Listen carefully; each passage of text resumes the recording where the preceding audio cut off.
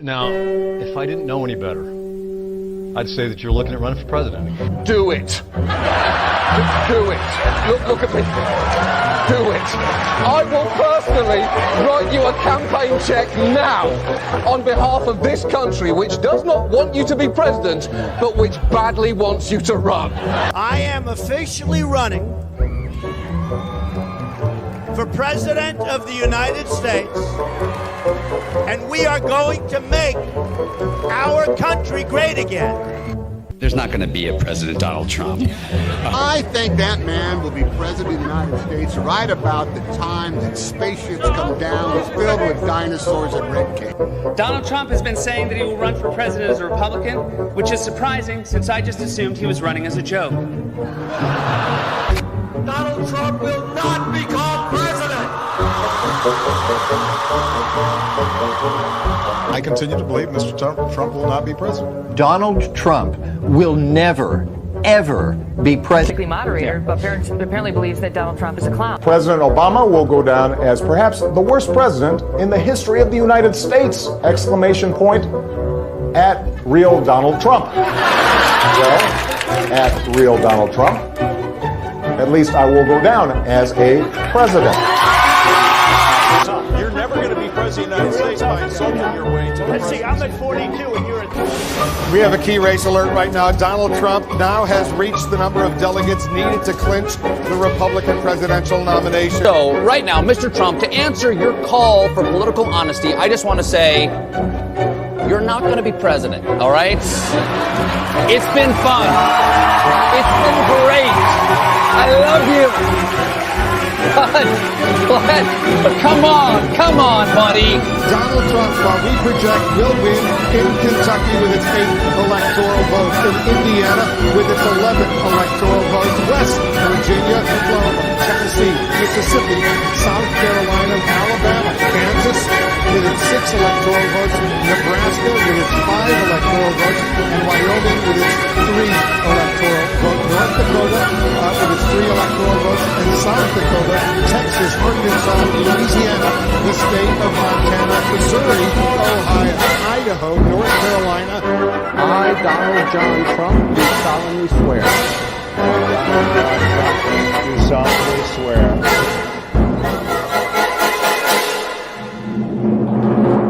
Together, we will make America great again.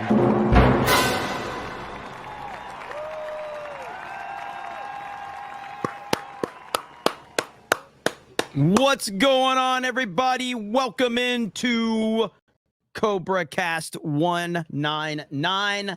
Indy, I didn't loop it. I am a professional streamer. I know exactly what I'm doing, okay? I don't need the help from the chat. I am a professional streamer. My name is Tim Poole, and if you guys keep saying mean things to me, I will shut this down for members only.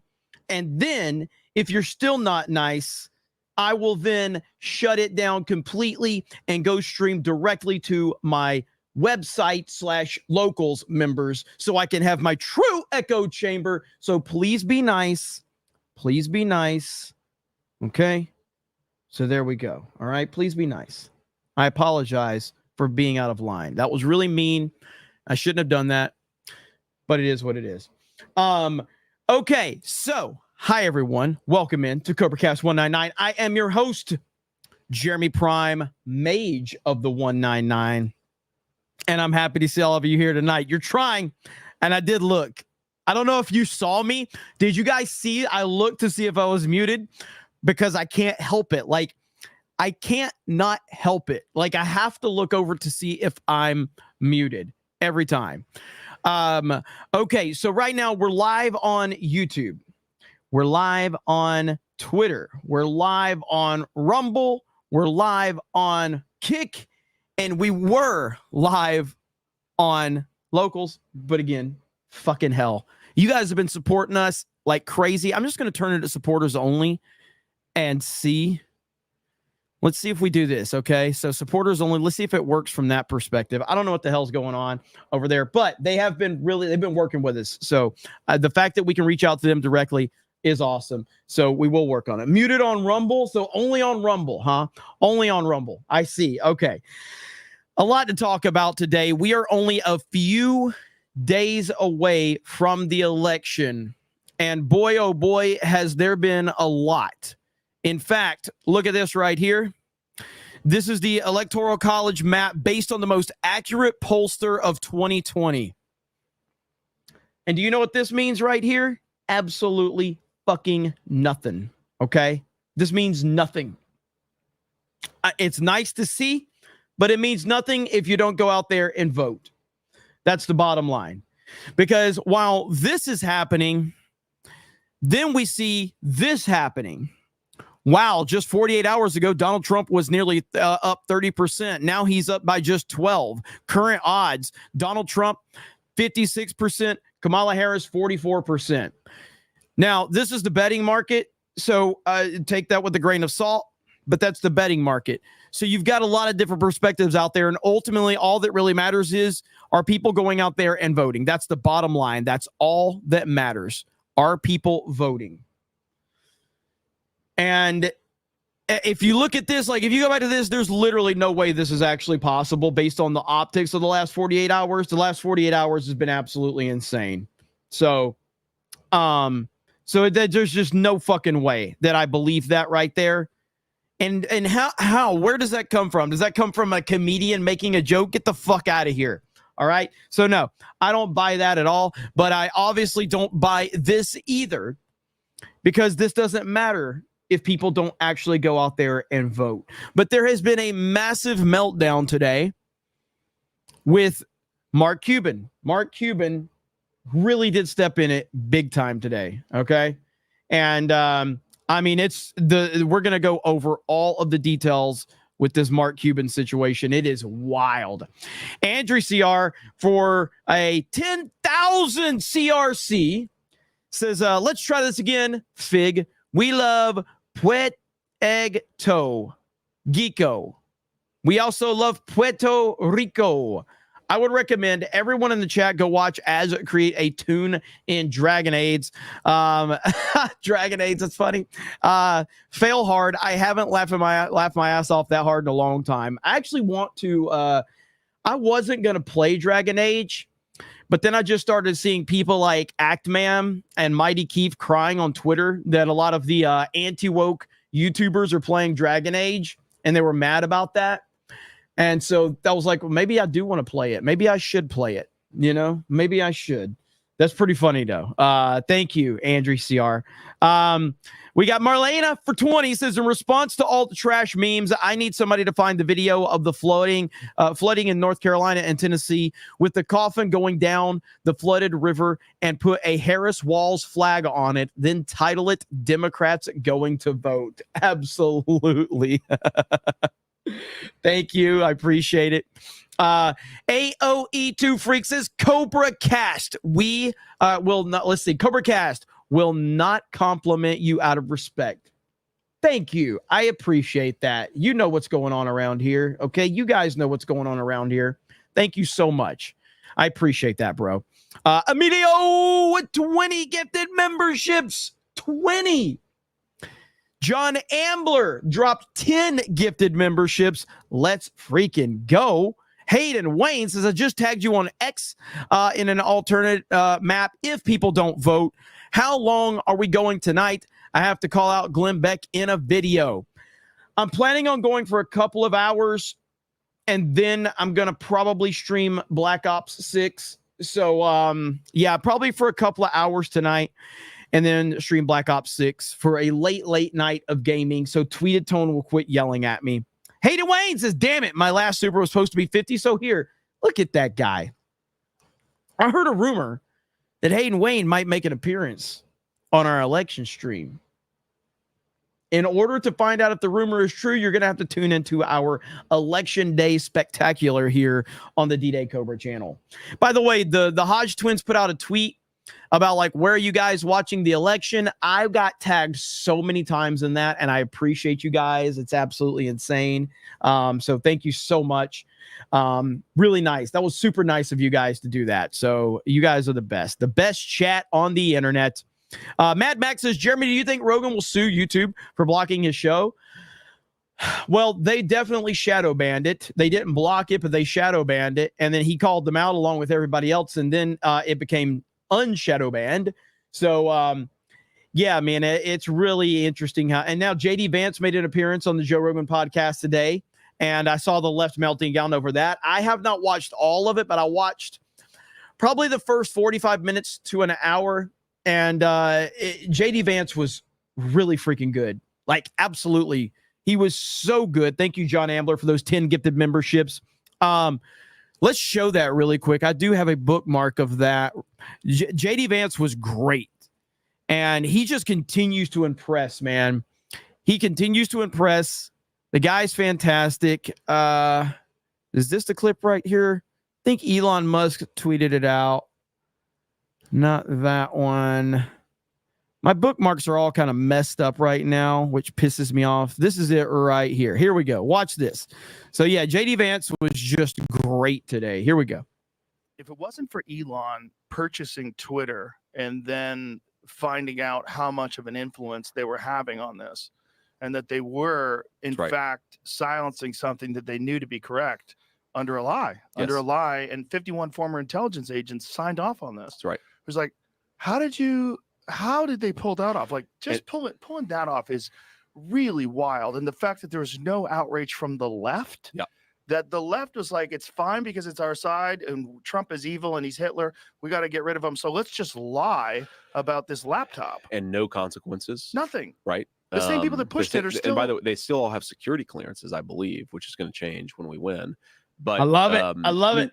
Also, this is where I always get pissed about the media conversation around what happened in 2020. Is what they'll do is they'll sort of find the craziest conspiracy theory about what happened in 2020. They'll debunk it and say, "Oh, look, this shows that nothing bad happened in 2020." There's a nonpartisan organization that actually looked at what would have happened to Americans' votes if they had just known the truth about the fact that Joe Biden fundamentally had traded his political influence for money. Like, that's what it was. It's an old-fashioned American corruption story. I will give you access to powerful people in exchange for money, right? That was the true scandal of the Hunter Biden laptop. Again, it wasn't Hunter Biden doing cocaine with a stripper. That was the fun part. You can say that. I have an election to win. That last part was so good. One more time. JD Vance is great. Right? That was the true scandal of the Hunter Biden laptop. Again, it wasn't Hunter Biden doing cocaine with a stripper. That was the fun part. You can say that. I have an election to win. So, yeah, man, Vance was... From the little bit that I saw, Vance was absolutely fantastic, and I was really, really impressed with him. And it just goes to show how much better Donald Trump's decision-making is this time around. And somebody said in the chat that Vance did a better job than Trump. Listen, man, I've said this for a while, and obviously I'm a huge fan of Donald Trump, and no one can Trump better than Trump. He is a once-in-a-lifetime individual, and there's never going to be anyone like him again. But JD Vance does a better job of articulating Donald Trump's positions and policies to a normie than Donald Trump does. Donald Trump, to his supporters and his base, no one can out-Trump Trump. But when you're talking about people that are in the middle, JD Vance does a fantastic job of that.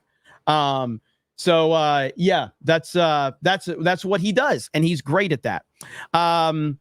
Jackie Johnson for a proper 199. Holy crap. Senior citizens rule. Thank you, Jeremy. You are awesome. Jackie Johnson with a proper 199. Vance has a sense of humor, at least he does, and he showed that today on the Joe Rogan podcast. Proper 199 time. Should I do it?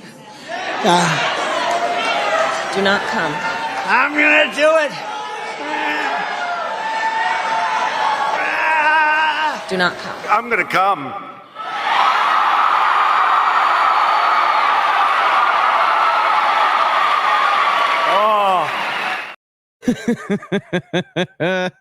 Every time. So good. Thank you for the proper 199. Insane.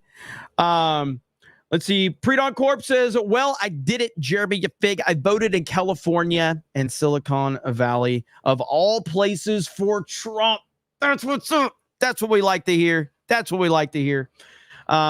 Dylan for 10 says, I'm starting to get really nervous because I've been thinking about the election. Look, we know they stole it in 2020. So why did they not steal in 2024 election for Trump? Yeah, I mean, I'm nervous too. Okay. I'm extremely nervous. I'm worried. I'm worried for a lot of different reasons. Because as I've said, in a free and fair election, it's not even close. But I think we all know that that's just not the case. You know what I mean? So we got to stay the course. We cannot back down. We got to continue to urge people to go out there and vote like your life depends on it. Gay Carpenter 77 says, the Art of the Surge segments have been fantastic. I want a physical copy because I'm a boomer. I'm man enough to admit the Corey part had me in tears. Hey, man, and I think we'll probably watch a little bit of the third one tonight as well. What's up, Damajanai? It is really good. But the latest news today has been surrounding one Mark Cuban. Mark Cuban really stepped in it today. And boy, oh boy, has there been some backlash. So here's Mark Cuban. Top Kamala surrogate Mark Cuban says no strong, intelligent women support President Trump. They're now openly attacking the millions of strong, intelligent women fighting alongside President Trump every day to make America great again. Will Kamala disavow? Donald Trump, you never see him around strong, intelligent women, ever.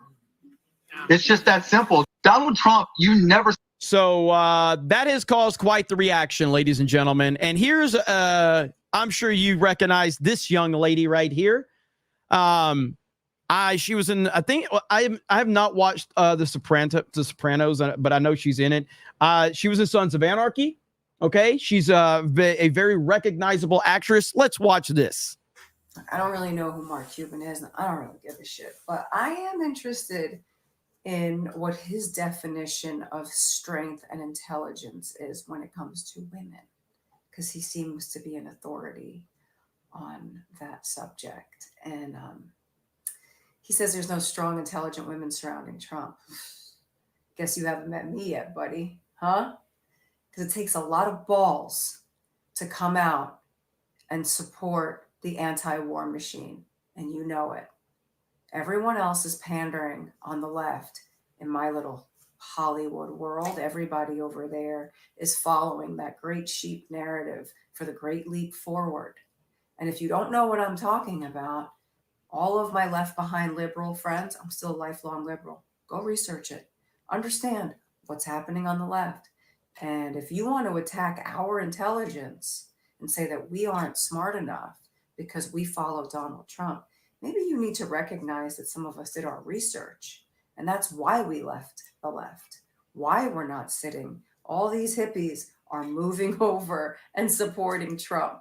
That's right. I'm wearing a MAGA hat. That means make America great again. What is so toxic about making anything great? How nihilistic has society become that you will listen to the people on the left trying to lead you into complete war and destruction and darkness? And you want to attack our intellect because we're supporting the sunshine and freedom and love? Shame on you. I don't know who you are, buddy, but you are not thinking about my children when you make comments like that. And don't talk about the moms of America supporting Trump, because we know what's up. Bad move. I'm Dre Mateo. I support Donald Trump like my life depends on it and my kids' lives. Big Daddy T, 2024. Let's fucking go. Hell yeah, man. She's a badass. She is a badass. And we have another response from someone you may recognize, ladies and gentlemen.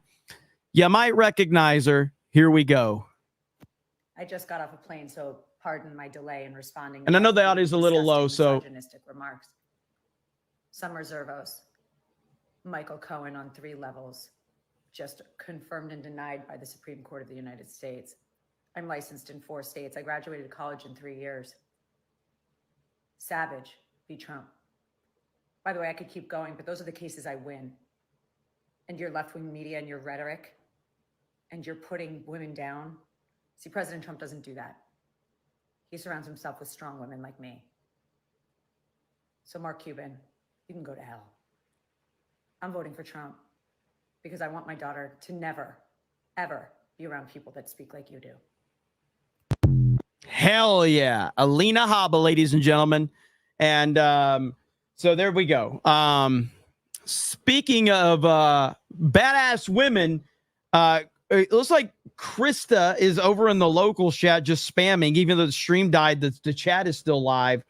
And she's bragging about having chicken nuggets. And Krista, she's a Trump supporter as well, you know, because badass women support Trump. That's the bottom line right there. So yeah, Mark Cuban really has stepped in it today. And then Mark Cuban gives this really weird response, which makes absolutely no sense. His response was so weird. Let me see if I can find his response. He's like, I want to clarify something. He's like, let's clarify something. This is what I said during a conversation about why Nikki Haley was not active in his campaign. Quote, Donald Trump, you never see him around strong, intelligent women, ever. It's just that simple. They're intimidating to him. He doesn't like to be challenged by them. And, you know, Nikki Haley will call him on his nonsense and reproductive rights and how he sees and treats and talks about women. I mean, he just can't have her around. It wouldn't work. I'm happy to clarify that. I know many strong, intelligent women are voting for Trump.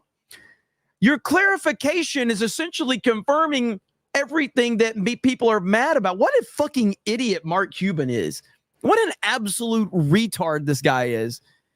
And really what this comes down to, what this truly comes down to is one thing and one thing only. Mark Cuban is jealous. Mark Cuban is jealous of Donald Trump. Mark Cuban is jealous of Elon Musk. He wants to be them. He wants to be like them. They're way too popular. And it drives him crazy that he's not on their level. Mark Cuban is a very successful billionaire, very successful businessman. He's a successful reality TV star. All of these things are true. But he's not on the level of Trump or Elon, and it drives him crazy. I mean, look at this right here. Like, this is this is from 2014. Donald Trump in 2014. Major League Baseball was really smart when they wouldn't let Mark Cuban buy a team. Was it his financials or the fact that he's an asshole? And then Elon responded and said, epic. This is in 2014. There's always a Trump tweet. Always a Trump tweet. So, yeah, man, he's really upset about this. And this is the difference between someone like Mark Cuban and you have Elon and Trump. Usually when you have major players like this, there's a lot of jealousy. There's a lot of, ego involved and everything like that. Trump and Elon have literally put their differences aside to make America great again. These guys were kind of feuding a couple of years ago. They were taking shots at each other a few years ago. Now look at them. There's no stronger Trump supporter than Elon Musk right now. That is crazy. If you really think about that, that is insane. Ronan the Crusader for a $100 super chat. Despite being an ANCAP, a patriotic part of me still wants to believe that change can be made without resorting to kinetic conflict, which is why yesterday I voted for the man that gave us the greatest numbers of our lives, Donald Trump. Hail the 199, hail Fig Prime. Look at that. That is badass, dude. That's what we want to hear more of. That's what we want to see. That is fucking awesome. We need more of that. We need more of that big time. We need everybody to go out there. If you're sick of the left, listen, Donald Trump is running on hope. He's running on making America great again. He's running on a better economy. He's working on a safer border. He's working on world peace. He's working on all of these things. Do you know what Kamala Harris is running on? Do you know what her claim to fame is? Abortion. That's literally the only thing she has going for her is abortion. That's it. That's the only fucking policy. Tucker is live with Trump. Is that going on right now? Where are they live at? Tell me. We'll pull it up. We'll pull it up right now. Tucker, Carlson. Here we go. It's about to start. Stream's about to start. Let's fucking go. We're here, baby. We are here. Here we go. Let's fucking go. Okay. So we're waiting for that to start right now. But thank you, Ronan the Crusader, for showing us the way, brother. That's what's up right there, man. XPS Gamer, don't let fear overtake you. Be happy warriors and vote like hell. No black pills. We know what we get either way. Thank you. Appreciate that, man. Good stuff indeed. Thank you for the 20. Let's see. We've got Rinsler says, total grifter and punk. Maybe if I wouldn't mind digging some background or some, let's see. Total grifter and punk. Maybe if I wouldn't mind digging some background or who had experience in politics or not. Is that in reference to Cuban or what? But thank you for the 20. I appreciate it, Rinsler. Let's see. Good evening. There's Eric K is in the chat. Everybody's responding to Ronan the Crusader's massive super chat. Everybody's loving that one. Just Mike says, dropping my subscription fee. I'll watch tomorrow on 2 times. So you sound normal. Thank you. By the way, and I know even though we do have some issues on the locals stream connecting. I don't know why. But the chat is still fucking lit right now. Okay. Like, look at some of these memes. There's Krista in the chat. Oh, whoa. What the fuck, guys? All right. I'm going to be careful with these memes. We got to be careful with that. Okay, here we go. So there we go. Literally lit. Yeah, it's crazy. It is crazy. All right, let me go back to the Tucker Carlson and Trump. So we're waiting for this right now. Tucker Carlson live tour. Donald Trump there on Halloween night. Okay, Halloween night. So should be a good one. Going to be interesting. This is part of the Tucker Carlson tour. This was announced a while back. I think, isn't RFK supposed to be there as well? Isn't RFK supposed to be there, if I'm not mistaken? Let me see. Let's read some super chats while we're waiting. We've got Love Dogs for 10. Says, guys, you need to watch Surrounded, featuring a liberal freak show, Destiny versus 25 Trump supporters. Yeesh. I bet that one's, I don't know what. So Surrounded, featuring liberal freak show, Destiny versus 25 Trump supporters. That sounds pretty entertaining. I'm not going to lie.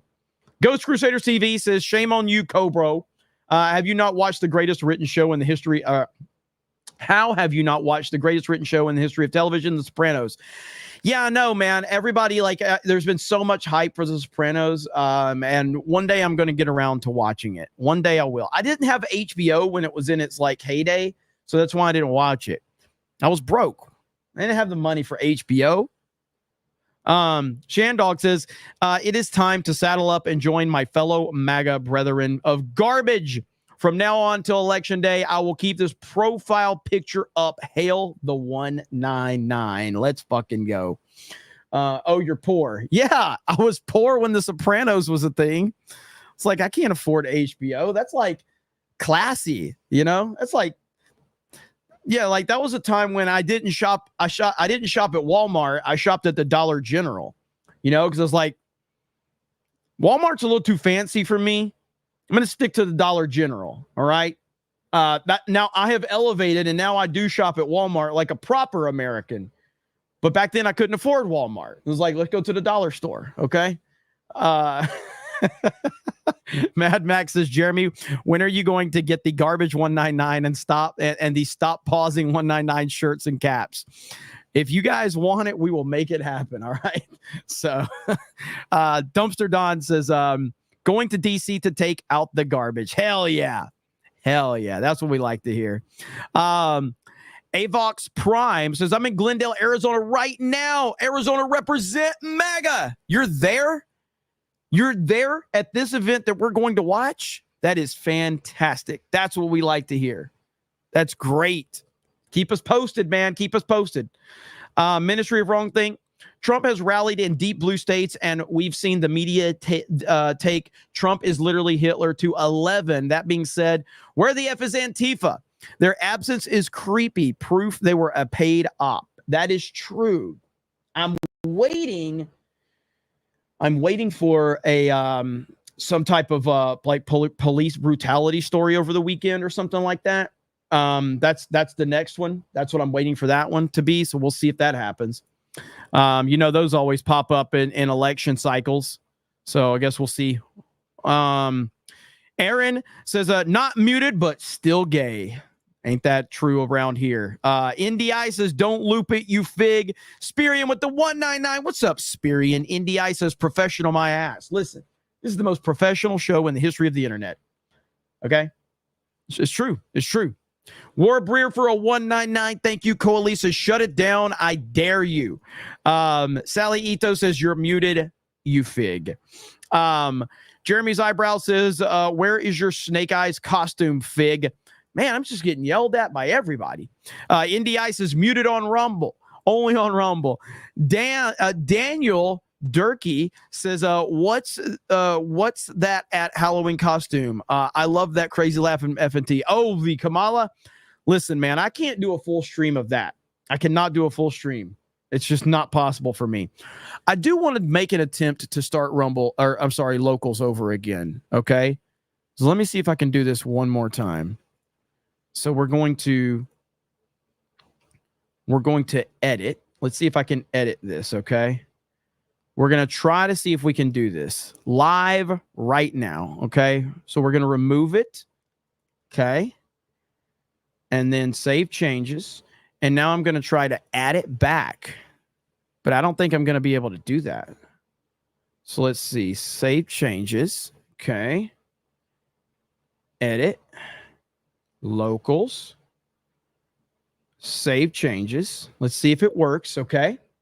We're learning as we go. We're learning as we go. So we're seeing if we can get this fired back up. Because I'm a professional streamer. Okay.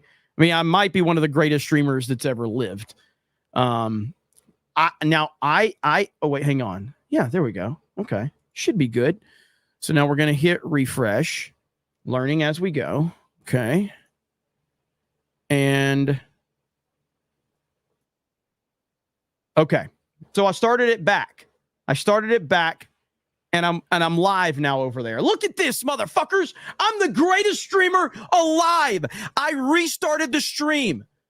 Nobody can fuck with me. That is talent. Tim Pool could never do that. Tim Pool could never do what I just did.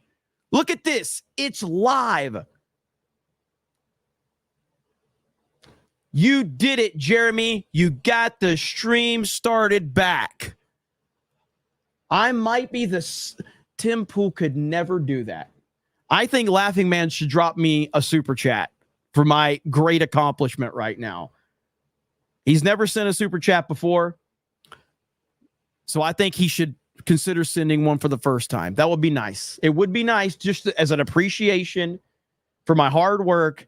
It was a really scary moment, but here we are. So I'm really happy. I'm feeling pretty good about myself and the decisions I made. So let's see here. What an idiot I am. Like, seriously, what an idiot.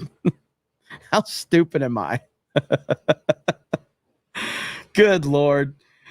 Here we go. All right. So we are currently waiting for the Donald Trump, Tucker Carlson in Glendale, Arizona, on Halloween night tour. I don't know if this is going to be like a town hall. I'm not really sure what this is. What up, Harley Dave? Harley Dave, what did you tag me in today? You tagged me in something. Something to do with like the CobraCast Election Day stream, and I really appreciated that. But I can't remember what it was exactly, but really nice of you. Really nice of you. So, bro, no. Just G. That's a rough meme, bro. That's a rough meme. What you just posted is a rough meme. D-Day Mouse with $1. Thank you.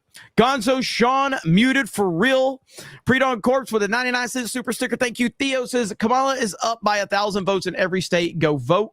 Indy says this is a Dan Bass 10,000 whatever they currency he uses. Are we gonna watch JD on Rogan tonight? Oh, great one. P.S. You're never muted, but always gay. I don't think we're gonna watch the JD on Rogan because I want to. So again, this stream is live. I don't know when it's actually going to premiere, but it is live right now, and people are currently waiting for it.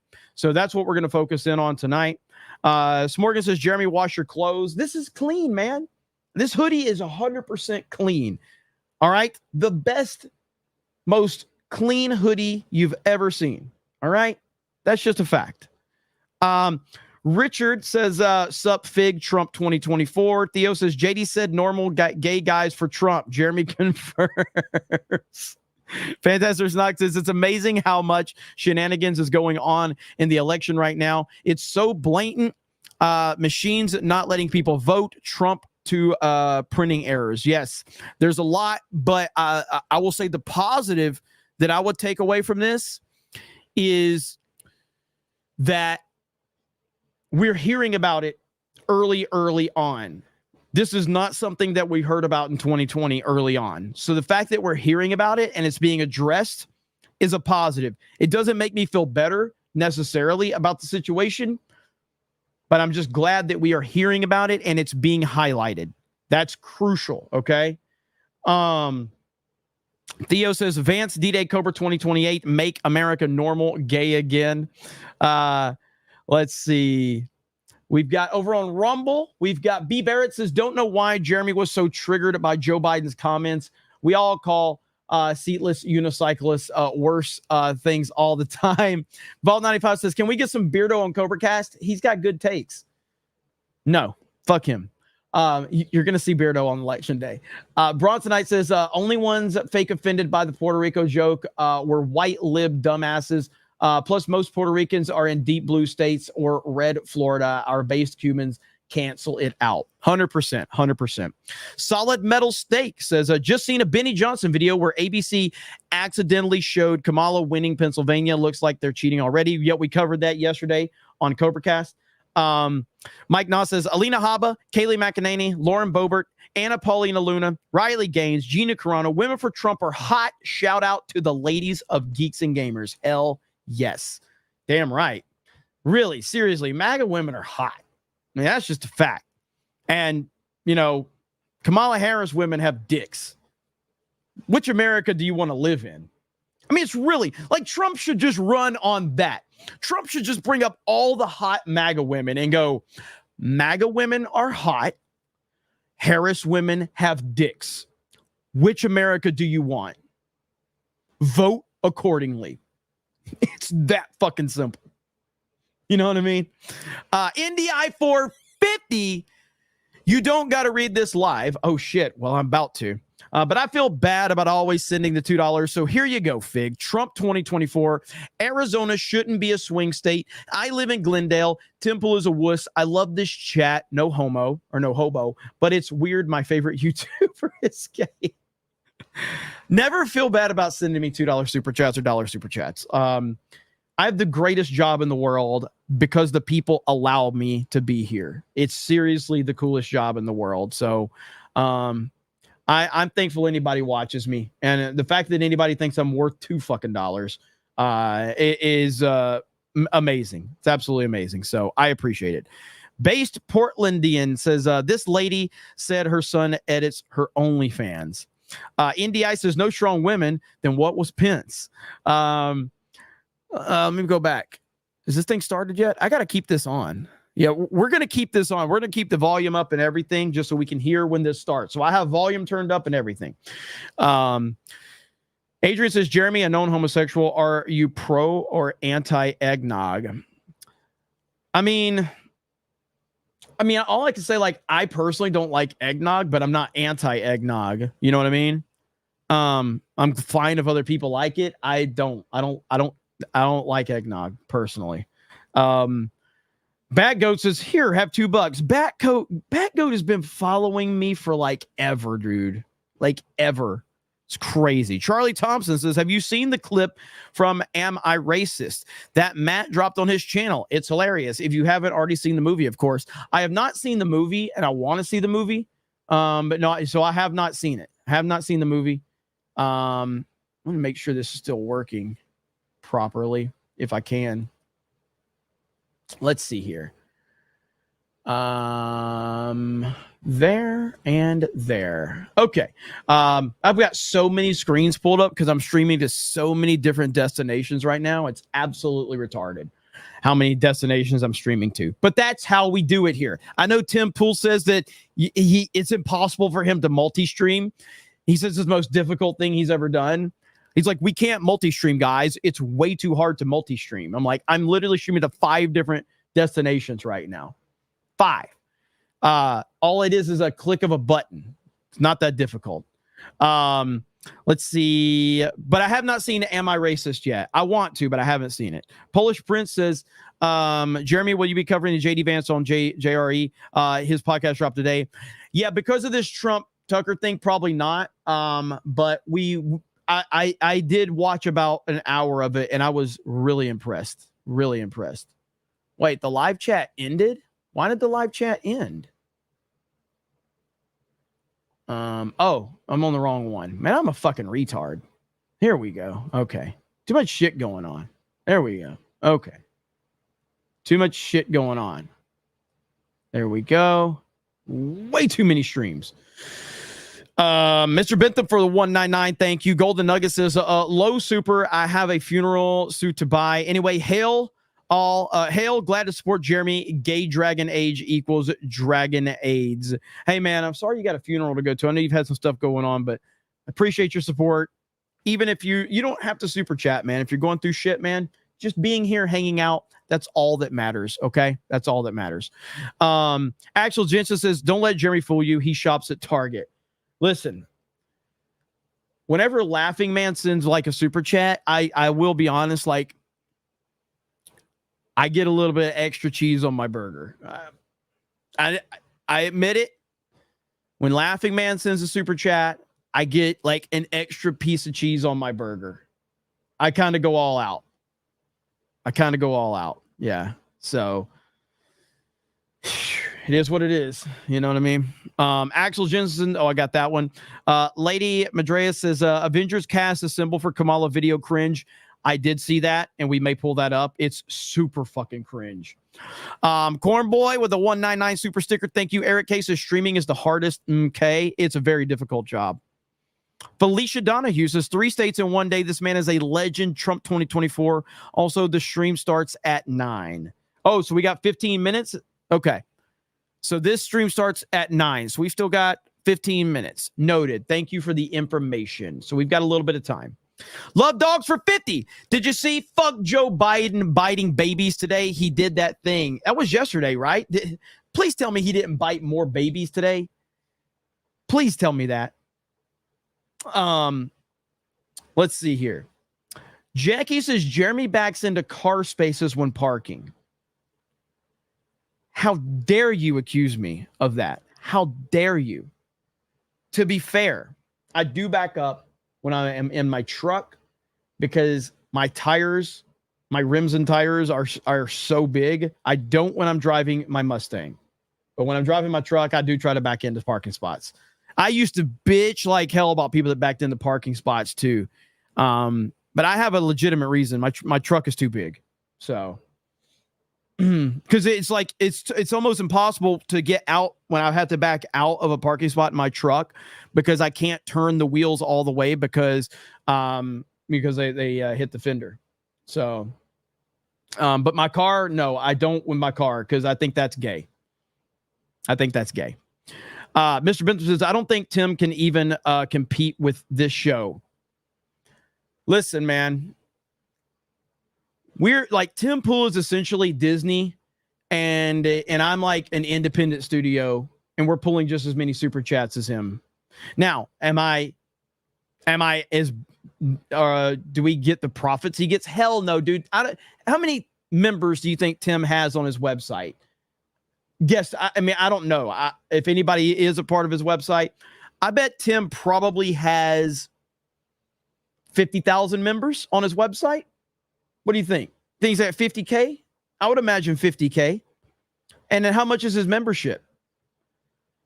I don't know what he charges for membership. It's 50K, you think? So, okay, well, that was a good guess. So what does he charge? 5 or 10 or whatever? Or does he have like levels? $10? Compared to our locals, we have a whopping 75 members. Get fucked, Tim Pool, okay? You can't compete with us. All right. But that's where Tim is he's crushing on the membership side. And respect to him, by the way. Respect. Like he's built a great system. I truly do think he has a great system. And I respect the fuck out of him for it. Axel Jensen says, clean, bro, your career is over with Smell-O-Vision. What did you just say to me? Axel, don't be rude.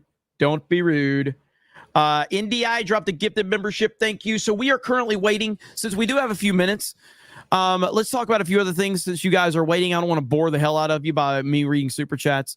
But let's just listen. Oh, wow. Look at there. Megan Kelly. Happy Halloween, garbage people. Hell yeah, Megan Kelly. The fact that Megan Kelly is this pro-Trump person is crazy. That is wild.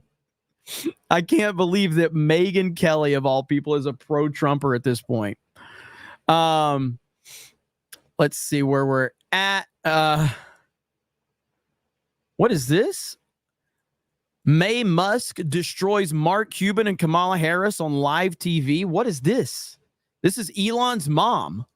Mark Cuban said this about strong and Mark Cuban made the comment about strong, intelligent women are around around Donald Trump. And I wanted to get your reaction to that. Well, it's certainly not us.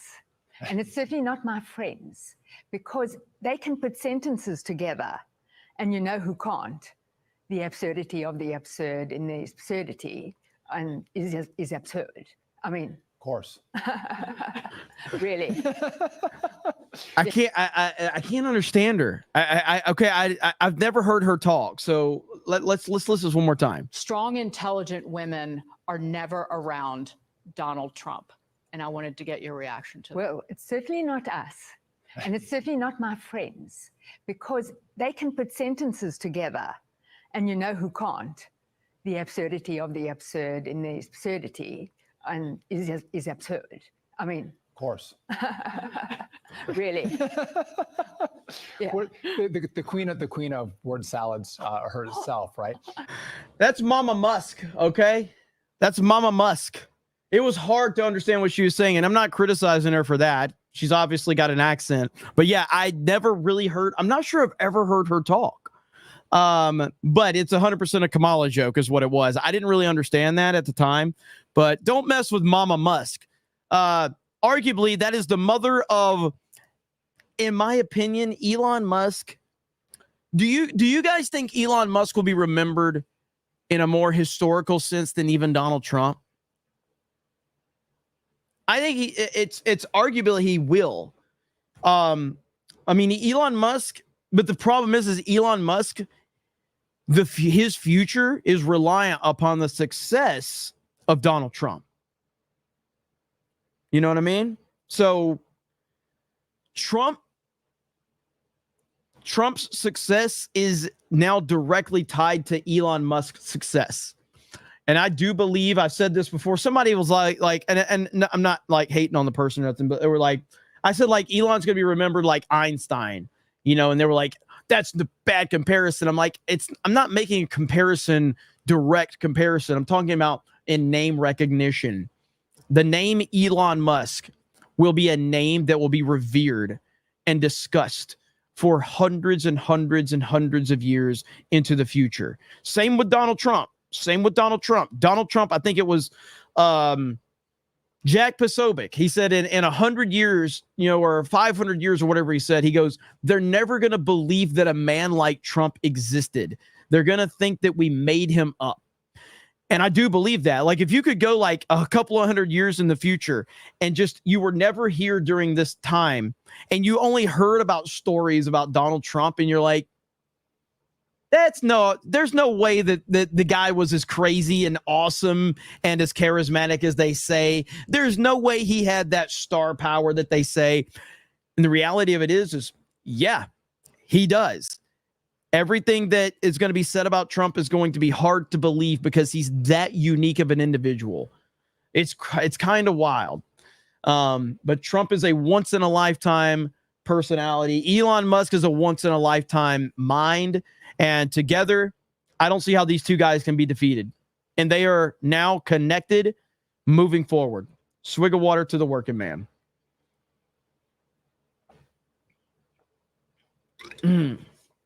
He's almost like a Kojima character. That's pretty funny. Yeah, Elon. I think it was Elon the other day made a tweet about like, you know, Trump's presidency is it's going to dictate the future of humanity, you know, and where we're gonna go. Let's see here. We got that. Let's go. Let's fucking go. Look at there. This is how kids in downtown Philadelphia dressed up for Halloween. We are back.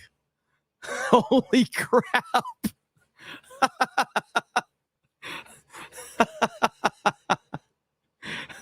We are so fucking back. Somebody said the other day, you're like, how many times are you going to say we're so back? As many fucking times as I want. What the fuck are you going to do about it? But yeah, that's awesome right there. So Halloween, let's freaking go. All right, let's go here. MAGA forever. Let's see here. Yes, this is a real picture. Ladies and gentlemen, that is a real picture. What the fuck are we doing? What is happening right now?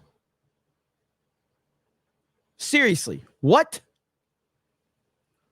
Goodness. Oh, I kind of want to go through AB's timeline, but let me go. I got to be careful scrolling AB's timeline, but I'll show you guys what. Damn, AB, I'm glad I didn't scroll. Holy shit, AB. Oh, no. Oh, my God. Okay, here we go right here. Listen, if I didn't love you guys,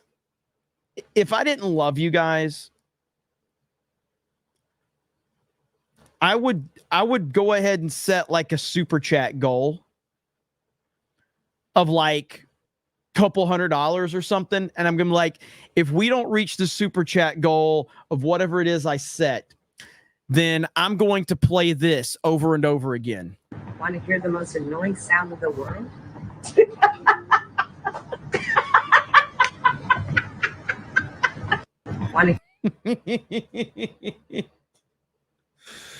Oh, but I would never do that to you guys, okay? Because I love you, chat. I would never, ever grift you. Ever. Okay? That was tweeted by AB, by the way. Let's see where we're at. Oh, no. AB. Hocus Strocus Diddy.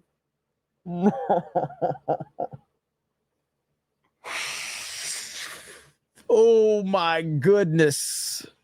Oh my goodness. AB might be one of the best follows on Twitter, bro. He really might be. Let's see here. What?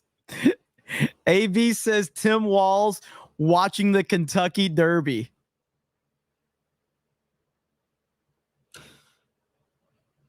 Tim Walz watching the Kentucky Derby. Holy shit. AB is a madman. Let's see. Right here. Diddy going after the baby oil. So Diddy ain't letting that baby oil go.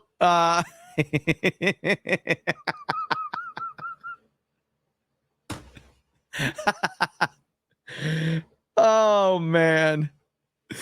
AB is savage.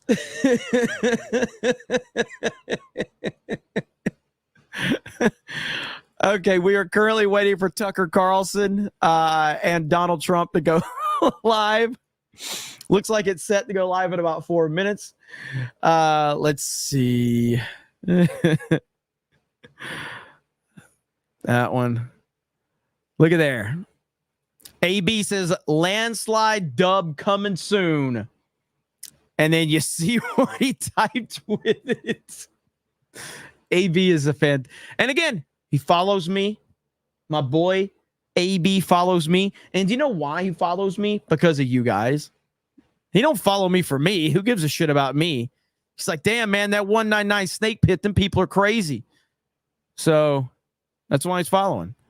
There was oh my goodness, dude. AB says Tim Walz's favorite cookbook.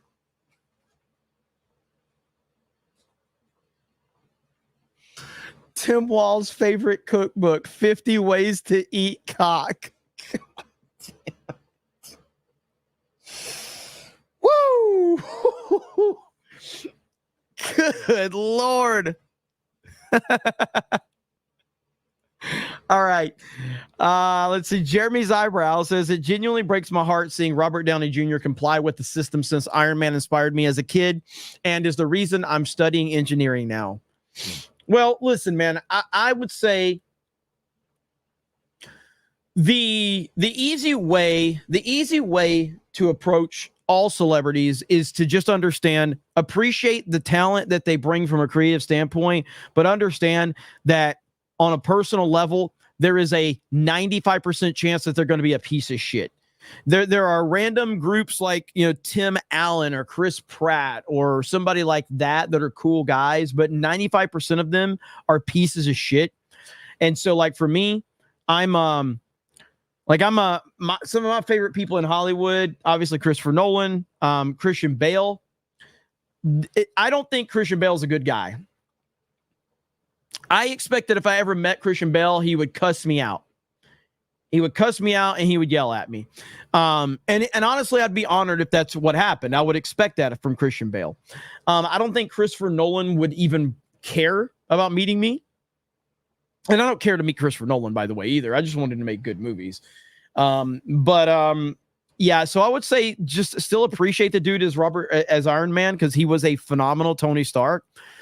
But he's a coward in real life. Diane Morris with the $2. Thank you. Grizzly Nightmare says, what? No Epic Mike on your election day stream? No, fuck him. I don't know. If we get enough super chat requests, I might consider it. Ghost Crusader CV says, Tim said it wasn't financially beneficial to multi-stream. I know, that's insane to me. I don't understand where he gets that logic. How is it not financially beneficial? Like, I have become more profitable by multi-streaming to Rumble and Kick and Twitter and locals than before. Do you know why? Because it's not my decision to tell the audience where to watch me. You make as many available sources as you can, and then you let the audience decide. So like we have 300 people watching us on Rumble right now. That is 300 happy people. They would rather watch us on Rumble than YouTube. That's fine with me. There's 2,700 people watching us on YouTube. That's 2,700 people that are happy on YouTube.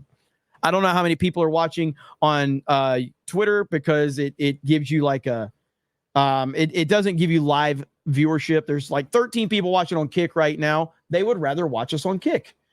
And then we have the locals chat that gives people that over there. Madam Savvy says, I'm not happy.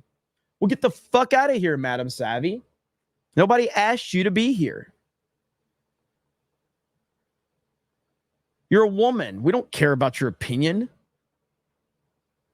Actually, I'm a fan. I can't even front. I'm a fan of Madam Savvy.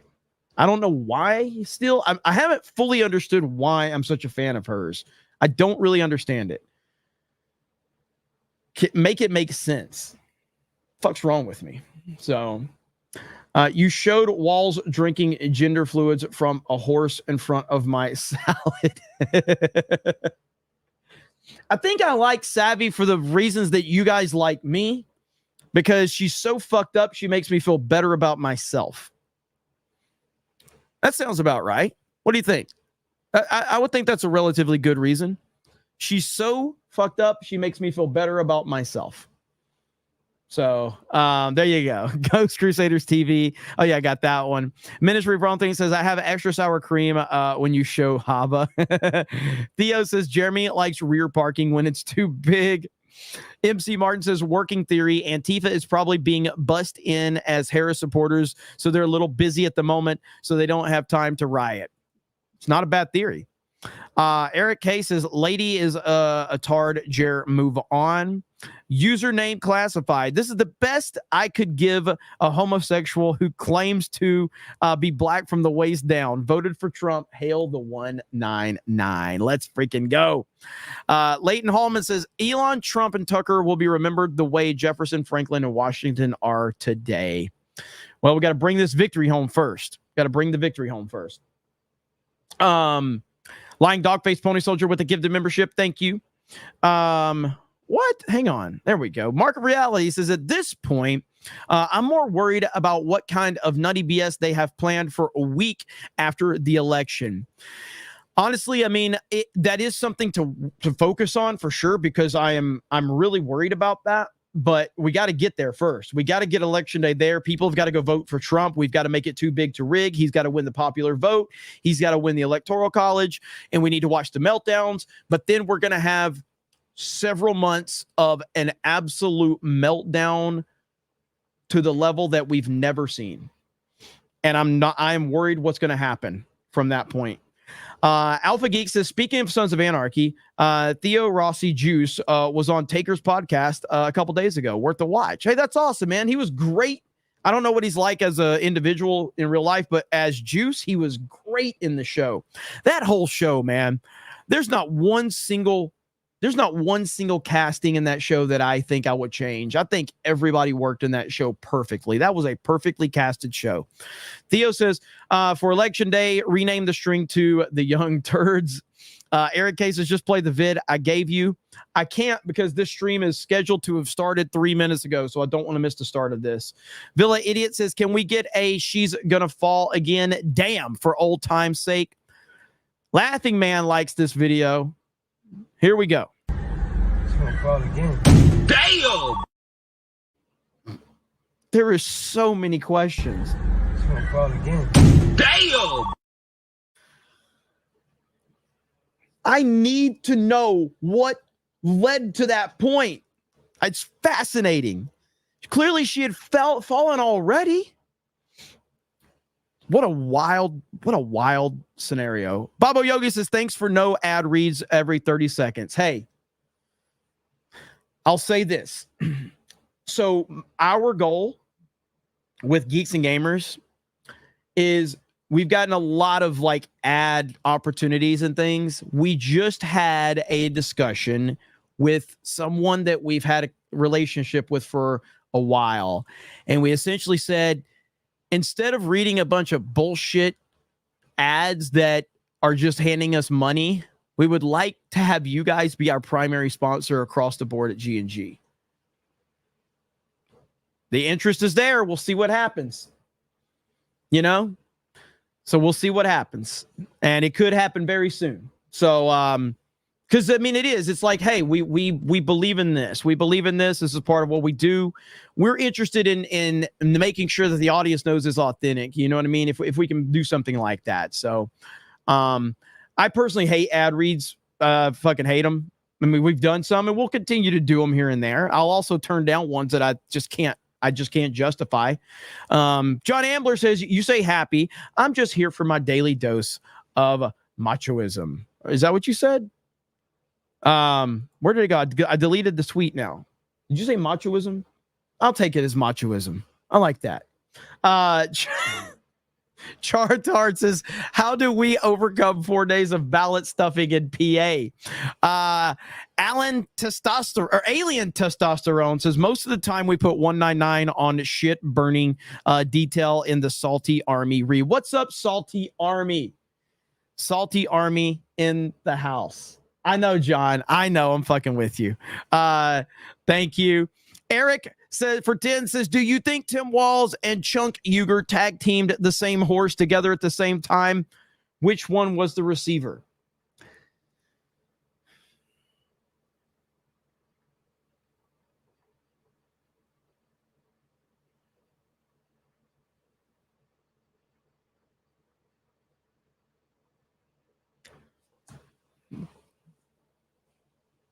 We are a respectable YouTube channel, okay? We are a respectable YouTube channel.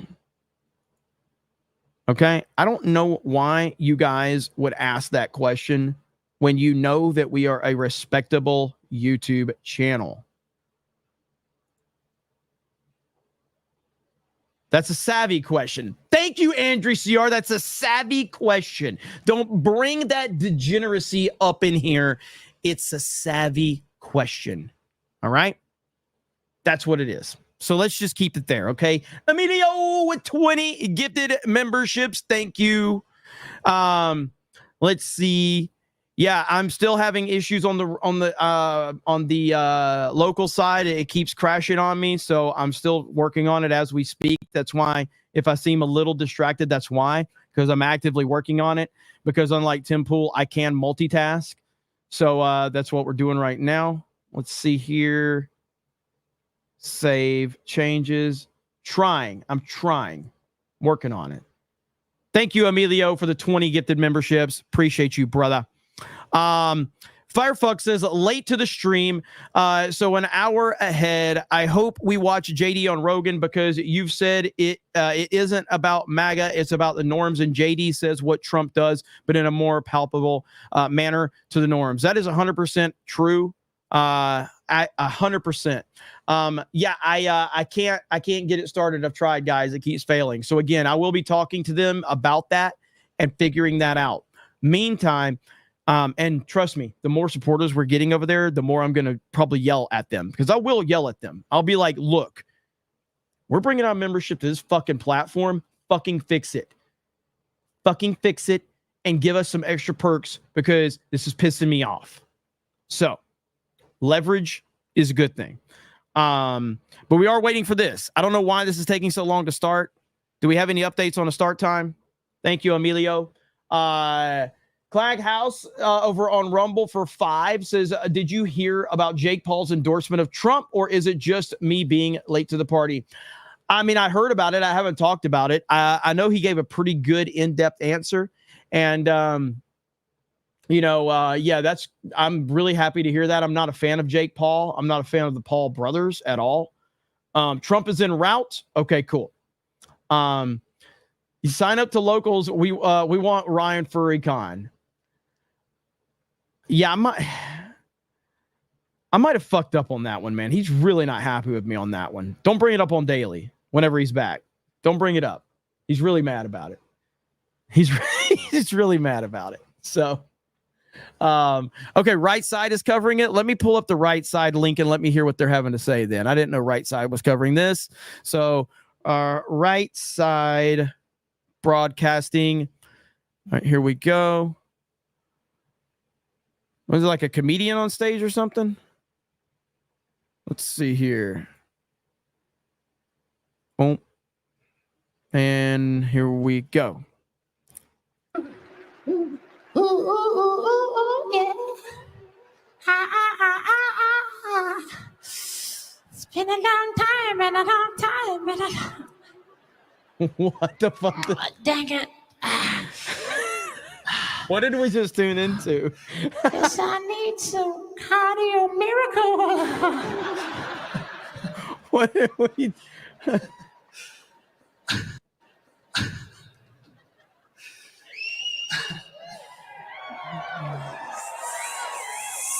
Someone help me up the stairway to heaven. Robert Plant, you guys, what a fun audience you've been tonight. Thank you for being so great. I'm going to close it out right now, and then we're going to get on with the show. Yes.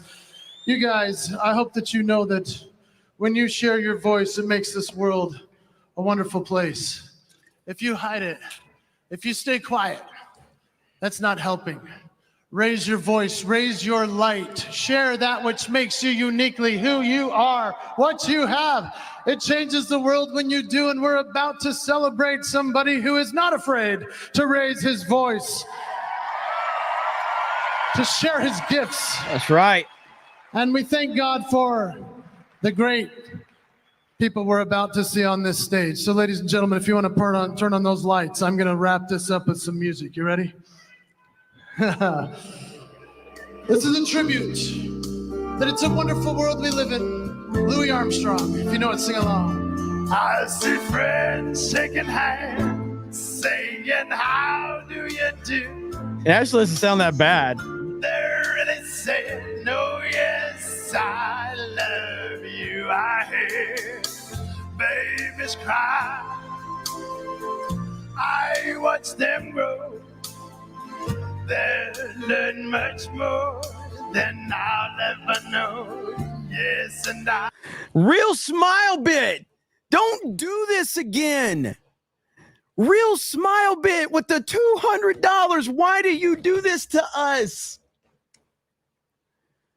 Real Smile Bit hates the audience. Since you're playing random videos, play the Stephen Colbert vaccine video. I think Real Smile Bit is doing this so that we can get a super chat fight going. That's what I think. I think he's saying, well, maybe we can get someone to battle me and offset it. Because if we don't, I am going to play it. Okay? It is my honor and privilege to welcome to the stage the one, the only Nicole Shanahan.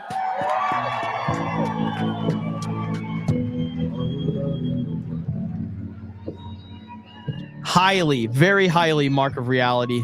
Very highly.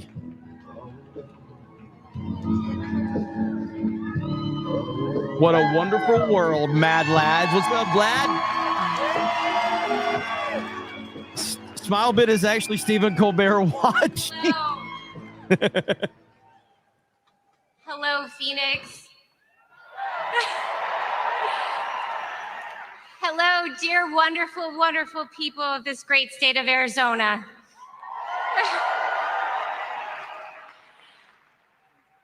I come to you today as a former Democrat from California.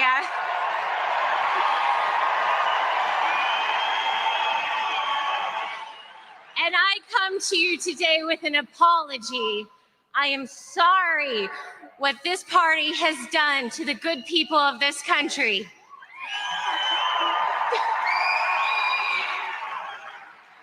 I come to you with an apology for the despicable behavior of name calling. Nobody in this room or in this country is deplorable. Nobody is garbage in this room. And it is wrong for a president of the United States to divide this country as he has. And we are the brave people in this room that will unite it again.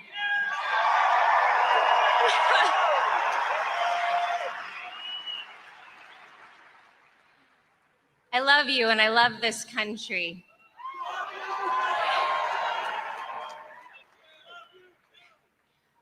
When I was asked by Bobby Kennedy to run with him as his vice president,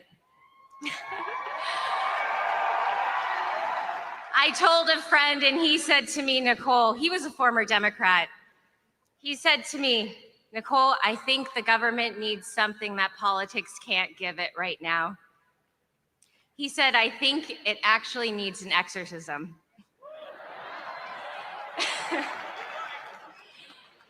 And I laughed. I laughed because I thought as a joke, he was dead serious. Dead serious. And I've learned over the last 8 months that what is going on here is deeper than politics. It is deeply spiritual. And we are being called to rise above the hatred and the fear and the evil.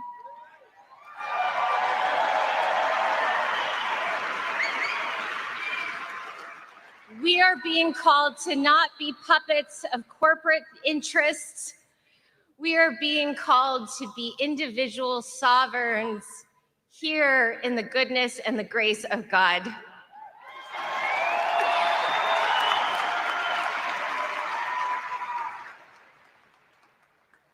You know, I've seen the belly of the beast. I've met all of those celebrities we see doing those endorsements.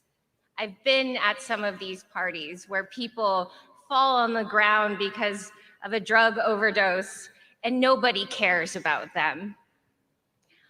I've knelt on the ground next to these individuals and picked them up and looked in their eyes and wondered what the hell they were doing with their lives. There are good people in this country, and they're everywhere, and they're more populous than this tiny segment of the population that has been responsible for so much of our pain. And it stops now. Yes.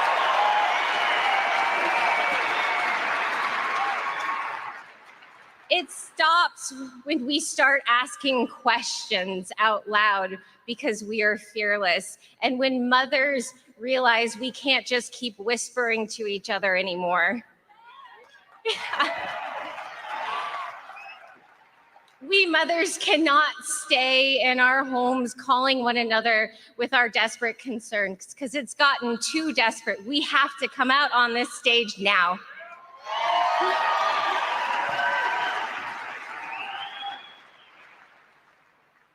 And I will share with you that coming out on this stage has cost me dearly. They have ripped my reputation apart. They have threatened things that I didn't know people could take away from someone in this country.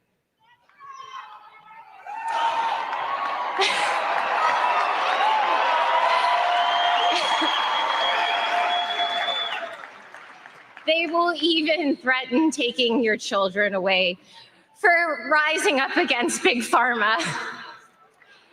Boo! No more!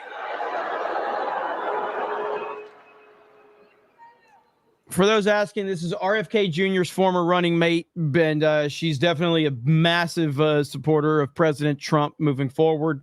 So I think she had a lot to do with RFK joining up with Trump. I mean, I think she had a lot to do with it, with discussions and things like that. More so than I was, and many of the people I know who are still remaining silent today. You guys come out, and you show up because you're freaking brave.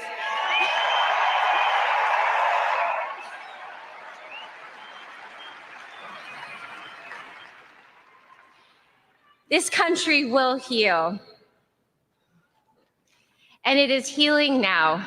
We're all afraid of the degree of cheating that is happening right in front of our eyes. The parading of Jill Biden in a panda suit yesterday, right in front of our eyes. What the hell is this mockery? No more. No more. What do you think about what Schwalbach said, chat? What do you think?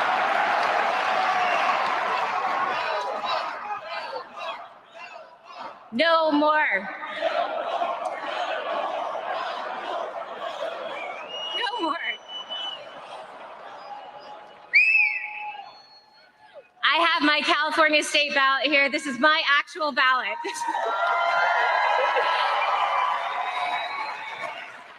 Millions of Americans have shed blood for this piece of paper. And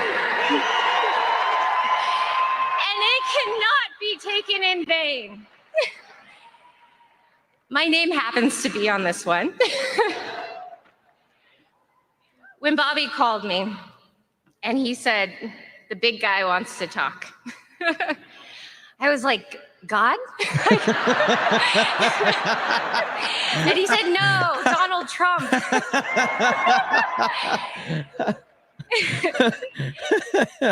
And he shared with me that on the day of President Trump's near assassination, he received a call from him and in earnest talked man to man, individual sovereign to individual sovereign, and they connected about their mutual love of this country.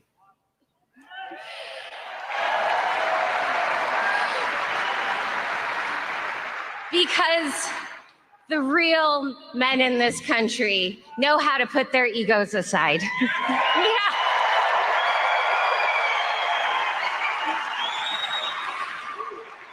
And they know that we have to make America healthy again.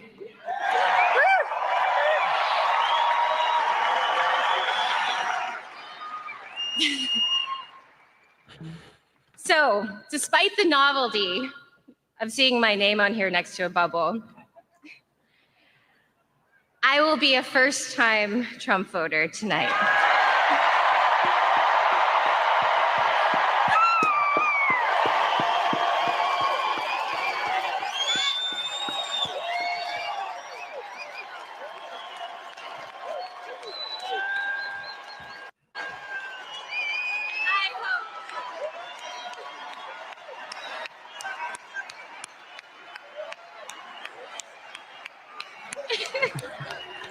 Rusty Jeep says, okay, she got hotter. All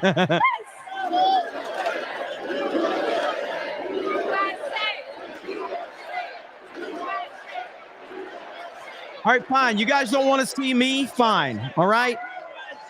I'll just go away. I really mean it when I say that I am apologizing for all of the people on the left who don't understand their bad behavior. I am so sorry. We will unite this country under an umbrella of I can't love do that. and mutual understanding. I can't just take their dignity and content. grace. So. Yeah.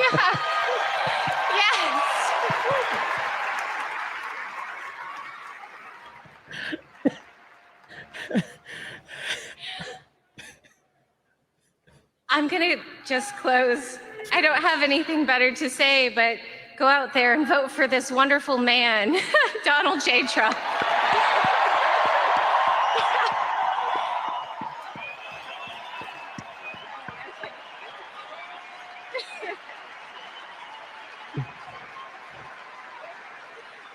Because he is someone who knows what it is to give it all up for this country. So, thank you. Without further ado, I'd like to introduce Charlie Kirk now to the stage. You know, I really wasn't sure how I felt about Charlie Kirk, but Charlie Kirk's actually fucking legit. Charlie Kirk is actually legit. I think I kind of prejudged Charlie Kirk years ago, but the dude is actually he's really smart and he's really passionate, and I like Charlie Kirk.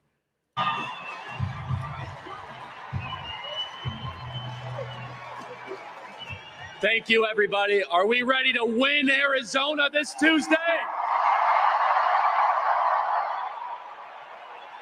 Oh, it's been a long time coming for all of us in this room. We remember what's happened these last couple election cycles. We have seen this movement sweep the country, and I got to tell you guys, this is a very, very special evening. Do you know the first ever MAGA rally was held in Phoenix, Arizona? And tonight, is, as a candidate, Donald Trump's last visit as a candidate to Arizona, completing that 9-year journey. And let's remember, why did Donald Trump choose Arizona as the first ever MAGA rally? It's because Donald Trump's values have not changed over the last 40 years. From the golden escalator to this stage tonight, Donald Trump was clear that our country will be invaded no longer, and we will not put up with our sovereignty being jeopardized. That's why he came to Arizona. This state helped launch the movement that has swept the globe.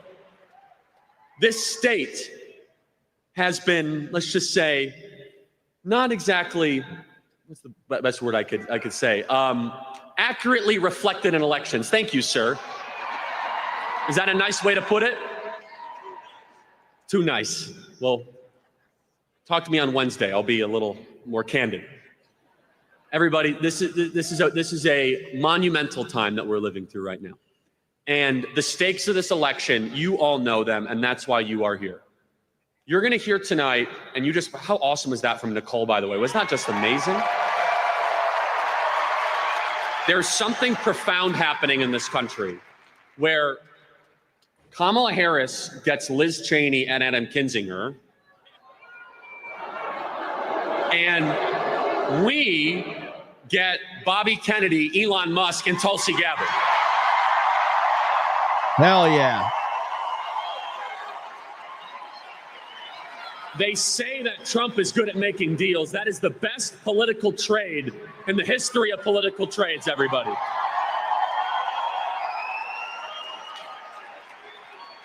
The realignment is it does not matter if you are a Republican or Democrat.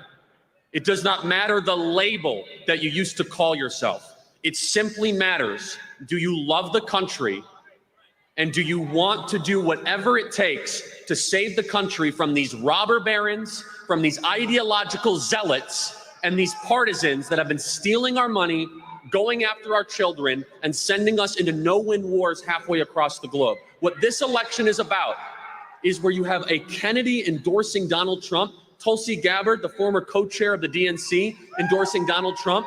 We are the party of free speech, of borders. We are the party of openness to ideas, and they are the party of war, censorship, and ugliness. And you saw it on display, where the current president of the United States thinks that you're a bunch of garbage. Well, look around, Mr. President, because there's a lot of garbage here tonight. Hell yeah.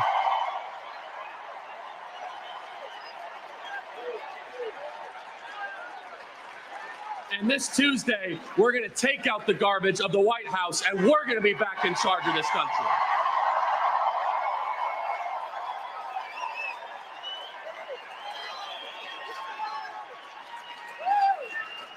And everybody, your work is paying off. But tonight is not your contribution for the election. The Democrats are not just going to roll over and hand us back this beloved state. This is our home. And our home, these last couple election cycles, I have a pit in my stomach still from 2020. Are you with me? I feel sick from what has happened in 2022. And you guys have stepped up, but we're not there yet. You see, in 2020, we were down a couple points at this time in early voting. As of today, we are beating the Democrats by 8 points in early voting. 8 points. And we have a lot of work yet to do. This weekend must be a weekend where you go completely nuts, where you go knock on every neighbor's door, where you download the Turning Point Action app and you canvass your neighborhood. You find every low propensity voter imaginable. I'm curious, how many of you already voted? Raise your hand if you voted. That's a lot of hands. And if you have already voted, you need to go find 2 or 3 or 4 or 5 or 6 other people. Your job and your duty and your task is not done. This state is going to determine the future of the United States of America. And you look at the issue set in front of us. Arizona has been a victim of every failed policy by Kamala Harris and Joe Biden. Open borders, record inflation. When Donald Trump was president, you could buy a home in Phoenix, Arizona, if you earned $75,000 a year. Now, it requires $135,000 a year to purchase a home just in Phoenix, Arizona. Not to mention the millions of people coming across the southern border. And you look at what Donald Trump will do. Kamala Harris, they asked the question, what are you going to do for the economy? She says, well, I was raised in a middle-class family. Okay, we got that. And by the way, just so we're setting the record straight, Donald Trump has worked longer at McDonald's than Kamala Harris ever has. Just for the record. On day one, Donald Trump, no tax on tips, no tax on overtime, no tax on Social Security, drill, baby, drill, secure the border, end World War III, and no men in women's sports. And that's just day one, everybody. Hell yeah. That's just day one.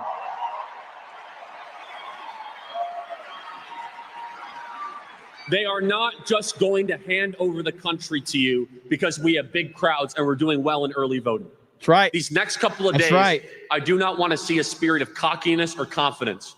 I want you to rewatch the photos on your iPhone and go back and watch what happened when they called Arizona 90 minutes after polls closed. Do you remember that? Yes. I want you to recreate the anger that you felt. I want you to recreate that pit of the stomach for those of you that lived here your whole life and you thought this state would never, ever, ever send its votes to a Democrat as president. And no, I'm right there with you. And so the essence is this, though, is that we can all do more to make sure that will never happen again. And in the coming days, that will be determined. Here is the fact. There are hundreds of thousands of Trump supporters right now in the Valley that have received mail-in ballots that have not yet submitted them. We need to find those people and get them in the system. There are hundreds of thousands of Trump supporters that may or may not show up. These are plumbers, electricians, and welders. These are people that we love and that we cherish. You might say, oh, my vote won't matter. You need to convince them to go to the polls and get their vote in and bring two friends with them. You see, what they're doing, the Democrats are counting on, is the only way that they're able to maintain with power is if we stay at home and we do not turn out in record numbers. And this is a realignment that we are living through in real time. As you know, I'm seeing it firsthand. We just completed today our 25th campus stop in support of Donald Trump. 25. And I go to college campuses, so you don't have to, but I'll tell you, there is something happening on these campuses. We can't find rooms big enough to fit all the students that want to attend our campus events. And I am happy to report that young men are the most conservative that they have been in 50 years, everybody, in 50 years.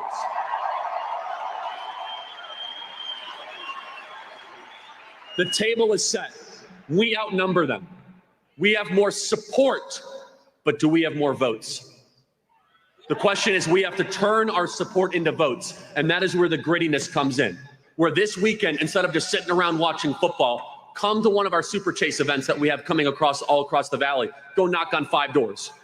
Go make yourself an active participant. Say, oh, Charlie, what does that mean? Let me just demonstrate. Very easy. Step 1, wear the MAGA hat. Step 2, go into a Denny's and people compliment it and say, have you voted? Have you voted? Have you voted? Have you voted? Everybody, we need to flood the zone with public support of Donald Trump in this state and get every last voter out to the polls. Every last one. And I will close with this. I was raised in Chicago, but this is my home. And I love this state. This is the best place in America, and I could live anywhere I want. I live here for a reason. No one asks where you went to college. I wouldn't be able to tell them because I didn't go to college. No one here cares who your parents are. Arizona is what America should be. It's how do you act, what is your character, and what do you do? This is the best the country has to offer, this state.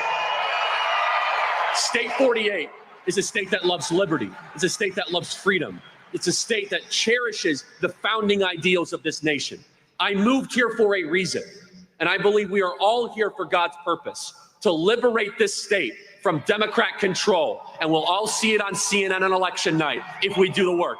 We can now project the 11 electoral votes of Arizona to Donald J. Trump. Get to work, everybody. Let's win this thing. Charlie's awesome. He's great.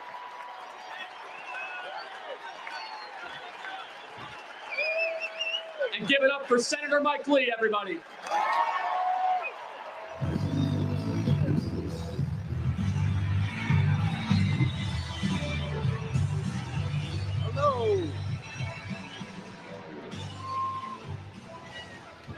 love Arizona. Hey, how about Charlie Kirk? Is he a hero or what?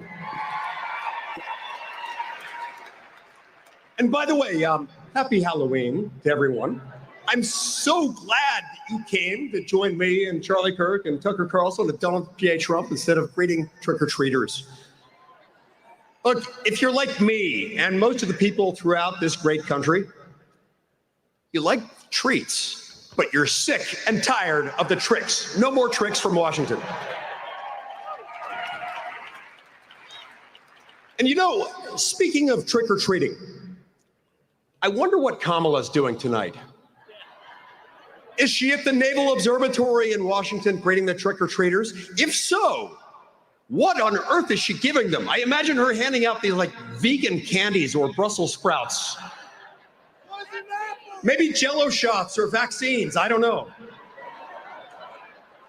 But it's not right, it's not right. Look, Arizona, you are right at the epicenter. You are the epicenter of the epicenter of America's fate. You hear this all the time. Every 2 years, then every 4 years, you hear the most important election of your lifetime. But you know what? This one really is. It actually is. Because all right, so I want to catch up with a lot of you really quick while we're waiting. So I appreciate you guys being patient. I have restarted another link over on Locals for those that are watching over there. So if you guys want to go join the live chat over there, should be a link over there that works, and that one should not be a problem because I am the best streamer that's ever lived.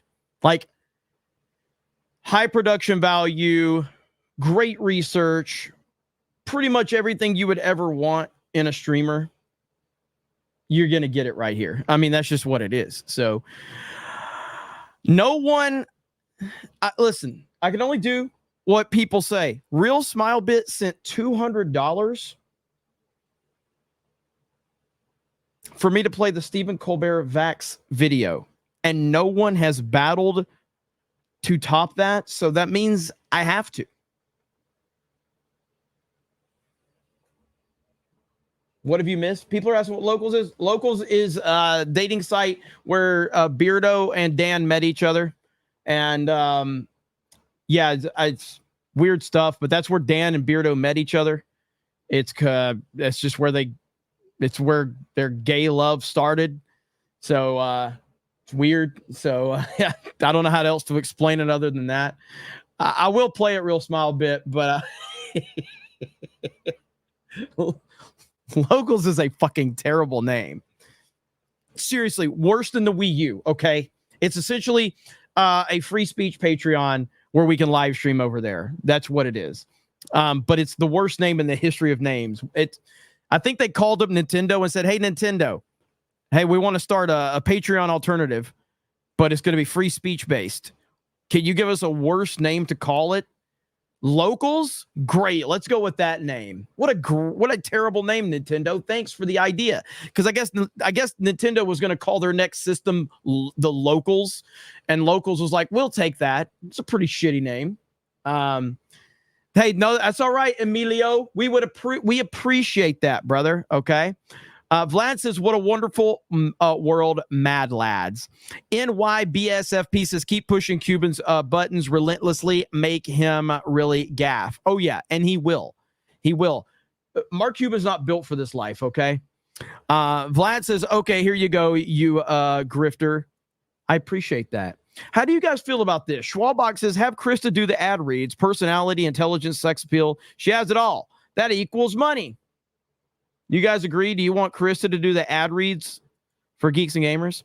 Andrew CR says, get the what is turnaround lady with the huge assets to do the ad reads. 20 million views right there. 20 million. Emilio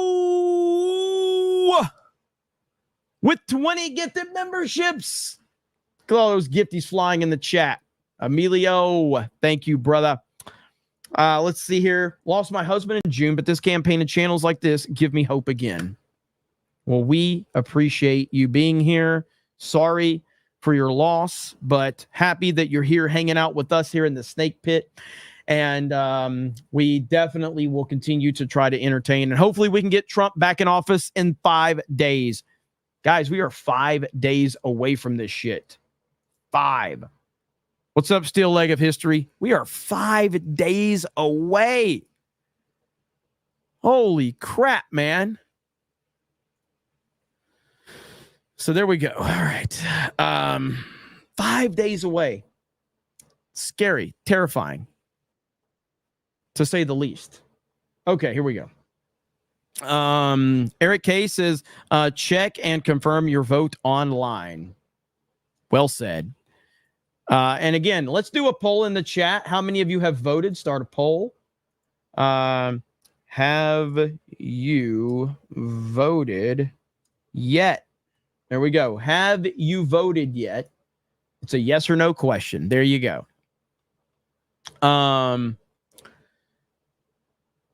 CK Timmy for a 199. Thank you. Eric K says, hey, it's Arizona humor. Nips says, candy corn or bit o' honey?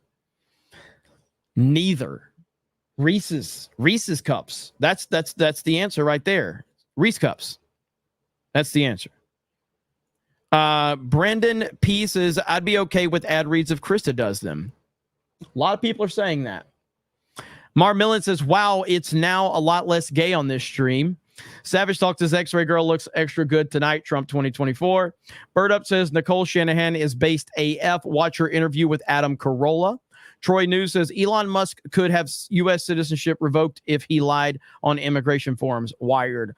Why do leftists hate humanity? It is insane, dude. It really is. Let's see. Minnie Galen says, I didn't make this one, but I'll be at the Vance event tomorrow in Scottsdale. Hell yes. Eric K says, I gave you a great video just saying. We'll get to it. We'll get to it. Mohammed says, Americans, you got one job, vote Trump. Trump is more popular than Trudeau. Check out Fist of the North Star is the most Chad anime ever. Thank you, Mohammed. I appreciate it. Alley Cat says, Alley Cat 199. Who's wearing your Halloween IDOT merch when I'm working late? Glad you are here keeping me awake. Super comfy, Jeremy. Hail the 199. Happy Halloween. Hey, the IDOT merch turned out so good. I'm so happy that you guys enjoyed it. And yeah, everybody was loving it. Everybody was loving it. Gus says, great stream. Thank you. Mike says, love the meme of Garbage Force 1 that started. Hail the 199 Trump 2024. And as always, Jeremy's gay. Lovecraft Arm says, no early voting in Alabama. We'll be voting for Trump on Tuesday. Quentin Daniel says, can't vote as I'm Australian. I'd totally vote Forrest Trump for American. Forrest Trump if I were president. Did you mean for Trump? Did you mean vote for Trump? I respect that you said Forrest as well. Doug, I got your text earlier. I was driving. I couldn't respond, man, but I did get your text. Let's see. Lord Bothus says candy corn or circus peanuts. Reese's. That's it. Reese's. I don't like any of this obscure shit you guys are mentioning. Doug B says, took me an hour and a half to vote this morning on my first day of early voting in Kentucky. So proud of my small town for a massive turnout, even before the polls opened. MAGA. What's up, Doug? And Dan Vask, another person that texted me. I didn't respond to Dan, though. I didn't respond to Dan. I'll respond to Dan right now. Hang on. I'm going to tell Dan that I'm going to do the whole hey, I'm sorry that hey, Dan, hey, buddy. Sorry, I'm just now seeing your message. I would never intentionally ignore you. Nor you. I appreciate you and your friendship. Have a great day, my friend. Here we go. There we go. All right. Hey, buddy. Sorry, I'm just now seeing your message. I would never intentionally ignore you. I appreciate you and your friendship. Have a great day, my friend. There you go.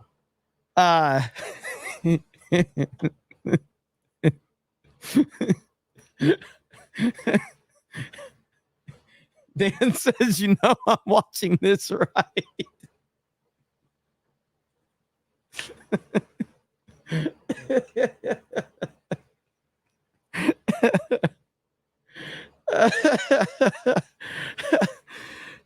Uh-oh, hang on. Let's see here. Go fuck yourself. Go fuck yourself. Oh shit, that was good. That was good. All right. Let me see.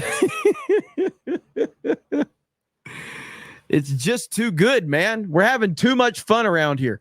Bro, you guys are fucking crazy in this locals chat right now. Some fucking crazy shit going on over there. So there you go. Anyway, we are currently waiting for the President of the United States and Tucker Carlson.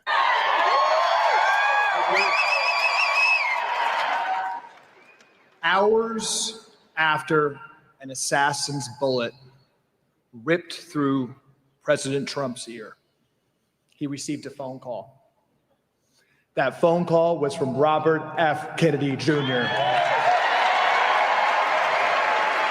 In the previous year, RFK had built one of the largest independent political movements in modern American history, attaining 20% support among Americans in polls. RFK and President Trump disagreed on many things, but the topic of this call that day was unity.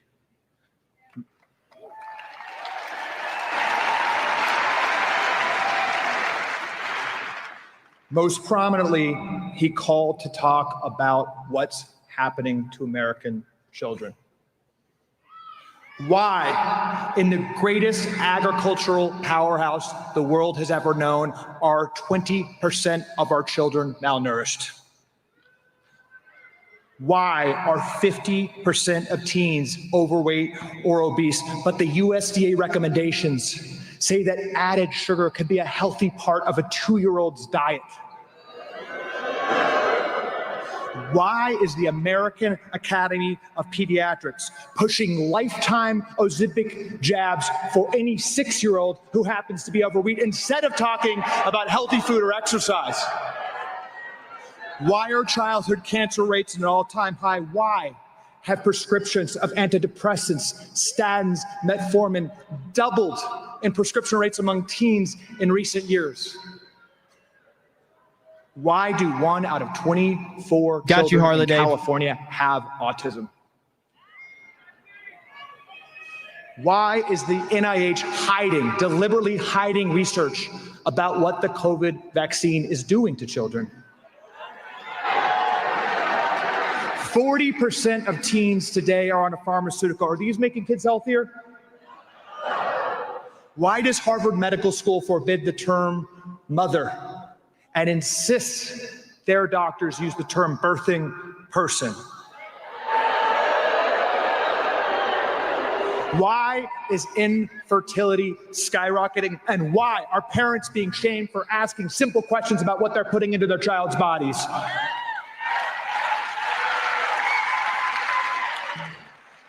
These conversations led to a defining political moment in this very stadium on August 23rd, when President Trump and Robert F. Kennedy Jr. joined hands and said, "Let's make America healthy again." On behalf of American kids, American parents, Americans in general, they said enough. Now, since coming down the golden escalator into American life and political life, Donald Trump has stood up against corruption and institutions holding us back. I'll sleep when Trump wins. As Bobby and President Trump described on this stage, there is no greater example of this corruption than the healthcare incentives that profit from a sick child. They explain these trends can be reversed quickly by rooting out conflicts of interest in the CDC, NIH, FDA, and USDA, and by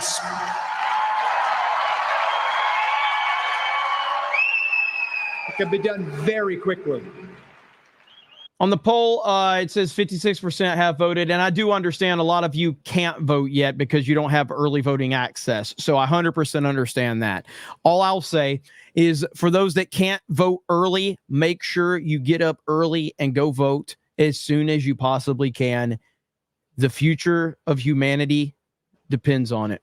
And by spurring benefit flexibility, it is about the American people versus a military industrial complex that is making us less secure, an education industrial complex that is making our children less competitive, and a healthcare industrial complex that is profiting when Americans get sicker, fatter, more depressed, and more infertile.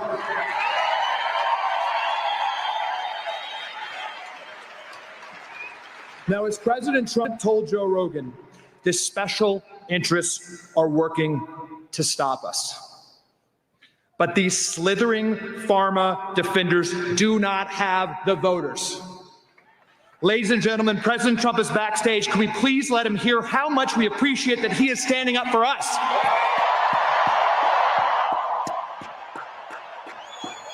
Stand up for us against the special interests. Let's go. This guy's hyped. I like this guy. He needs to hear us. Let's fucking go. Let him hear it.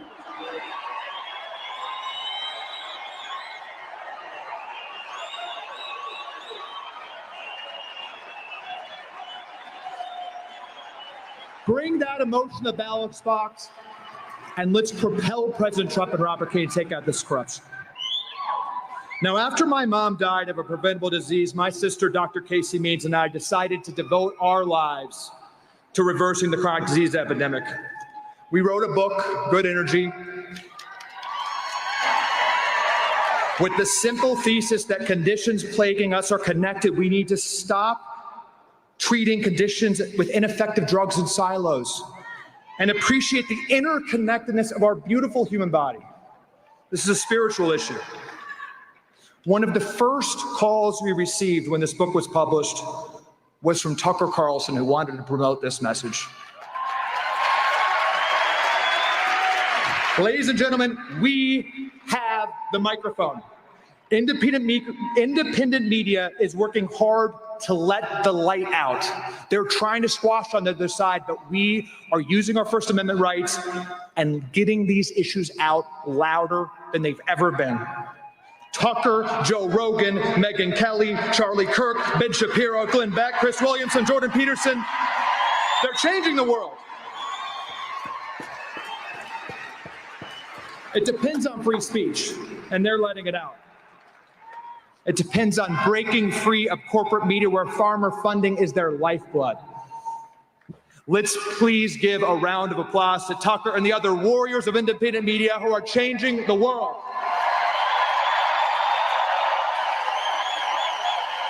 Do not let anyone tell you this election is not about big ideas. President Trump and his unity team of J.D. Vance, Elon Musk, Tulsi Gabbard, Nicole Shanahan, Vivek Ramaswamy, and so many others are making this election about big existential ideas. And it is my pleasure to introduce a key member of this coalition, a man who is going to help President Trump make America healthy again, Robert F. Kennedy Jr.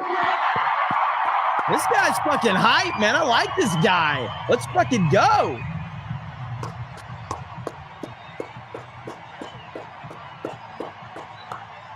Thank you, MAGA. Thank you. Thank you. Massive pop for RFK.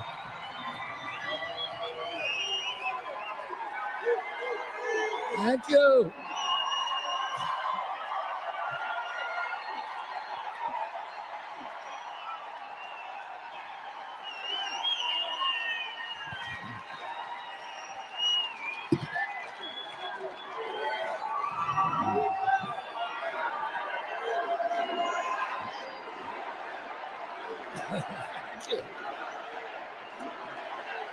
Thank you.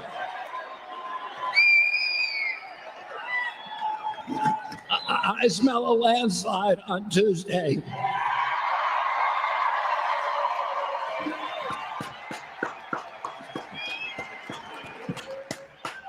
I've been on the road for 19 months now.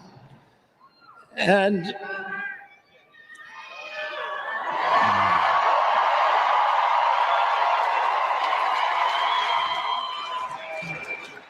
a little over, a little It's over. kind of part of his charm Thank at this you. point. It's kind of part of his charm at this Thank you, point. MAGA. Yeah.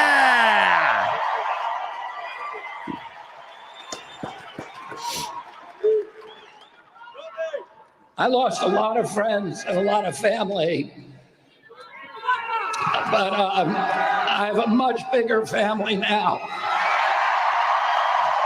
Dude, this crowd is insane. This is what I'm fucking talking about. I love this.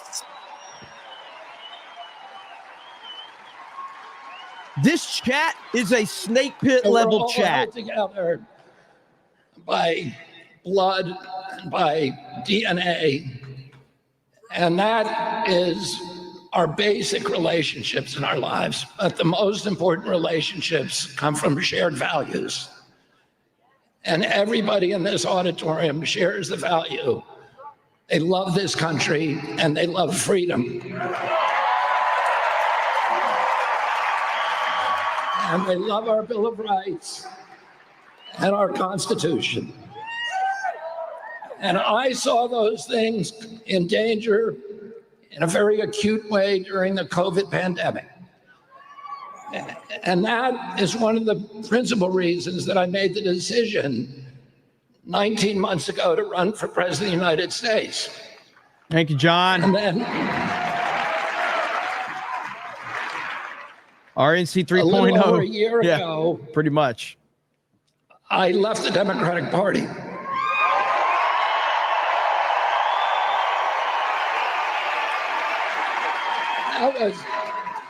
That was a difficult decision for me because the Democratic Party was the home for me, that it was incomprehensible to me that I would ever leave it.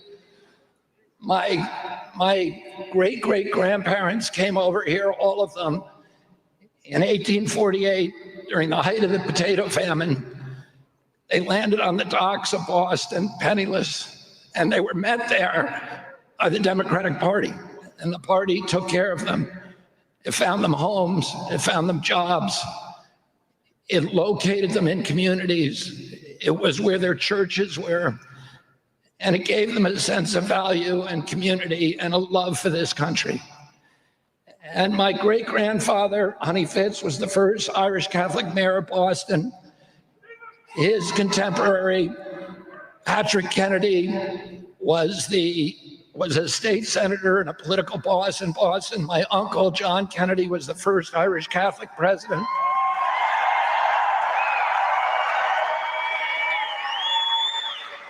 My uncle, Ted Kennedy, was the second longest serving member of the United States Senate. My father was a U.S. senator and attorney general and died running for president of the United States. And it was inconceivable to me that I would ever leave the Democratic Party. But I didn't leave the Democratic Party. The Democratic Party left me. Hell yeah. The Democratic Party that I grew up with was the party of peace. It was the party of civil rights and constitutional rights, and particularly freedom of speech. It was a party that had skepticism toward the CIA and the national security state. It was the party that was also skeptical of Wall Street and the corporate domination of American democracy. It was the party of women's rights. My uncle, Ted Kennedy, wrote Title IX to make sure that women could play sports in college. And it was the party of democracy. It was the party that fought hard to make sure that every American had the right to vote for the candidate that they chose to vote for. Today's Democratic Party is the party of war. It's the party of Dick Cheney. It's the party.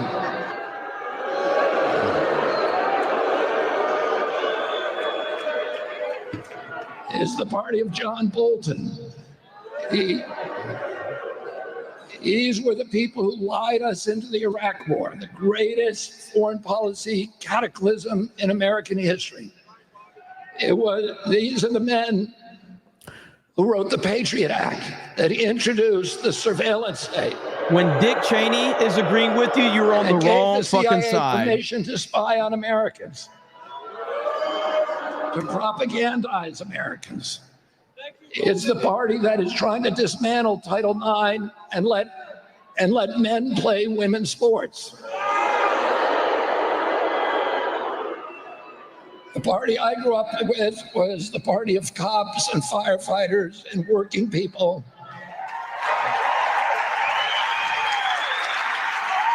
And now that's the Republican Party.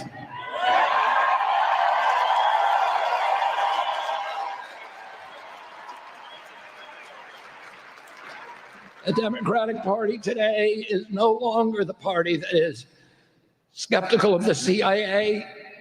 The CIA and the neocons wrote Kamala Harris's speech at the Democratic Convention, the most bellicose, pugnacious speech that we've ever seen at a Democratic Convention. Before she went on, she was immediately preceded by a former CIA director. This would be unthinkable in the Democratic Party I grew up in. They've become the party of the swamp. They become the party of Wall Street, of big tech, of big data, of big pharma, of big ag, big chemical, and the military-industrial complex. And their party not of civil rights, but of division that is tearing our country apart.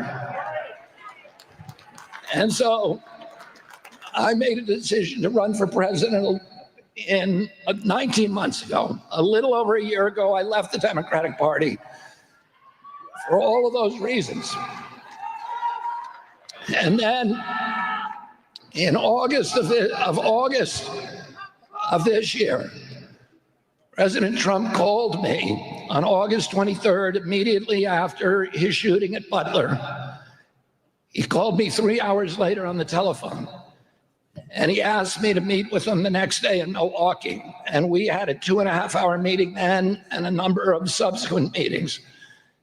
And during those meetings, he urged me to unify our parties and to work with him.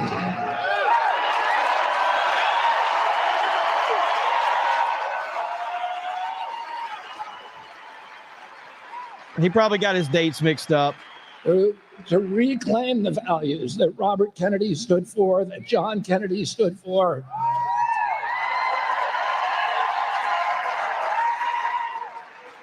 He said he wanted to end the forever wars and bring that $200 billion that we've sent to the Ukraine home to rebuild America.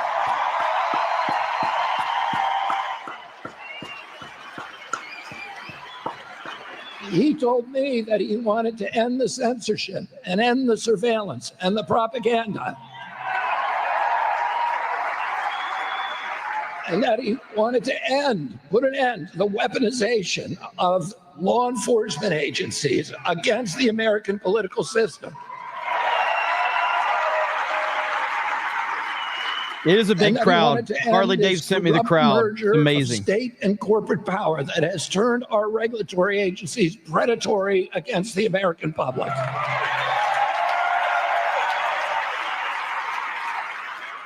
And he said that he wanted to make America healthy again.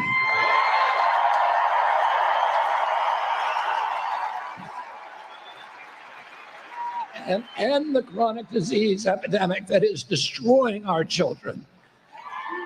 And that is an existential threat to our nation.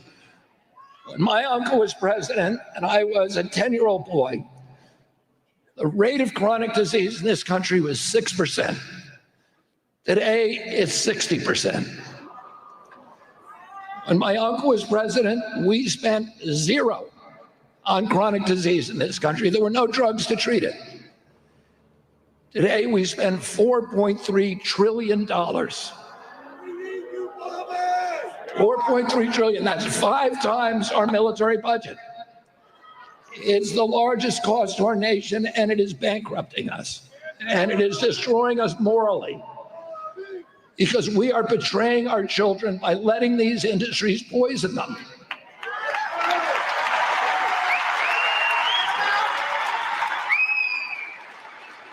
The rate of obesity at that time was 3%. Today, it's 50% in our children. And 74% of Americans are obese or overweight. Well, we didn't suddenly become lazy and gluttonous. We are being mass poisoned by corrupt industry.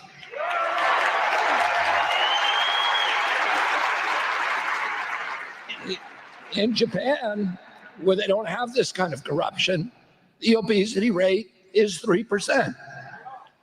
That's what it's supposed to be, 3%. It's not supposed to be 50%. And this is a national security threat. 77% of American kids are no longer qualified for military service because of chronic disease diagnoses. And what are these diseases? They're obesity, they're neurodevelopment disorders, and I'm going to list some of them because I'm a 70-year-old man. And when I was a boy, I never heard of any of these diseases because nobody had them. You know, I had 11 siblings. I had about 70 first cousins. And I didn't know anybody with ADD, ADHD, speech delay, language delay, sleep disorders, Tourette syndrome, narcolepsy, ASD, or autism. The autism rate in my generation today in the 70-year-old man is 1 in 10,000. The autism rate in our children is 1 in 34. In California, as Callie just said, it's 1 in 24. And the rate in boys is much higher. We also saw this explosion of autoimmune diseases like rheumatoid arthritis and Crohn's disease and lupus and juvenile diabetes, all of these exotic diseases that we never heard of as a kid. The diabetes rate when I was a kid was effectively 0. A typical pediatrician, when I was a young boy, would see 1 case of diabetes in his lifetime, in his career, a 40 or 50-year career. Today, 1 out of every 3 children who walks through his office door is diabetic or pre-diabetic. And nobody's talking about it. Nobody's saying anything. Nobody is recognizing that we are being mass poisoned by big pharma and big food.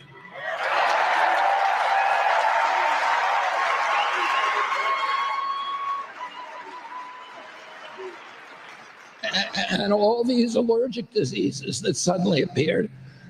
I never knew a kid anywhere in any of the schools that I went to that had a peanut allergy or food allergies or eczema.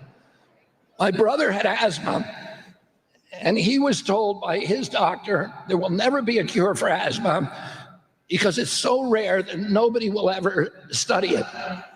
Today, 1 out of every 8 black children in America's cities has asthma. What is happening to our children? And I saw this happening, and I began writing about it, and the media rose up and silenced me in 2005.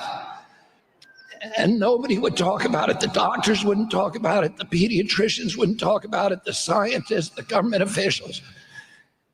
And people warned me, if you keep talking about this, you're going to destroy your career. And I was stunned by this. And for 19 years, since 2005, I spend 30 minutes praying every day when I get out of bed. And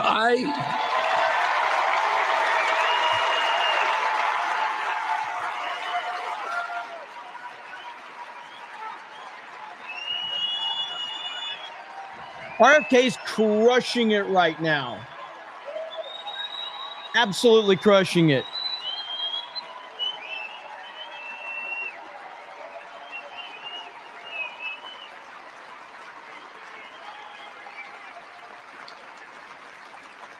And my prayer is this. I ask God for 19 years to put me in a position where I could end the chronic disease epidemic and bring health back to our children.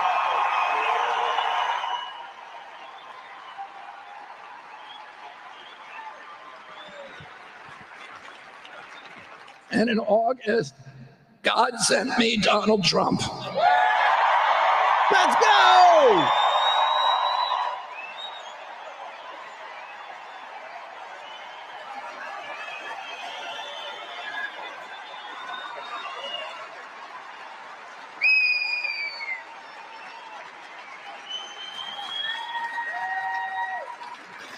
Now we're 5 days out from an election, and it's an election that we are certain to win.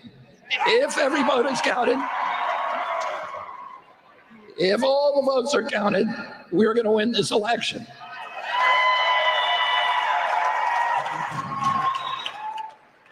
Oh, now the medical industrial complex. And I want to remind you of this. I've been told to go on a little longer because President Trump is not yet in the building.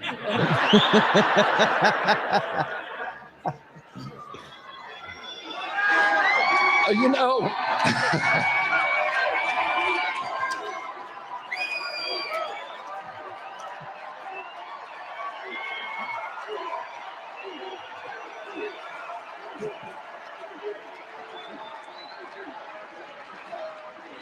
I was going to tell you this.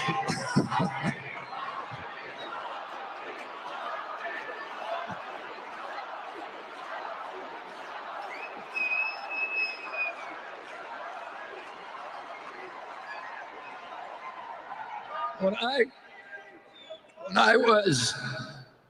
I was 7 years old, I went to the inauguration of my uncle as president in Washington, D.C.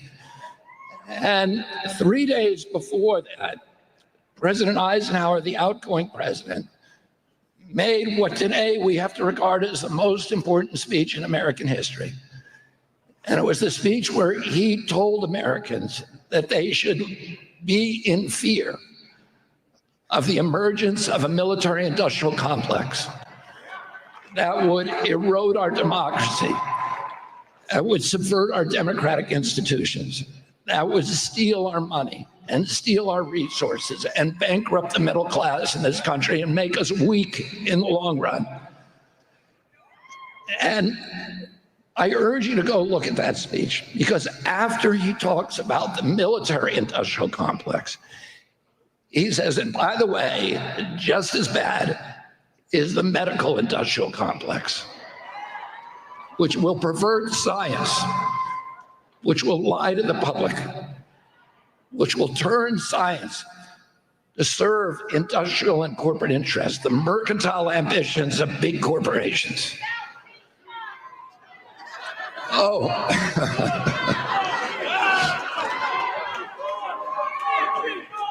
Oh. As soon as Donald Trump started talking about giving me the power, he asked me to do three things. He asked me to root out the corruption.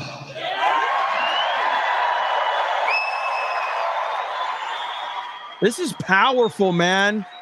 Holy shit. And end the conflicts of interest in our regulatory agencies.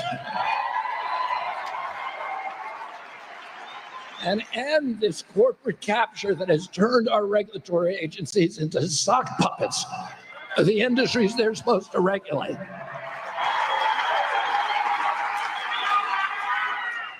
And he asked me to restore the tradition of gold standard, empirically based, evidence-based science and medicine in our regulatory agencies.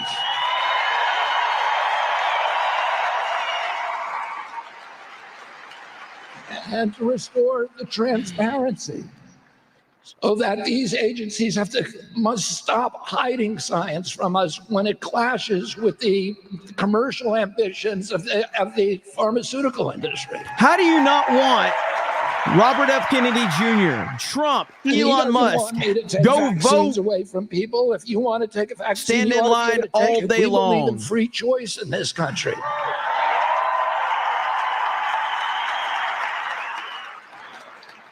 Oh, you ought to know the risks and benefits of everything you take. And we need good science for that. And we need informed consent. And he asked me to do that, and then he asked me to end the chronic disease epidemic in this country. And he said, I want to see results, measurable results, in the diminishment of chronic disease within 2 years. And I said, Mr. President, I will do that. Hell yeah.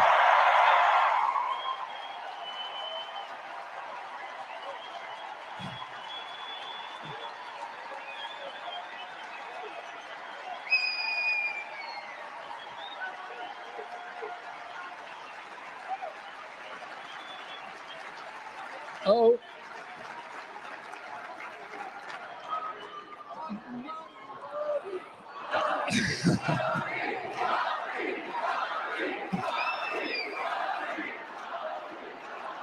Oh, this has caused a lot of aggravation and apoplexy among a certain class of the medical elites.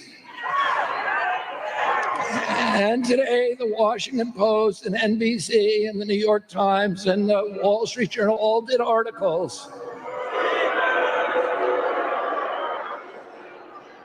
talking about what a catastrophe it's going to be if I get anywhere near the medical establishment.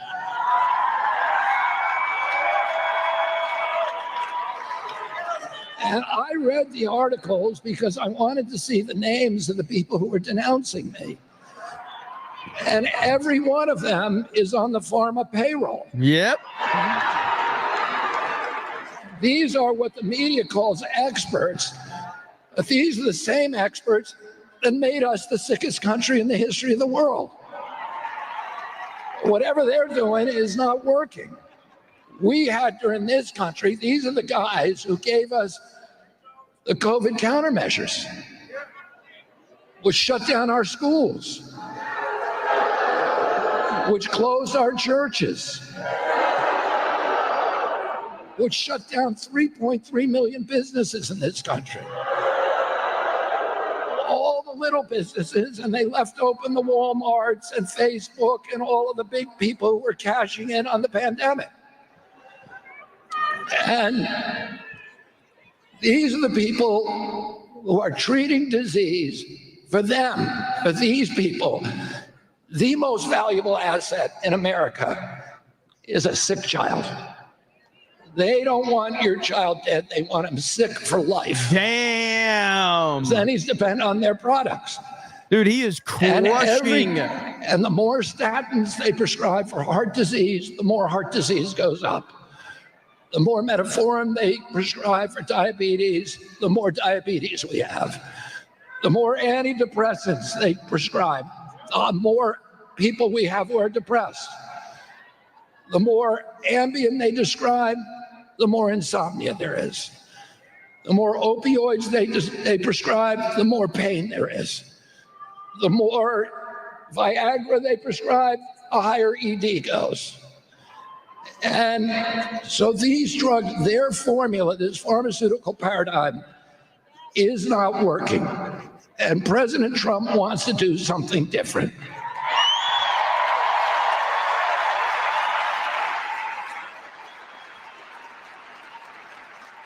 And somebody told me, one of the anchors of ABC today, and I had an off-the-record discussion with him. And he said, there's so much division in this country. And I said, that's because you're causing it.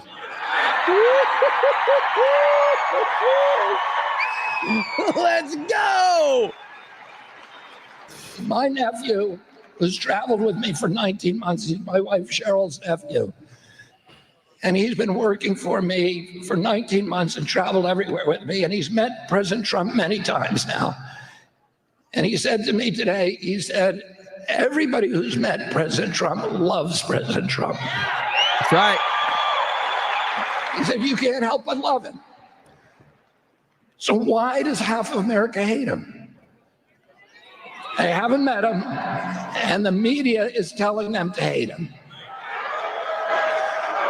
And I said this, I said, you're demonizing him, you're vilifying him, you're calling us garbage, you're calling him Hitler, you're calling him a fascist. And of course people are gonna hate him. And I said, and by the way, you're writing all these articles condemning me coming into Washington, dismantling the pharmaceutical paradigm. Where are you getting your salary? From pharma. Dude, this is a legendary. And he said, speech. we tell both sides of the story. And I said, no, you don't. And he said, well, President Trump is saying radical things. I said, like what? He said he's going to pull CBS's license.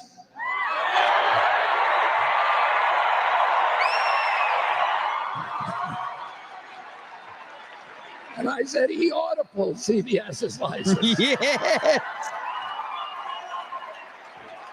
CBS doesn't own the airwaves. We do. The people of the United States own the airwaves. Holy shit, this is CBS amazing. is licensed to use the airwaves, but only for a public purpose, to advance the public benefit. We have a doctrine in this country called the Fairness Doctrine that says if you're licensed to own a network, you got to tell the news at least once a day, and you got to be fair to both sides. And I said to this guy, I said, you know, I was running for 19 months when Ross Perot ran in 1992 for 10 months. He did 34 live interviews on the airwaves, on the national networks. And I said, I did 4 in 19 months, and your network never let me on a single time. You're only telling one side of the story. And you're the only thing you'll report about Donald Trump is propaganda to make people despise him. And you know, one of the things I'm going to advise Donald Trump to do in order to correct the chronic disease epidemic is to ban pharmaceutical advertising on TV. Let's go!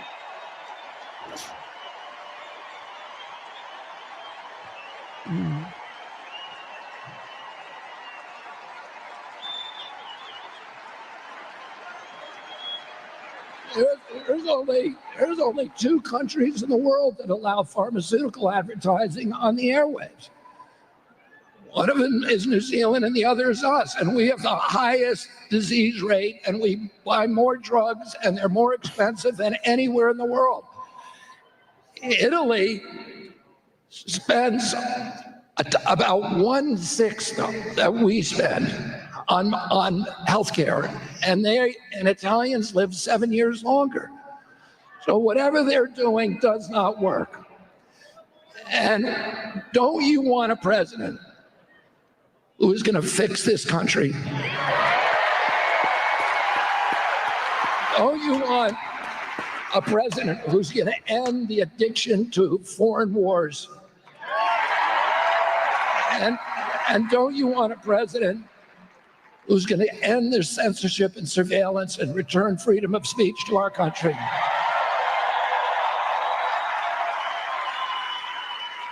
And don't you want a president who's going to clean out the corruption and drain the swamp at the regulatory agencies?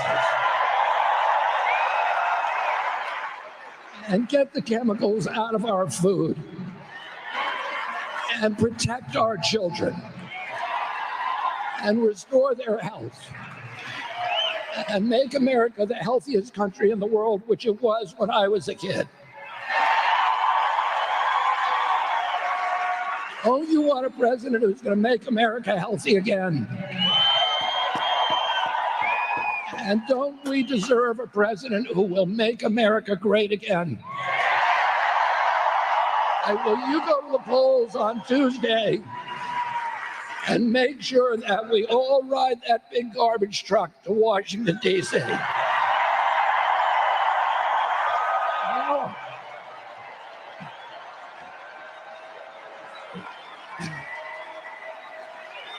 Now I want to bring on my friend and one of my great heroes, Tucker Carlson. Yay! Listen, he did that unscripted.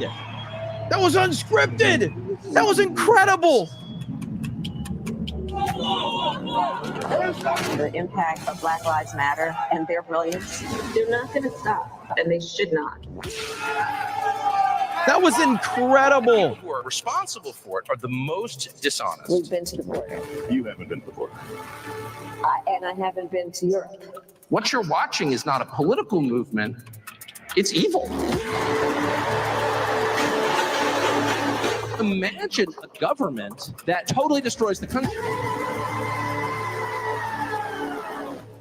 and then criminalizes complaining about it. Free speech is the bedrock of a functioning democracy. Yes.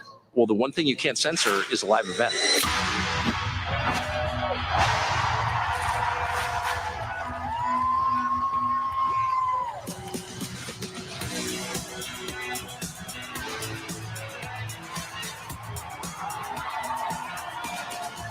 When he stood up after being shot in the face, this was no longer a man. This was the leader of a nation. Trump is the man who can save the Western. Call back Trump. Call back Trump. You've been with Donald Trump the last days. Now you're here in Spain. We're in downtown Madrid going to a nightly protest. Who blew up Nord Stream? You for sure. The second you decide to tell the truth about something, you are filled with this power from somewhere else. Try it. The more you tell the truth, the stronger you become. Free speech is the main right that you have. Without it, you have no others. Yeah! Oh, thank you! This is so cool. Thank you. Attitude, era, level, energy. I was just standing backstage with my wife, who never comes to events like this. She's not very political, but she has very strong political feelings, so strong that she doesn't like to hear about politics because it winds her up. And she says, 2 seconds ago, she goes, and she's a very sweet person, former religion teacher, and she goes, I want to introduce you. And she has that kind of crazed look in her eye, and I said, I don't know if that's a good idea. Why do you want to introduce me? And she said, because I want to lead the crowd in a chant, we are not garbage. That's it right there. The abuse that the best people in the country have taken for the past 8 years is too much. You're garbage? Really? Listen to who's saying that. Anyway, I'm really grateful to be here. I never thought that I would be speaking at a rally for Donald Trump. This is the 4th time I've done it. And it has felt not only like an honor and a privilege every time, but it has felt really natural. I'm sort of surprised. I was in journalism for 33 years, hanging around. I know, someone just said, woo, it's nothing to brag about, trust me. I honestly feel like saying I was young and I needed the money. You know, it's almost like when the naughty pictures of you emerged, and you're like, that was the old me. But I spent my whole life standing at the back, watching, and I always thought, oh, politicians, they're disgusting. By the way, I still think that. I would never get on stage and endorse one. You'd have to be totally bereft of a soul to do something like that. And here I am with a full-throated, utterly sincere endorsement of Donald Trump. How did that happen? And I was thinking about that this morning in the shower, where I do my best thinking. I like thinking in the shower because there's no lying to yourself in the shower. Because when you walk out of the shower and you see this kind of furry, lumpy primate in the mirror, there's no imagining you're God. No, it's very grounding to see yourself naked at least once a day. I always think I got to hang a black sheet over that mirror, but I keep it. just to keep me on the ground and with perspective. Anyway, I was thinking about this morning, and I was thinking, I've known Donald Trump, gosh, a long time just from working in television. And what people forget about Donald Trump, who is often described as a real estate developer, a casino owner, both of which are true, but that for, a huge chunk of his life, 10 years anyway, he had the #1 show on television. He had mastered the business that I was in. And, on the one hand, television is kind of a repulsive business. It's like a P. Diddy party every night. Ew, yeah, tell me about it. I spent 30 years doing it. But on the other hand, the people who are really, really successful, and Trump was #1 in television, all have one thing in common, which is they understand people. And the good ones like people. And they're liked back. And by the way, you probably know this, but in the TV business, which has spent the last 8 years telling you Trump is a terrifying dictator, he was loved. I mean, everyone loved him. And I liked him. I mean, I liked him from the first time I talked to him 20 years ago. He was hilarious and interesting and smart and, again, incredibly funny. And it was almost 10 years ago. It was the winter of 2015. I was in the car. I'd actually interviewed Trump that morning. I was working on a TV network that shall not be named. And Trump was the guest. And he was, of course, this famous star on another network, NBC. And he did great, like he always did. We had a great time. And about 3 hours later, I was in the car going somewhere, and he called me. And he said, I just want you to know that I'm thinking of running for president. And I just did not take it seriously at all. And I said, oh, yeah, I'm running for president, okay. Because everyone in TV thinks I should be president. Joe Scarborough wakes up every morning, I should be president. But he's not really going to run because you don't want to give up the salary, and it's hard to run for president. It's just a way to sell a book or whatever. So I kind of laughed. And he said, no, I'm going to surprise you. And it was such a weird conversation that I actually wrote it down in my calendar. I looked it up today. I wrote it down. Donald Trump calls, says he's going to run for president because there was something in his voice that didn't sound like the Trump I thought I knew.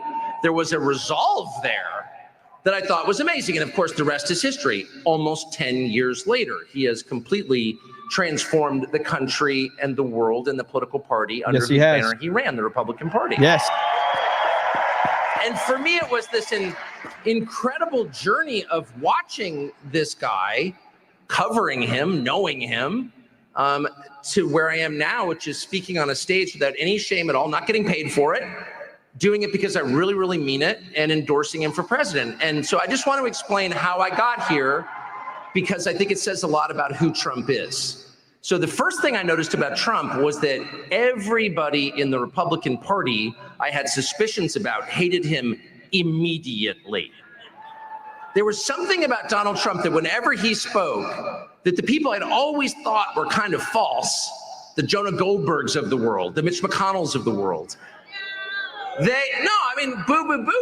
these were leading figures in the Republican Party, my neighbors in Washington, D.C., who are Republicans. Here Trump comes out of nowhere.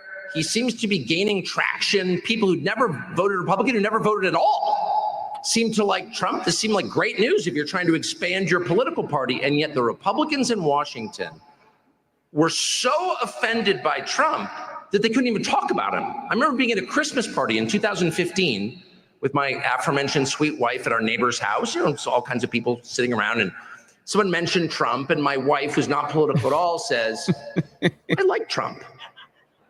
I remember one of my neighbors goes, oh yeah, I like Trump. Oh, that's hilarious.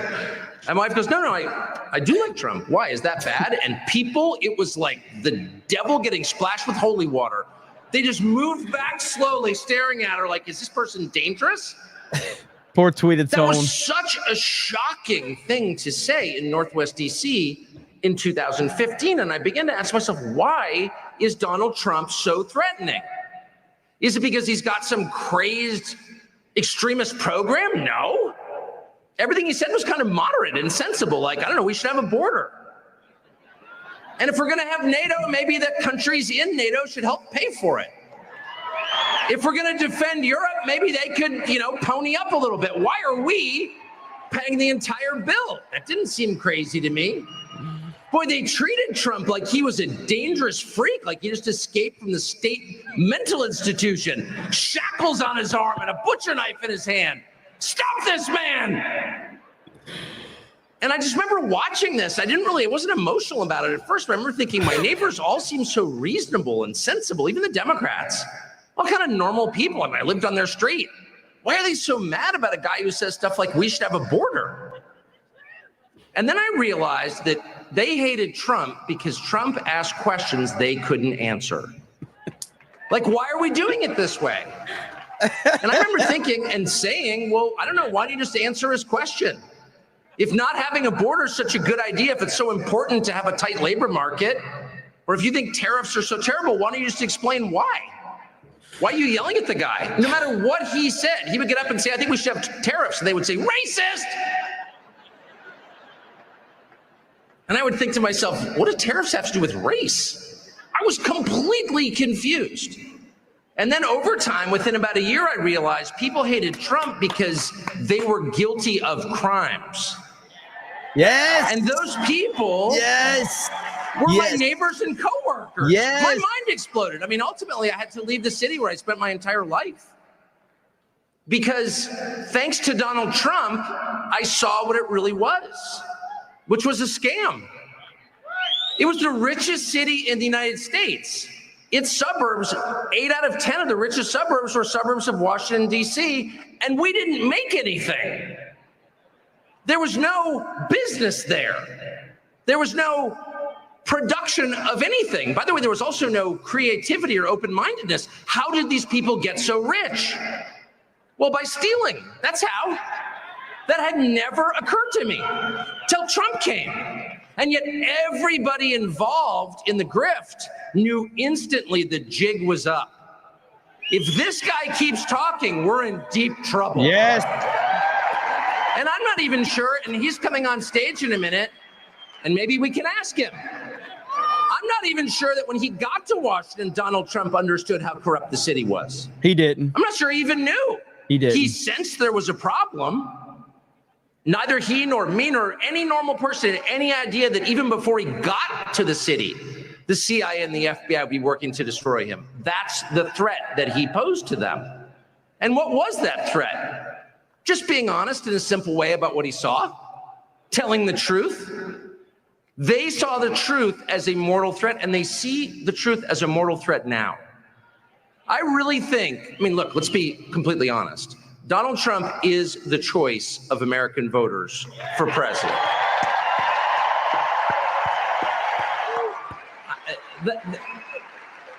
That's not wish fulfillment. I'm not saying that because I want it to be true, though I do. I'm saying that because it's completely obvious. There's no Democrat running for anything who could fill a hall like this, who could do it 4 times a day for a year. There's not one. There's no Republican in Washington. Could Mitch McConnell fill this hall? I don't think so. Yeah, every boo is deserved if you only knew how deserved those boos were. Yeah. One of the things that we learned from Donald Trump, one of the many, many things, completely changed my life watching it. One of the many things we learned is that the Republican Party, the leaders of the Republican Party, really despise their own voters.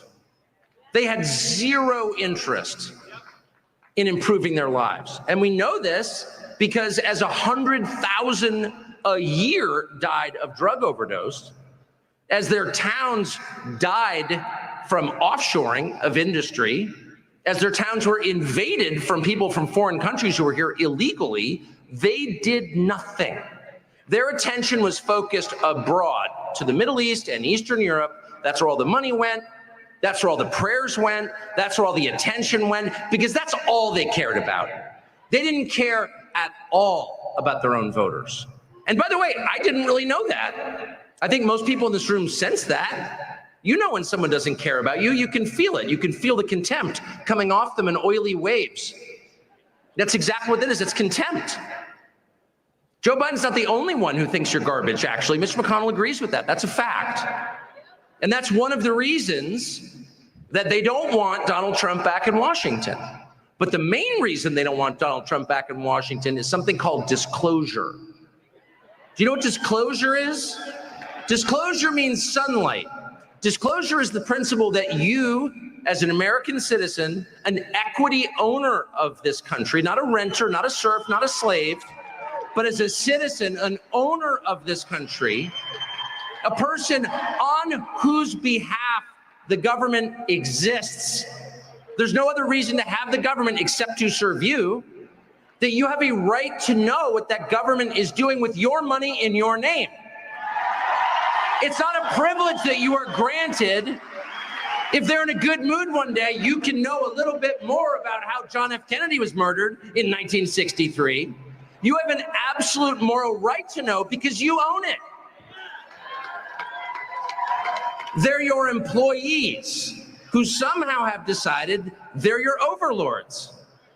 And they're very concerned that if Donald Trump comes back to Washington, we're going to find out what's happened to the $100 billion that we've sent Ukraine over the past 2.5 years. What happened to that money?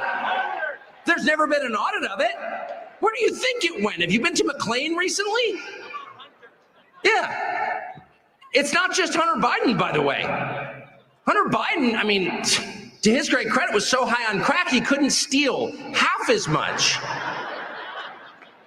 as, you know, your average contractor in Washington and his friends. So the truth is, actual crimes have taken place.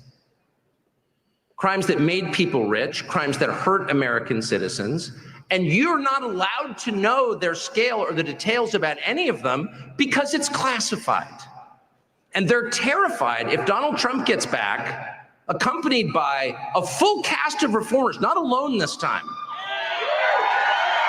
Not a single man riding into Washington, man against the machine. It's hard to do that. He did it. He fought. I have to pause it for a minute because I have to show you guys this because I just saw it. Okay. The Act Man tweets this out. Elon Musk lost an estimated $34.6 billion in 2 years, and now he wants to have a position in the government. This is the type of bullshit that we are facing right now. Retards like this. Absolute. So I just responded. I'm like, you're actually retarded, not surprised. These motherfuckers are fucking insane. Actually insane. This is like, it's nice to hear Tucker and it's going to be great to hear Trump, but I need to remind everybody what the fuck we're dealing with here. We are dealing with some of the most insane motherfuckers on the planet. Actually thinking Elon Musk doesn't know what he's doing. Jesus Christ, these people are stupid. Fucking hell, man. Off 2 impeachment attempts for daring to do it.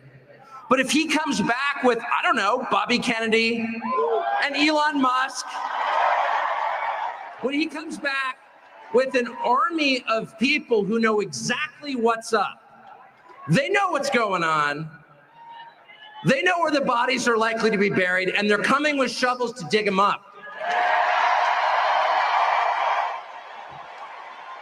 What you're seeing now is actual panic and desperation.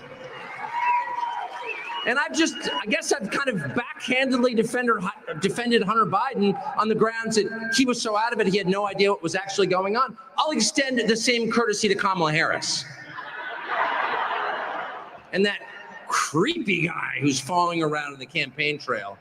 By the way, AOC just said the other day, speaking of which, AOC, that would be Alexandria Ocasio-Cortez. I love that. She's this revolutionary who's named after a conquistador and doesn't even know it. Your last name is Cortez, honey. Sit this one out. Excuse me. And it would be like Larry Mussolini shows up and is like, no, I'm against fascism, really. All right, got it. What a moron. But she was at a rally in Vegas yesterday and she goes, Doug Emhoff is the model of masculinity. Oh, man. Yeah. Memo to any unmarried women here, do not date a feminist man. They'll smack you around, trust me. It's the weak ones you have to be afraid of, but it's the strong ones they're afraid of. because they know that what they've done and have been doing for decades could be exposed. And this is existential for them. So I would just say, without putting too fine a point on it, but every person in this room senses what I'm talking about, do not underestimate what they are capable of. To them, this is not an election. It's much bigger than that. These are people who think they have a moral right to rule, and that you were born in the serf class and there you will stay. They believe that. These same people lecturing us about democracy. They think it is their right to be in charge, as if anyone in a democracy has a right to be in charge. People serve at the pleasure of the population for the benefit of the population. It's literally that simple. But they don't believe that.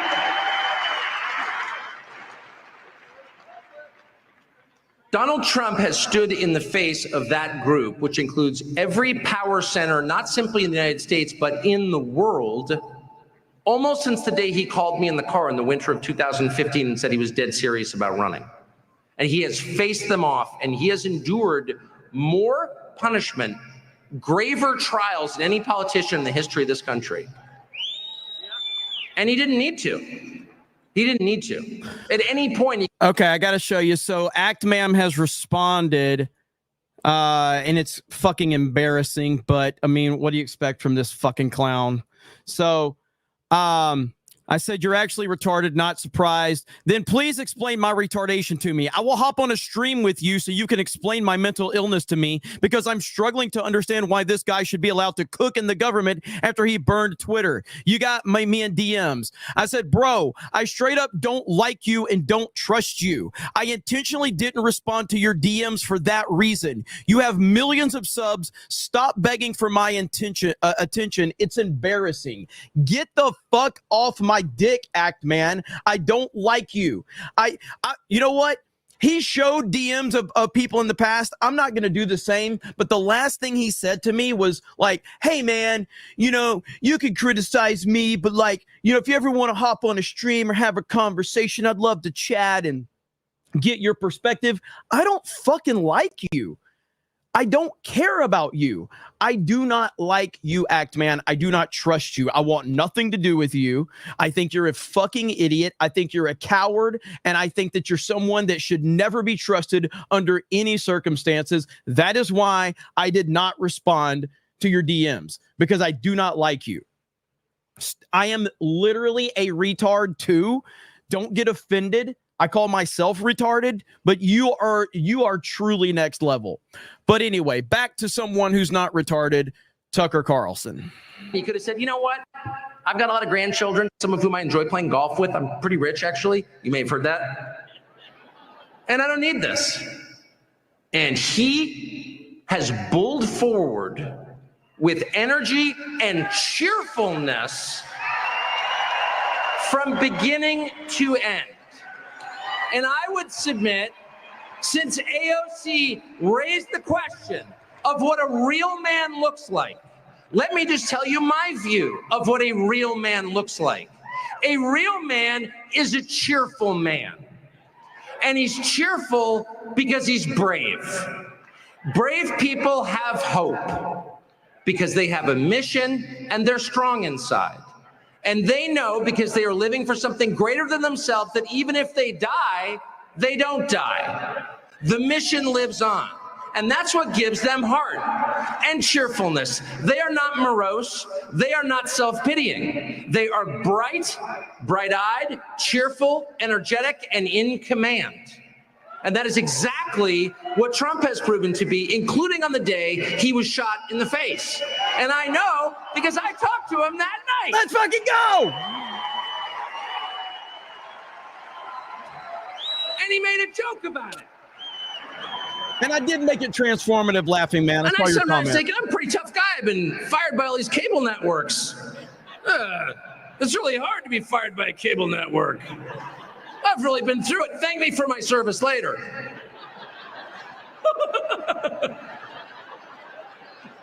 It's absurd. All of us are the heroes of our own drama, of course, no matter what it is. You teach middle school social studies, I'm sure you come home and think, man, I fought a battle today. You run some stupid cable TV show and you're like, I'm tough as hell. getting shot in the face at a rally and then pushing off the Secret Service and standing up with your fist in the air. Try that. That was the most revealing moment I have ever seen in the life, not just of any politician, but of any person I have known personally, someone I actually know. And that's the moment that little boys dream about. That's, I mean, every little boy, because men do not become men organically, they have to prove that they're men. And every little boy dreams about some war scenario. Everyone's dead but me, and I'm charging the machine gun nest because I'm the bravest man. Would you? Would you be the bravest man? Or would you be in fetal position, calling out your mom's name? I don't know. We don't know. You haven't been put in that position. I haven't either. Donald Trump just was on camera. It was so unbelievable that Democrats on MSNBC and the internet immediately accused him of faking it on the grounds that nobody could be that brave. And it's true, that's not a kind of Doug Emhoff thing to do. Kind of hard to imagine the second gentleman standing up and being like, fight, fight, fight. You know, or Tim Walz. But the truth is, masculinity is still an indispensable thing. I'm sorry. It is. Even in an age of Uber Eats and air conditioning. No one's going out to slay a mastodon with a spear, but you still need a brave man in charge. Because it's a rough world and unexpected things happen. And as my friend Mike Tyson said, famously, everybody got a plan until he gets hit in the face. So what's your plan when you get shot in the face? You don't have a plan. You act purely on instincts, and that's when we find out if you're a leader or not. And that's what we learned, and we're learning it still. We're learning it still, because even if you or me have been able to pull that off, you think that's the end? You think that's the last time they're going to try to do that to you? Are you joking? No, probably not. You think even if you manage to get the most votes, you can get elected. If you get elected, what's going to be like to govern? It is an unending struggle every single day to represent the people you've promised to represent, the people who otherwise have no representation, none. Because trust me, outside of Donald Trump, very few people in Washington care about you, and I mean that. Because you're not Ukrainian. 100%. But he does care. And because he cares, because at this point, I don't care if you're a New York Times correspondent, and if there are any in this room, let me raise my middle finger in your face. And that is heartfelt. I mean that. That's not just some talking point I'm throwing out there to make you feel good. My hostility toward legacy media is earned. I know them. They're worse than you think. But that's not just a talking point. That is real. Someone who is willing to do that on your behalf is not only the man you need, he's the only man who can represent you. Because that's what it's going to take. You're going to have to stare down the barrel of the hate aimed at you, not just from assorted people on the internet, but from the most powerful people on the planet. And you're going to have to stand up and straight and say, onward, with a smile on your face every day. And he's the only person I have ever met in my entire 55 years on this planet who can do that. So with that, here we go. Let me get my handheld mic to introduce the former and next president. Let's go!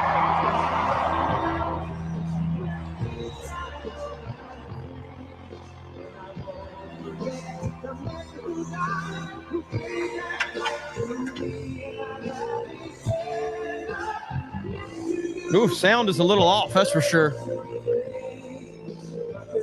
And mute this for just a minute. Somebody, a corporate billionaire, says Jeremy arguing on Twitter during this speech was crazy, historic speech. Jeremy fighting for Donald Trump and Elon Musk against some retard on Twitter who's got millions of followers, 100% justified. Let Tucker cook, let me cook, and let's make America great again. Fuck these motherfuckers and their nonsense. Now I am more honored than I've been in a long time in memory.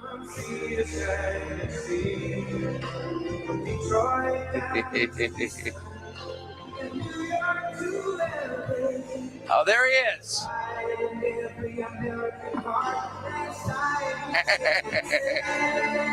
Ladies and gentlemen, President Donald J. Trump.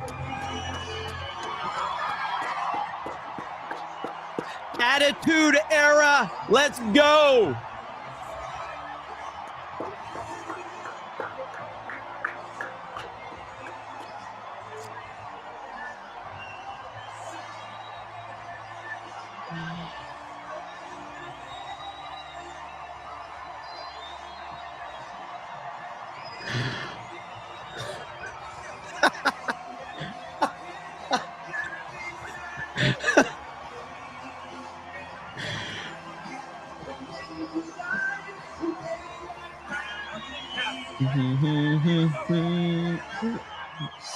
Look at all them phones, baby.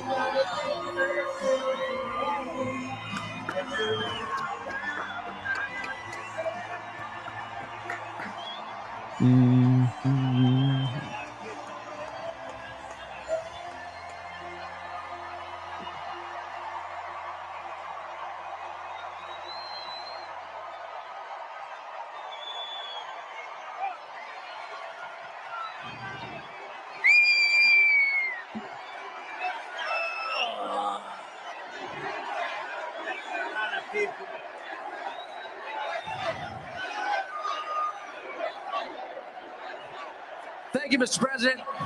Well, thank you. Thank you. So, I've been thinking this for the past 8 years, and I've thought it more frequently this year. What motivates you to keep going? Who the hell knows? I don't know. I just want to be with people like this. There's so much love in this room. So much love, right? Isn't that amazing? It's pretty easy. I could have I have a lot of alternatives. I could be at a beautiful beach with the waves hitting me in the face and all that boring stuff.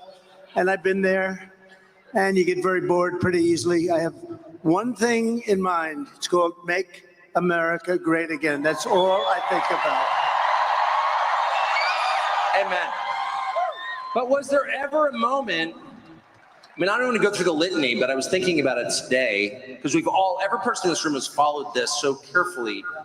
But if you make a list of all the attacks, some of which are just mind-boggling in their viciousness and unfairness, culminating with being shot, was there ever a moment where you just thought, come on, this is too much?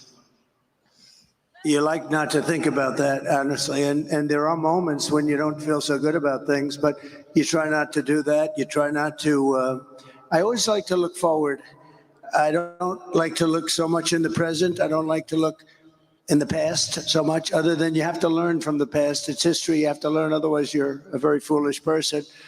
But I like to look forward. I like to think of the positive. I think you have to have a sort of the power of positive thinking in a way. And I don't know. It's just a mission that I'm on. I felt we did great in the first election, 2016. We did much better in the second election.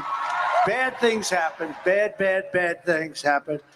And had I not done well in the second, I would have said, all right, that's it, because, you wouldn't have done well. But I knew how well we did.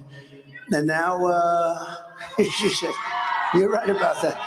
But if I didn't do, we got millions and millions more votes in the second election, which rarely happens to a president. Usually they get less. Almost all the time they get less. Obama got less. Barack Hussein Obama, he got a lot less. And had we not done well, but I knew how well we did, and I said, well, let's see how they do. And I waited around for a year, and I looked at these people, and Biden was grossly incompetent. I saw that. His vice president wasn't even a discussion. She came in last. She was the first one to get out of the Democrat primary. She was, I guess, number 22. I think there were 22 people, and she was the last. She was the last or first out, if you want to look at it that way. She never got to Iowa.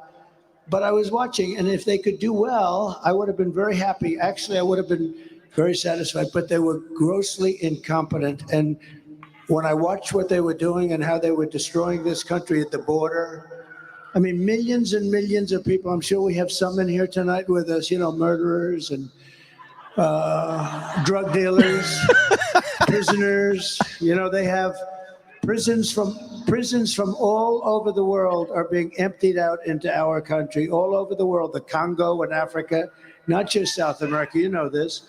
They're opening up their prisons and they're bringing them into our country. Only 5? Anyway, so I watched other things too. I mean, Afghanistan, you take a look at Afghanistan, what happened with Afghanistan, how bad that was. I wanted to get out. We were getting out. We were going to keep Bagram, but we were getting out with dignity and strength. We were strong. And the way they got out, they took the soldiers out first. No, you take the soldiers out last. Anybody would know that. And you watch all of the things that happened. And I said, we're going to do this thing. We're going to do it again. And we're doing well. I mean, now we're going to know in 4 days. But we're doing very well. I think we're leading by a lot. And if we can keep that cheating down, because they're a bunch of cheats, if we can keep that cheating down, we're going to have a tremendous victory. I think it'll go down as one of the greatest victories of all time. So we're going to have an exciting time. We're going to have an exciting time. So you were in New Mexico the other day. New Mexico is considered a pretty blue state. What were you doing there? Well, they're also a border state. They have people pouring in by the tens of thousands, and they're being decimated. They're being hurt very badly. I just got to say it, boys. I think we won. This is why I had to do what I had to do, okay? Let me see if I could find it. I think we won. We won! Actman deleted his tweet. Get the fuck out of here, Actman. You deleted your tweet. Make America great again. That's why I had to go fight.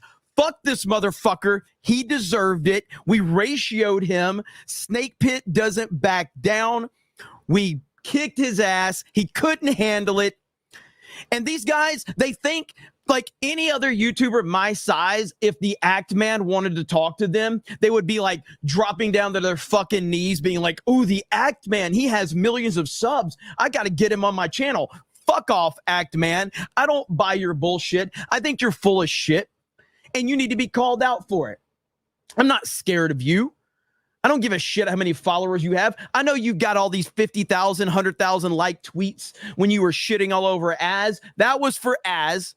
That was for Starfield. That was for the Silverback comment. Go fuck yourself. Back to the alpha mega Chad Donald Trump. There we go. Also have a pretty rotten economy for a lot of reasons, but what they really have is tremendous inflation. But beyond that, because I happen to think that the border is the single biggest issue. I think the border is a bigger issue than inflation. Inflation is destroying, and it's a country buster. You know, inflation, it's broken up many countries, including Germany from many years ago. You look at where there was big this was the biggest inflation and the worst inflation we've ever had. They say in 48 years, they don't include a lot of things. It was the worst inflation we've ever had. Inflation is a country buster. So I'm not trying to minimize that. Gary, post that screenshot. Post that screenshot and I'll retweet it and show it on here. But I think the biggest problem and the worst thing that's happened to this country we've got is a new allowing... tweet. I know, I'm sorry, guys. I know Trump is talking, but destroying fucking soy boys like this 5 days before the election when they're spreading bullshit on social media is absolutely necessary right now. So while I would never normally pause a Trump speech, Trump would appreciate that we're doing this right now, okay? Absolutely would appreciate it. So let me see what this clown had to say now. Oh, here we go. I deleted my last tweet. I need to remember to stay in my lane and not stoke the flames of division. I'm sorry for doing that. Feel free to give me all the shit you want. I will take it on the chin. Oh, fuck me. This is amazing right here. Here we go. I got one for him. Here we go. Look at my tweet, okay? You guys want to see the greatest response of all time? Here's my response. This is my response. Yes! Let's go! Let's fucking go! We are back, baby! We are back!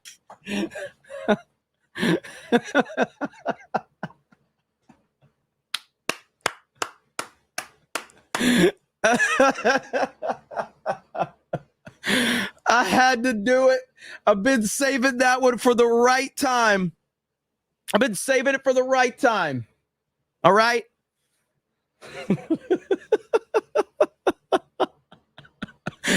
Bring back gamer words. All right, back to Alpha Mega Chad God Emperor Trump.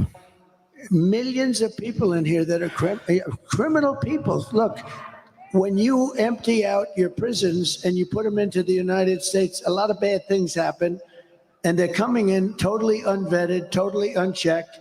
They're pouring in. Venezuela has allowed thousands and thousands of the roughest prisoners in the world to come in.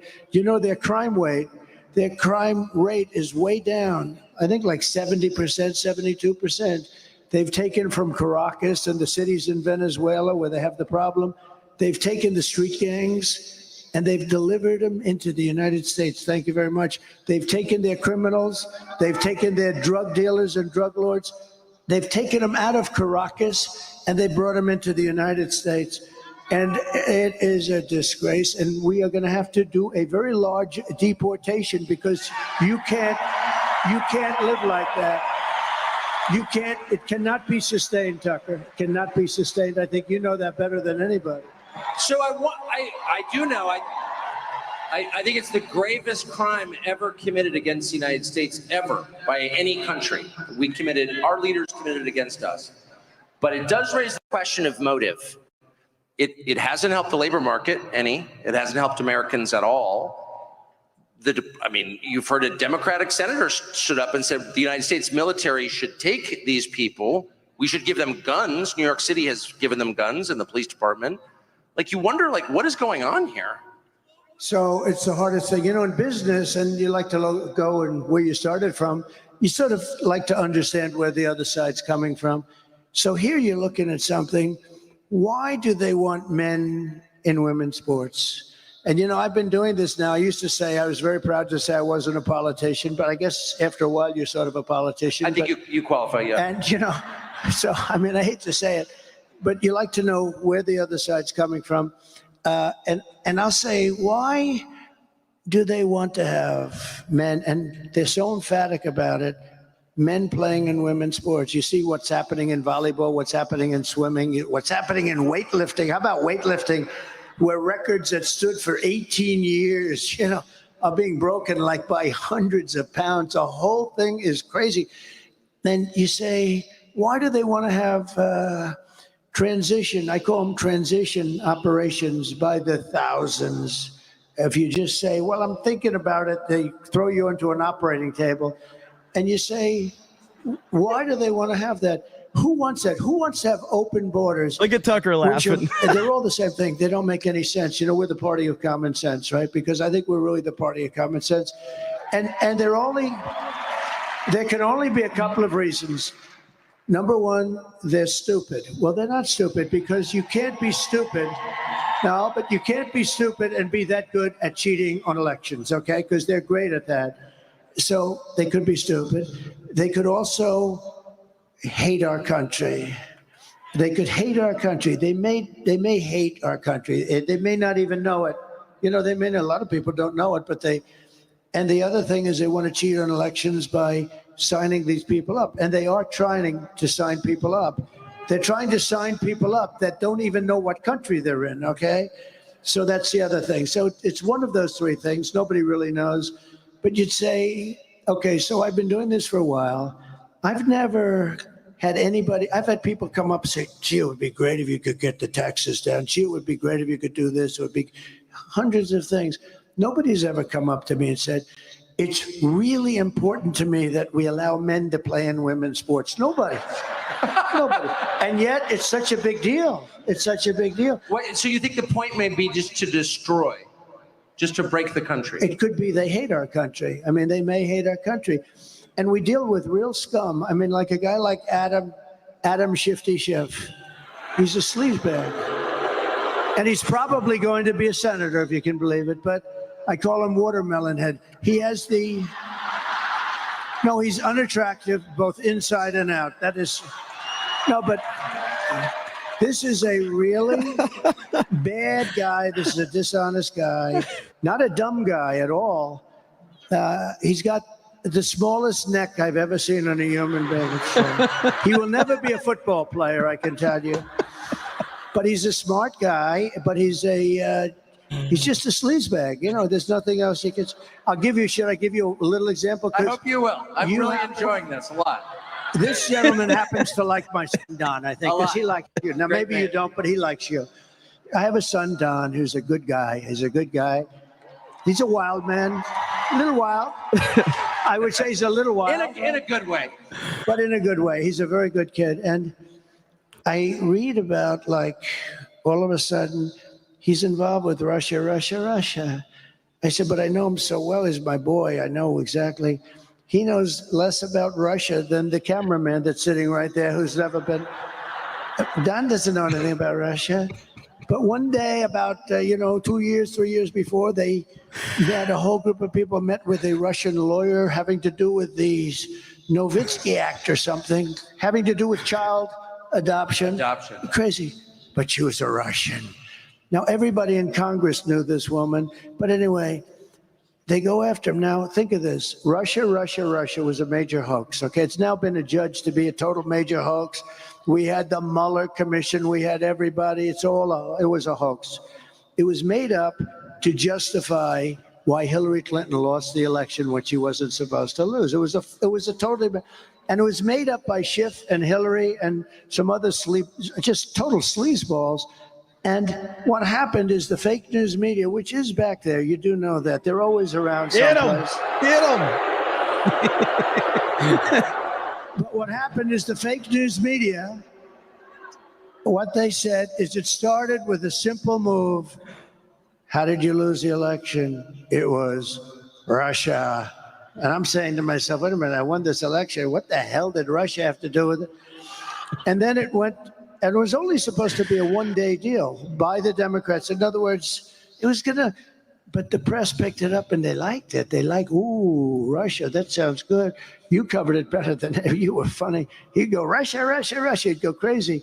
But it drove you crazy, didn't it? Because you knew it was such a hoax. So insane, and all these people I knew believed it. It was such a hoax. They actually tried starting it up about 2 months ago. Did you see? It flopped. And this time, the press just couldn't get away with it. I'll tell you about our lawsuit having to do with the Pulitzer. You know, we brought a lawsuit against, because they said the New York Times, Washington Post, they got the Pulitzer Prize for accurate and beautiful reporting on the Russia hoax, you know, the whole thing. And I sued them, and it's doing very well, by the way. I want the reporters to give back their awards because they were wrong. There were plenty of guys that were right, like you and Sean and there were plenty of guys that were right, but so I said, but here's the thing. So with Shifty Schiff, see, that's the weave. See, we start. You know about the weave, right? Start. As long as you come back to the right location. So what happens? You understand that? Yeah. Somebody said, does he ramble? I said, I don't ramble. I do the weave. I covered many, many subjects. And you always come back to the right. That's genius. There's a difference between rambling and genius. Okay. So now getting back to the point. So I have a son, Don, a good guy, knows nothing about Russia, that has zero. And they went through millions of phone calls. There wasn't one call to Russia, et cetera, et cetera. So Shifty Schiff, Adam Schiff, a real sleazebag. He's at an intelligence meeting, and he's not supposed to be talking, but wherever he goes, the press is out there standing because he's provocative or whatever the hell, or because they figure they'll get something bad on me, which is probably much more accurate. So Schiff comes out. Now think of this, how bad a person you have to be. I have a son, and I love my son. I love all my children. You love your children. I mean, there are a couple of people that, who doesn't love their children? There'll be about 20 people out there. But I have a son, and I love my son. And he's a good boy. He's a good guy. You know, Eric, you know, Barron. I love my kids. I have good kids. But I love my son. And Schiff goes out. Now think of this. It was him and Crooked Hillary and some other people. They conceived of this hoax. So they know it's a hoax. We ratioed the act, ma'am, again. We did it, not me. I can't do it without the people. We did it, baby. They know it's not real because it's a made-up story that they conceived. And, you know, they spied on my campaign, all this stuff. But they conceived of the story. So he knows the story is false. And yet he leaves an intelligence meeting, goes to the press, which is waiting outside, a lot of press, and he says something to the effect, Donald Trump Jr., the son of the President of the United States, will be going to jail. He will spend many years in prison for what he's done to our nation. And think of how bad you have to be. He just said that an innocent kid is going to go to prison on a story that's a bacocked story. It's a made-up story. And he said, my son, the president's son, is going to spend many years in prison. I called my son. I said, hey, Don, how's everything? Are you okay with this? He said, Dad, I don't know what they're talking about. He meant that. He said, I don't know what they're talking. I didn't want to get into it too much because I didn't want to make him nervous. And I said, well, you don't know anything about Russia, do you? He said, Dad, I don't know anything. I have nothing. I don't know what they're talking about. So think of this. It turned out the Mueller report, and I tell you, it was an amazing thing that happened because I had 18 radical left lunatics, and I had Mueller who didn't know where the hell he was, okay? You saw that in the hearings. But think of this. I had no chance. It was a stacked court, but I had an angel in that court. I had somebody that wouldn't allow them to do what some of the sleazebags that you know, and you know who they are. Somebody on that court, and I think I know the person, high quality person, and would not allow them to do what they would have loved to have done, is convict even though you're totally innocent, you didn't even know what the hell. So we were exonerated fully. There was no hoax. There was no anything. We were exonerated fully. But just think of it. Just think, and the Mueller report came out, and it was a complete exoneration. But here's a guy that made up a story that tried to put my son in prison for years. And he knew the story was false. They made it up. How bad a person do you have to be? And I heard the son of the President of the United States is going to jail, and he'll be there for many years on a story. Now, how would you feel if you're the kid? I mean, you're a young kid and you're hearing this crap. Just think of it. But how bad do you have to be? So you know it's fake because he made it up. And you know, he's a storyteller too. You know, he writes little bullshit stories. You know that, right? But I just think they're really, we have some, and you know, I talk about the enemy from within, and they do have, they're the greatest con people in the world. Oh, they talk about how dare, that's a threat to democracy. They're the threat to democracy. You know, the amazing thing is where they say, he wants to become elected and he wants to put people in jail. How terrible. That's what they've been trying to do to me for 4 years. And I should say that your son, Don, had 5 small children. Can you imagine threatening a man with 5 kids with prison for a crime he didn't commit? So you said that you were saved in the end by an angel. How have your views about God changed in the last 8 years, and particularly after getting shot? Well, look, I've always been a believer, but I wouldn't say, you know, there's a certain pastor, Robert Jeffress, and I didn't know, his name is Robert Jeffress, nice guy from Texas. And he said, you know, Trump may not be the best Christian of all, but he's the only one going to take us to the promised land because he's the best leader and he's the toughest guy and he's going to be able to get us through this crazy life. And he was a big supporter. And now I have unbelievable evangelical and Christian support because I've done a great job for them and we're together. But he said he may not know the Bible quite as well as other people are supposed to. But, he also did something. They picked Ronald Reagan over Jimmy Carter a long time ago. They said he wasn't quite as religious, but he's the guy that's going to get the job done. And I did a great job with a lot of things having to do with saving religion because these people want to put religion out of business. These people are, they go crazy when I say the enemy from within. And I said, look, we have China, we have Russia, we have Kim Jong-un, North Korea. We have a lot of people out there. But if you have a smart president, I had a great relationship with President Xi until the China virus came in. And that was a bridge too far, but we'll have a very good relationship. And there's reasons for them to want to like us. There's big reasons. But if you have a smart president who wants that kind of smart, meaning with people, if you have a smart president, somebody that knows what's happening, you're going to be fine. But, we do have an enemy from within. We have some very bad people. And those people are also very dangerous. They would like to take down our country. They'd like to have our country be a nice communist country or a fascist in any way they can. And we have to be careful of that. But they're the greatest con artists in the world because as soon as I said an enemy from within, they said, he's saying an enemy from within. These are sick puppies, I'm telling you. Well, I got to say, just objectively, I noticed that the second you left and Biden came in, we didn't have any more Antifa riots, which makes me wonder how is Antifa not the militia of the Democratic Party? Yeah, but you did have a lot of riots and you have a lot of people being hurt in a different way. You have a lot of people being hurt very, very badly. We stopped.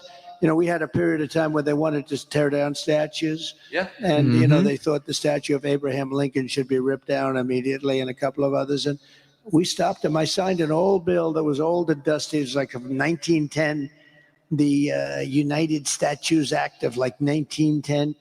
It said that if you tear down a statue or even get near it, if you don't want it, if up to the president, you go to jail for 10 years.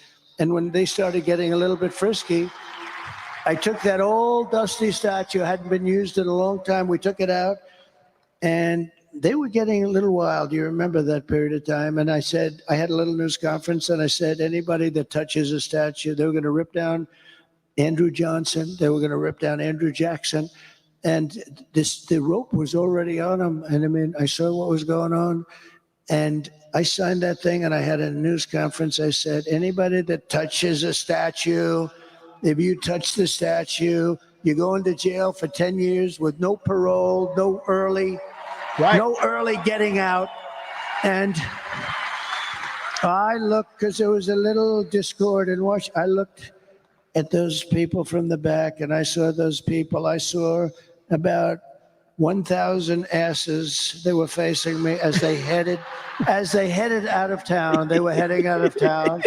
And we never heard from them again until recently, when you had, about 2 months ago, you had some horrible riots in Washington, D.C., where they took spray paint and they sprayed the limestone lions and they burned the American flags badly. And, I'd like to see anybody that burns the American flag 1 year in jail. I really believe that. You mentioned the enemy within. It's pretty clear, well, it's not clear, it's a fact that the CIA and the FBI, which are absolutely not allowed by law to have any influence in American politics, because that's the end of democracy, both of them and a bunch of other intel agencies worked against you on behalf of the Democratic Party from the minute you got elected in 2016. And they're still doing it. They're working against you now. What will you do about that? So one thing I've learned in Washington, it's all people. You got to get the right people. So when I got elected, I was only, according to the fake news, which I think in this case it wasn't fake, they said I was here 17 times during the course of my life and I never stayed over. So I wasn't a Washington person. I was a New York person. I knew New York, but I didn't know Washington. And all of a sudden, I'm the president of the United States. I'm saying, and I didn't know anybody. I said, hello, anybody? Does anybody would like to have dinner or something? But so I had to rely on rhinos and good people too.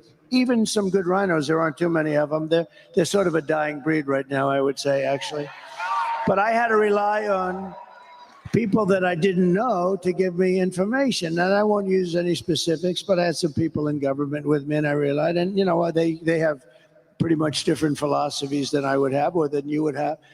And for the most part, we had great people. I mean, we had great trade people. I had great military people. I had the real military, not the millies who's they're stupid people. Some of these people, by the way, every one of those people having to do with Afghanistan should be fired immediately. Every general should be fired immediately.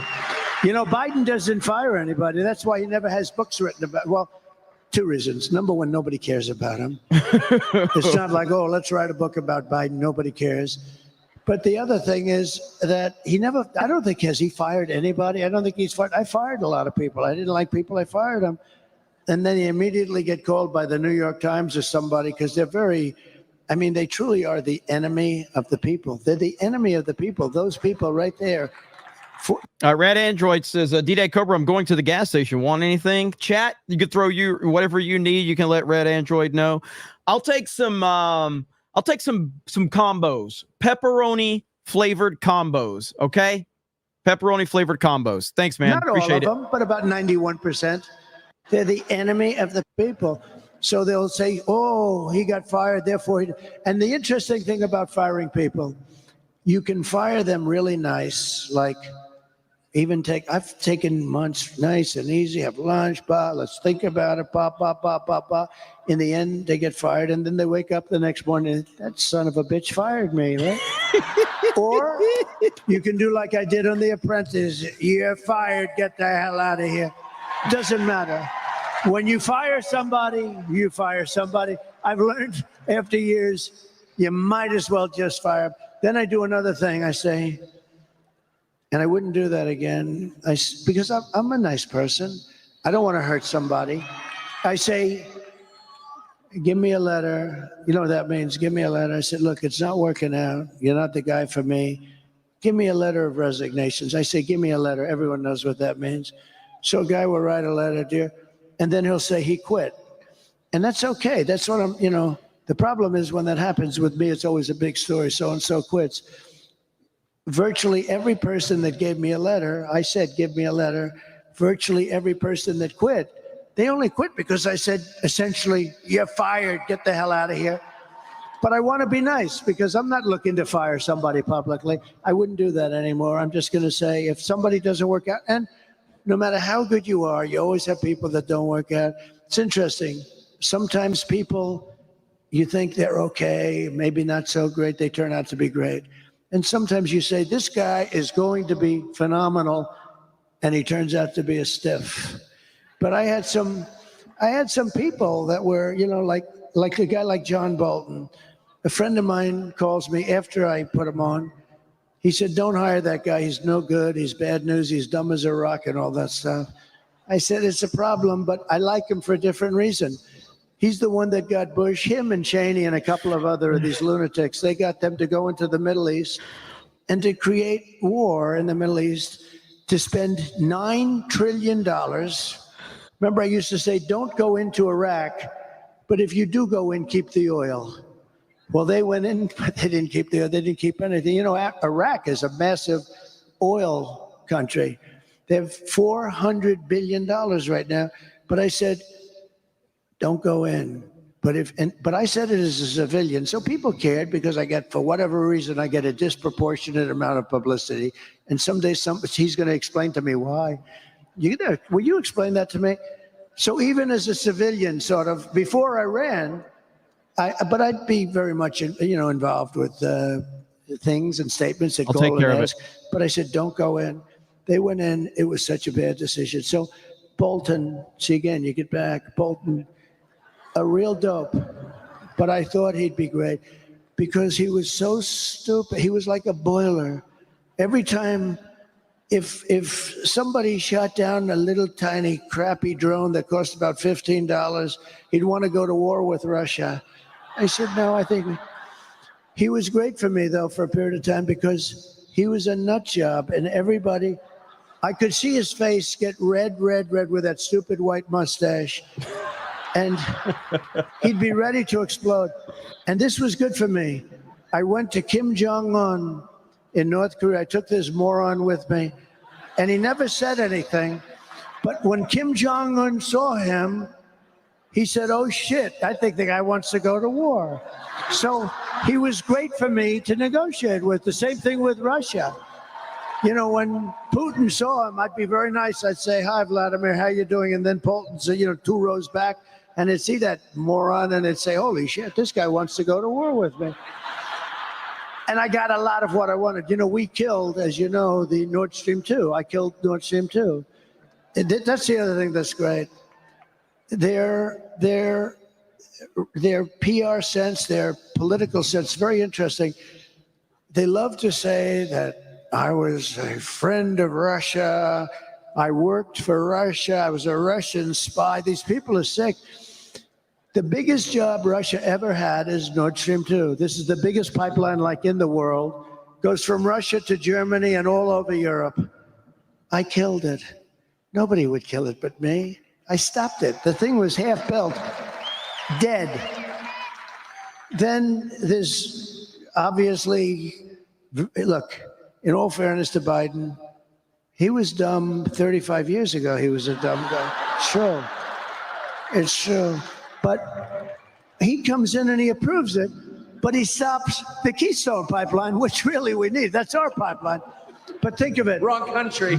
Yeah, but think of it. It's rough. It's rough stuff. He stopped. I said, wait a minute, it's supposed to be the other way. Let Keystone go, but stop the Russian pipeline.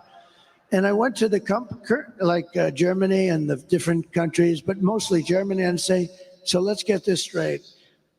We're helping you and guarding you from Russia, but you're paying Russia billions of dollars a month for oil. How's that working? That's not working, dude. I mean, the whole concept. Anyway, I stopped it. And then I keep reading stories that, oh, I was a puppet for Russia. Putin actually said to me, if you're a puppet now, I'd hate to see if you were angry, because this was the biggest economic job. This was the most important thing that they probably had ever done, and I stopped it.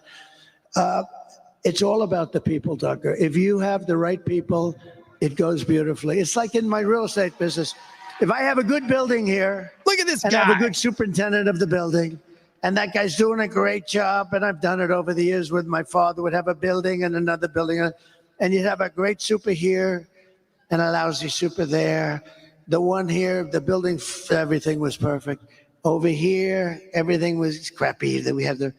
So now I say, let's take this super, move them over here. It worked beautifully for there, but not for there, because now all of a sudden that one doesn't. It's all about the people. You gotta put the people in. And if I have any complaint about myself, and I don't really blame myself, because in all fairness, I became president of the United States, and I never did this stuff before. It's pretty good. I never did it before. Sorry, Harley, I didn't see I your was 20. driving down Pennsylvania Avenue with Melania, the new first lady, who's great. People love her. She's got the #1 selling book. Tucker, she's got the number. Melania right now has the #1 selling. Go out and buy it. It's a great book. It really is. But think. So I had never done it before, and I do it. We had 18 people, including me. We had debates, and all of a sudden we had 17, 16, 15, and they started disappearing. And a lot of people thought I was doing it just for fun. You did. I think Tucker did too. He thought I was having a good time. I was actually having a good time. But all of a sudden, did you notice they started to disappear? Then you have 10 people. And then, you had low energy people. You had a lot of interesting people. And then I came up with nicknames for everybody. And for the most part, they were extremely destructive, right? We had some beauties. We had some like Pocahontas because I don't use my Republican names anymore because I'm friendly with all those guys. We retired those names. But all of a sudden they start. And then we get down to 10. So now 8 are gone. And we're down to 10. Remember, we needed 2 stages because there were so many. I said, we have the children's stage and then we have the grown-up stage. And it was all based on the numbers, the ratings, the numbers, your popularity, how you're doing. So there were 10, there were 8, there were 5, there were 4, 3, 2, 1, right? And all of a sudden, I'm the nominee. And everyone thought I didn't want to be, but I did want to be. Don't let them tell you that. They said, he didn't, all these geniuses, they said, he didn't really want to win. He's extremely upset that he would, no. If you're going to play, win, some people were surprised. But you heard that I didn't want to win. Yeah. And I was miserable that I won. No, that's a false story. That's their own misinformation, a term I use a lot, and now they use it all over. I always say misinformation, disinformation, and now everybody says that, so I don't use it anymore. But what happens is I end up being the nominee, and then I watch the other side, Bernie Sanders and Crooked Hillary go at it, and it's Crooked Hillary. And all of a sudden, I'm fighting against Crooked Hillary Clinton, who's a smart woman, much smarter than Kamala, but doesn't lie as much. Hillary was a liar, a horrible scoundrel, but this one lies so much. And she's a low IQ individual. She doesn't even know she's lying, I'm telling you. This is not what you want for your president. That has nothing to do with me. This is not what you want. She's a very low IQ individual. She's dumb as a rock, and you can't have that. You can't have that. We love our country too much. You can't have it. We just went through 4 years of it. You can't have it anymore. A country can only take so much. And then I won. And so the point is that I never did it before, right? I'm president of the United States, and I was never even a politician before. And I picked some great people, Lighthizer in trade, and we had a lot of great people. But what's interesting is it's all about the people. You got to have the right people. When you ran in 2016, the leaders and heroes of the Republican Party were the Bush and Cheney families. And is it weird for you to see Liz Cheney, that'd be Dick Cheney's repulsive little daughter, running against you with Kamala Harris? Well, I think it hurts Kamala a lot, actually.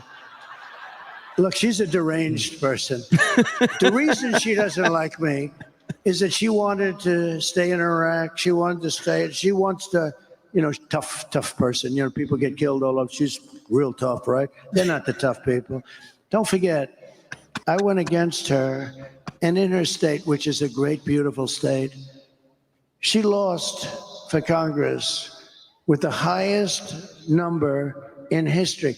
There has never been a congressperson that lost by almost 40 points. And the reason is because if they were ever in that situation, they'd quit. And she lost. She was beaten by a tremendous person, actually, tremendous, that I back fully. But the reason she couldn't stand me is that she always wanted to go to war with people. I don't want to go to war. She wanted to stay in Syria. I took them out. She wanted to stay in Iraq. I took them out. I mean, if it were up to her, we'd be in 50 different countries. And number one, it's very dangerous. Number two, a lot of people get killed. And number three, it's very, very expensive. That's why we owe $36 trillion. We go, it used to be you go to war to the victor belong the spoils, right? In other words, if you beat a country, you own that country, you take the oil. We go to war, we bomb the crap out of it, then we leave. It's almost like, what are we doing? What's going on? We bombed the whole Middle East, and then we left. What did we get? We got nothing. We destroyed. We bombed the hell out of everything. When they took out Iraq for 1,000 years with different names, you had Iran and Iraq, similar powers. They were the two big ones. And for 1,000 years, they would fight each other this way, this way, this way, then they'd rest. This way, then they'd rest. They were a self-check. Then one day we go in and bomb the hell out of one. We destroy one. And then all of a sudden, Iran has the whole Middle East to itself. And by the way, right now, Iran has Iraq. Iraq is like a subsidiary of Iran, all right? We did so many bad moves, and her father was it. Her father was, I was very critical of her father for years. I'd never met him, But I'd say anybody that went into the Middle East I thought was stupid. And they say, convinced Bush. Bush, oh, he was another beauty.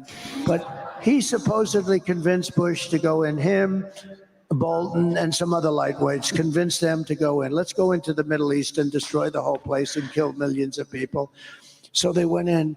But I was never a fan of Cheney. I was always very critical. And when I announced that, I was very critical, actually, not personally, but I said, he made a horrible mistake. What are these people doing? We spent 9 trillion with a T, not even with a B. Normally I say not million, billion, but now I say not billion, trillion. We spent $9 trillion bombing the hell out of the Middle East. And what the hell did we get other than lots of dead people, including our people? We got nothing. So I was very critical of him. And then I announced I was running, and I was shocked that he was one of the first people. He endorsed me immediately. I said, that's amazing. But he had something that was very interesting. He had Scooter Libby. I mean, these are little stories that are interesting. Scooter Libby was a man that could have done great destruction to Bush, and they left him behind. He was given to the prosecutors. They prosecuted him rather violently, and he was almost like a sacrificial lamb. And as somebody that knows a lot about what's happening, I said, you know, if I were ever president, I'd do something with that guy. That guy got treated very badly, Scooter Libby. And when I became president, I actually called Dick Cheney. I said, let me ask you about Scooter Libby. He was best friends. He was begging Bush to give Scooter Libby a pardon, but Bush didn't have the courage to do it. You know, it takes courage to give a pardon.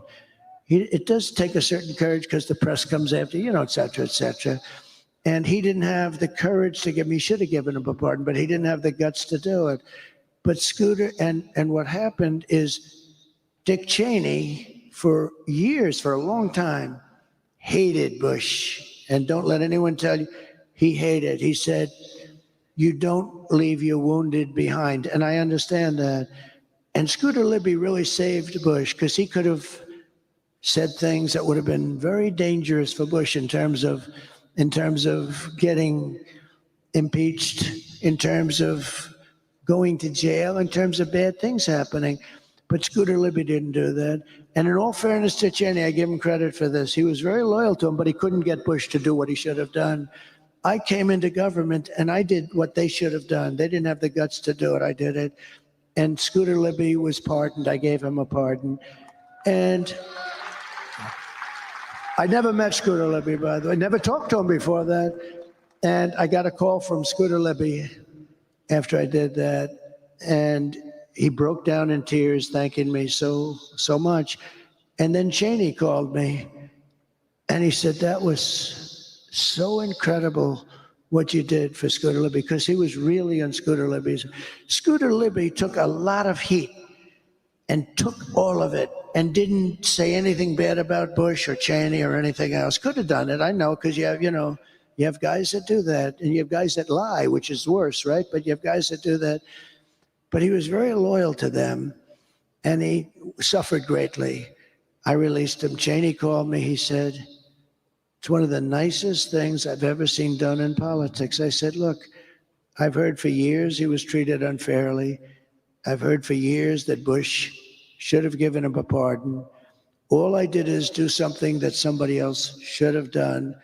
And Cheney was he said, I really want to thank you. He said, now I'm so glad that I actually endorsed you. It's amazing, but that you would do this. And I didn't speak to him about it. But then, go a couple of years forward or go now. And I don't blame him for sticking with his daughter, but his daughter is a very dumb individual, very dumb. She's a radical war hawk. Let's put her with a rifle standing there with 9 barrels shooting at her, okay? Let's see how she feels about it. When the guns are trained in her face. Holy they're all war hawks when they're sitting in Washington in a nice building saying, oh, gee, let's send 10,000 troops right into the mouth of the enemy. but she's a stupid person. And I'd have meetings with a lot of people, and she always wanted to go to war with people. So whether it's her, whether it's Dick, I was surprised a little bit with Dick Cheney. I didn't know him at all. I only had essentially the 1 or 2 phone calls, and it was only a call saying, thank you very much for doing that for Scooter Libby. That was nice. And Scooter Libby, by the way, was beyond that. He couldn't believe that it happened. Nobody would do it. They should have done that for him years before. But I was a little surprised because I actually thought that Dick Cheney would go with me over his daughter, and he didn't. And you know what? I understand it. It's your daughter, and you go. But she's a bad person. One other thing, they had the J6 committee, and I say this for the fake news back there. They learned a lot of phony things like that. I took on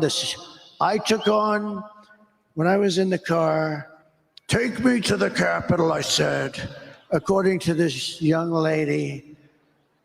And then they said, sure, we won't do that. Well, number one, if I said it, they do it. But I had 2 people, Secret Service guys, both extremely rough guys. One was like a karate champion. One was a weightlifter. You see how Tucker's just letting him go. I grabbed the one by the neck. And when I was rebuffed, I went over to the other one. And I grabbed him in a chokehold or something. And actually, no, but how ridiculous, okay? It's just not my thing. Hey, we can be tough, but it's not my thing. I wouldn't do it. I said, actually, can we go down to the Capitol? They said, sir, it's better if we don't. This was before anyone knew there was a problem because there's a lot of people and it's going to be tough. Probably not. And, you know, we had more people than I've ever seen up at the ellipse up on top. And a small group went down to the Capitol. But I said, can you take? They said, sir, it's really a little bit tough. I said, that's okay. Whatever you think is, she had me grabbing the one around the neck and being rebuffed. And then I grabbed the other one. And I know them both very well. Bobby. I know Bobby wins, Bobby. And they're good. And they're good guys too, but they're tough guys. I think they probably could have rebuffed me. I'm a little bit older. But friends of mine love the story. They said, leave the story. You sound like the toughest dude around. It's a great story. But it was totally made up. It was all made up. But here's the end result. The J6 committee, they call it the J6 Select Committee, like select. They're not select, they're scum. So what happens, take a look at them. They're all political hacks. But here's the thing that bothers me. They found out all this stuff was untrue. They found out her story was untrue. The 2 guys in the car testified. It's ridiculous, they said. It is ridiculous. Can you imagine? They also, I think, said it was the Beast, and it wasn't. It was one of the other ones. But you can't even get your hands through. But to think that I would be taking on 2 nice young guys simultaneously. All right, Sam, I'm ripping one and ripping the other. They're crazy. And then I went back to the White House, which I love. And I started throwing hamburgers all over the place. Okay. Finish the story. It says, what happened is terrible. They went 1.5 years, and Kevin McCarthy, who's a very nice man, he made a mistake because we wanted Jim Banks and Jim Jordan on the committee. And so there'd be like 8 to 7 or something. And called me on this. He said they didn't want Jim Jordan. He's a fighter. They didn't want Jim Banks. He's a fighter. And so Kevin said, we don't want anybody on the committee. We think this committee's a sham. And I understood that was good for a day. But for the 2.5 years, we had nobody to fight for us. In other words, we had a committee. You know who was representing us on the committee?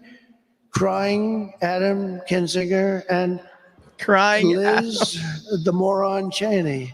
That was who was on the committee. So these were the 2 Republicans. Kinzinger, who let was him cook. A total whack job, and Cheney, who was worse than him. This was so they talk about it was a bipartisan, they call it a bipartisan commission.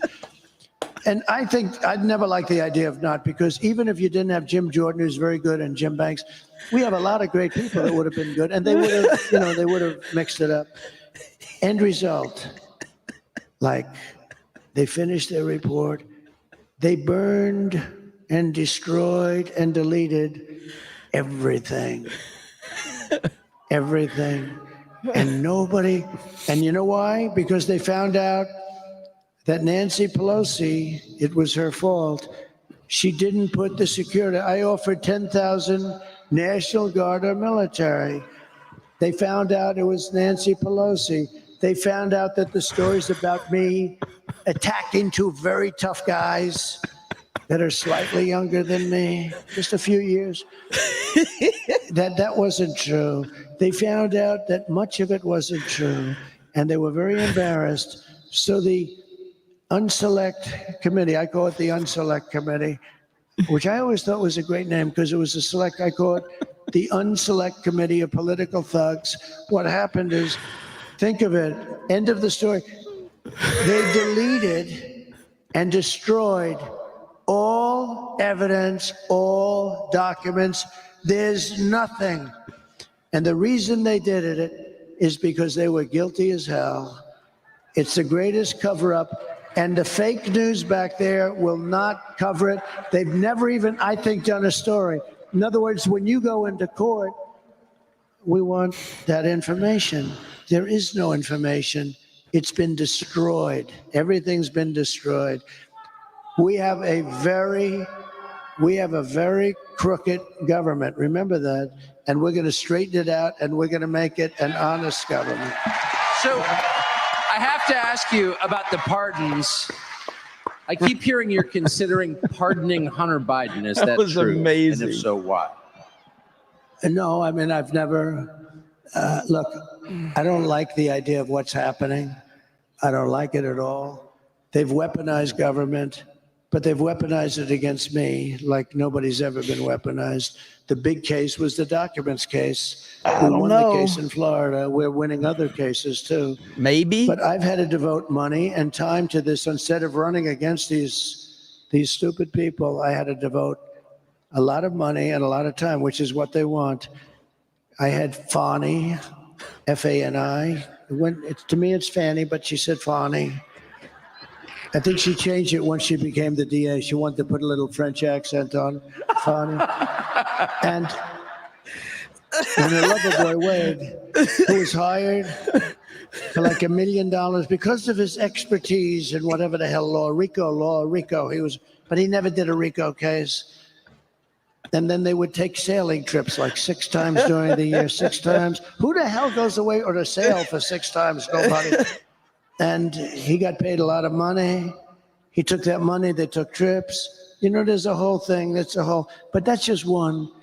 They totally controlled it. They control the Manhattan DA's office. They had their man in the Manhattan DA's office. He was there. They put a man in the Manhattan. They put a man into the Letitia James office. They had a guy running the whole thing. It's all run out of Washington. They went after, in the Attorney General's office, they had people. But think of it. They went after their political opponent. That's never happened to any great extent. Maybe a little bit someplace, I don't know. Nobody knows of it. But it's never happened to any great extent in this country. It happens in banana republics a lot, and it happens in third world countries, but it's never happened. They went after their political opponent. So it's hard to believe that I'm winning, it seems, by a lot. If they don't cheat too much, you know, we found a lot of things over the last 3 days. You've seen that. We found a lot of votes, and in a certain county, in York County, Lancaster County, you know, we found a lot of bad votes. There were 2,600 votes that happened to be written by the same pen, same hand, same signature, same everything. Maybe there's an explanation for that. 2,600 votes. But we found a lot of stuff, but we're seeing to work it out. But think of it. It's hard to believe that I'm winning the election by a lot. Now, we got to keep the cheating down. We got to keep their cheating. I love you too, darling. Thank you. We got to keep their cheating down. But think of this, with all I've been through, with these animals coming and what they've done to this country, how they've hurt this country between the borders and between the weaponization. And think of it, I'm leading by a lot. I'm leading in every single swing state with all of the stuff they've done, where I've spent millions of dollars. I've spent millions of dollars on legal fees. Half of my time is taken up by this. They can campaign. Half of my time is taken up. And they're the dishonest ones. They flip it. They're the dishonest ones. But it's hard to believe. I said to somebody last night, can you believe the numbers came out last night? I'm really leading by quite a bit. Now, a lot of things can happen. Who knows? It flips, maybe. I don't know. But I'm leading by a lot. They said, can you believe I'm leading by a lot, and what they've done to me, that I'm leading at all, that I'm even living, is almost hard to believe. These are bad people. So you've expanded and changed the Republican Party. And one of the amazing things that I have learned is that Republican voters really care about issues I didn't realize they cared about, like clean air, clean soil, clean food. You've won somehow the full-throated endorsement of Bobby Kennedy, lifelong Democrat, who's now like a full-time surrogate for you. He's a very, very good man too, by the way. So what's that going to look like after you get elected? Well, you know, I feel interesting about this kind of stuff. I like to, number one, get elected. I hate to talk to stuff. A lot of people, they set up, I know that even when I ran, Hillary had an office set up where they were interviewing all the, I don't want to do that. I want to get elected first, and then we'll cram a little bit. But, you know, I don't like doing it. No, I remember she set up this big office. They're interviewing people for jobs. And actually, you're supposed to do it. But I want to win. I want to win in 5 days from now. It's almost 4 days from now, right? In 5 days from now, when we have a victory, we're going to have the best people. Here's the one difference, one big difference between now and 2016. I know Washington and the people through testing, real testing, better than probably any human being that's ever hired people. So I went from not knowing anybody and having to rely on, in all fairness, Mike Pence and many other people. I had Mike Pence and I had others, and they would recommend people. Sloppy Chris Christie recommended some people. And I wouldn't have used him had I known, but you rely on people. And by the way, you know, I hate talking about this because we had mostly great people. Think of it. We had the greatest economy in the history of our country. We rebuilt the entire U.S. military. We defeated ISIS, and we had no wars. We cut more regulations than anybody in the history of the country times 5. And, you know, but we had the best economy in the history of our country. I took in billions and billions of dollars in taxes and tariffs from China. I mean, we had an unbelievably successful administration. We were energy independent. We didn't need anybody's energy. We had so much oil, we didn't know what to do with it. And now take a look. 4 years ago, we were energy independent. Think of it. And today we're taking tar from Venezuela. You know, they don't really have oil, they have tar. You have to heat the hell out of it. Costs you more to heat it than it does to sell it. But we are going to Venezuela. Think of it. Venezuela was like the enemy. We are now giving, you know, I got a kick a month ago, you saw it. They foreclosed on his plane, but they give him billions of dollars. I said, that's okay. He's going to buy a much better plane with the money we give him, right? But we go to Venezuela for oil. We were energy independent. We have more liquid gold, that's oil and gas, under our feet than Saudi Arabia, than Russia. And we were going to be not only energy independent, within 6 months, we were going to be energy dominant. We started off at number 4. And when I left, 4 years later, we were number 1. We were much better and bigger than Russia or Saudi Arabia. Think of that. But we were going to be triple the size of both. and we were going to supply it to Europe. We were going to supply it to Asia, all over the world. We were going to supply. We would have made a fortune. But then we had a little mishap with the election where I got more votes than any sitting president in the history of our country. You do know that. More than any sitting president. The only one that supposedly got more votes, and I wouldn't believe it, was Sleepy Joe Biden, who campaigned brilliantly from his basement. People had no interest in this guy, but he got more votes than anybody in the history of the United States of America.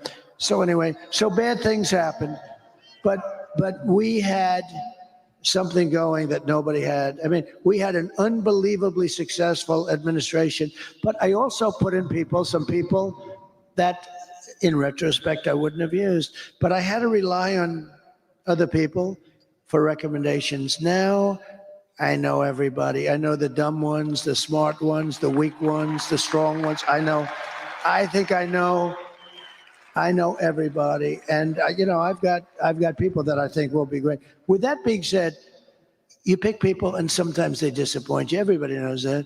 And then you pick people, and sometimes they turn out to be better than you thought. But for the most part, I tell you what, I think we have some incredible people in Washington. We really do. We have some great people, and I now know, I believe, for the most part, I know who those people are. Do you think Bobby Kennedy and Elon Musk will be influential figures, without being specific about what those roles will be? They better be in your administration. Yeah, I do. I think so. Look, Bobby, let's talk two of them. Elon's so good. You know where he is right now? He's in Pennsylvania campaigning for me. Elon, that rocket ship, right? No, it's so great. He docked that big monster, 22 stories. I thought the sucker was going to be dead. It's a very crazy story. I mean, I saw it coming in on television. I was talking to I told the story tonight, but I thought it was I'm talking to this very important guy, not as important as Tucker, but important, a big shot. Somebody everybody would know. Talking to him, I'm bored, stiff. He's a boring guy. Oh, who is he? So anyway, no, I'm talking to this very big shot, important guy, and I have the television muted. This thing's going on. The whole thing was really boring. Then I see this monster thing coming down. I see fire all over, fire left, right, and I'm looking. I'm saying, "Hey, could you hold it a minute?" Yeah, sure. I said, yeah, I just want to see something. I put the phone down. I sort of forgot, and I didn't pick him up for like 50 minutes. And 5-0. And you know what? Because of the fact that I was president, and I very well might be president again, he held on the whole time. Can you believe it?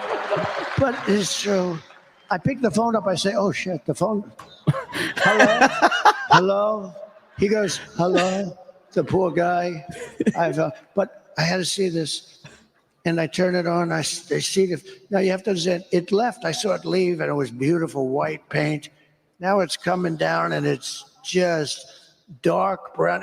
It's coming down at 10,000 miles an hour or something. I think it's 10,000. It's coming down at levels of speed that nobody ever even conceived of, and it's all burned and where it's rough. But it's coming, and now it's turned around. It turns around, and you have the gantry, the big, beautiful gantry, and it's coming, and it's going to, I said, oh, it's going to crash because you see at that bottom, this section right here, that sucker's, oh, I'm going, come on, baby. Come on. And I didn't know, actually, if I'm watching a science fiction movie or am I watching the news, I didn't know what the hell I'm watching. But I see this thing coming down, and all of a sudden it's going into the big steel gantry up here. It goes to things like 20 stories tall too. It's going to crash. I said, oh shit, it's going to crash. Coming down. And the lower section, right, it's coming right, it's ready. And then all of a sudden, whoa, fire, flames come pouring out of the lower section. It's jets, and they're pushing it over right here. And then it comes down. And I'm saying, I mean, Is that the coolest thing you've ever seen, right? Is that the coolest? If you don't think I want a guy like that working for us, so, we've got to cherish our brilliant people. They don't treat him right. We've got to cherish our brilliant people because we don't have too many of them. Nobody does. Absolutely. Nobody does. So, Elon, talk Elon first. Elon wants to, by the way, I'm having a great time up here. Are you having a good time? Is he the greatest interviewer? He asked me one little question. I talked for 20 minutes, and they're going to say he's better than Larry King at his prime, right? Easy job. Is that the greatest? You're an easy interview. He is great at what he does. There's few like him, I will tell you that. So with Elon, here's a theory, and he's right, that there's unbelievable waste and fraud. Like I saved much more than $1 billion when I came into the White House in one day when I said I'm not going to pay that much to Boeing for Air Force One. And they ended up taking much more than $1 billion off the price. It took about a couple of weeks, saying I'm not buying it. No, I don't want it. But there's a plane that you're saving much more than $1 billion. And you've got thousands of things like that. Not as much, and in some cases, much more. They're building an aircraft carrier, the Gerald Ford. The thing came in at $20 billion for a boat, $20 billion. And it doesn't work because they decided to use electric catapults that throws the planes off instead of steam. They decided to go electric. Why are they people that going all electric? By the way, I'd end the electric mandate on cars day one. You should have electric, but you got to have gasoline. You got to have everything. That'll come off on day one. Many things will be done on day one. Your head will spin when you see what's going to happen, the stupidity. But what I like about Elon, Elon's a great cost cutter. And Elon thinks he can cut the costs of our government by $2 trillion. Think of it. That's the entire deficit, because it's now at a level. By the way, we have the biggest deficit we've ever had under this stupid group of people. But he thinks he can cut $2 trillion without affecting anybody, just through, and I think he can do that. I do. I believe that. And that's really what he wants to do. He doesn't want to work. He doesn't want to become a secretary of something. I'd love to have him, to be honest with you. But he doesn't want to. He's doing a couple of other things, like rocket ships. He sends, Tucker, he sends 92% of the rockets that go up are his rockets. Think of that. Russia, China, and us, 92% are him. And he's the only one. I asked him, I said, are you the only one that can do that? He's the only one that can land it like that. And he said it'll be years before they can do it. He's a great guy. He wants to cut costs. That's what he wants to do. He wants to save the country. He said that if Trump doesn't get elected, the country is finished because, he understands me. And I understand. I got to know him a little bit in the White House, but much more so over the last few months. He endorsed me. He gave me an endorsement that was so beautiful. He said, if Trump doesn't win, I think this country is finished. He's worried about the country. He's worried about it.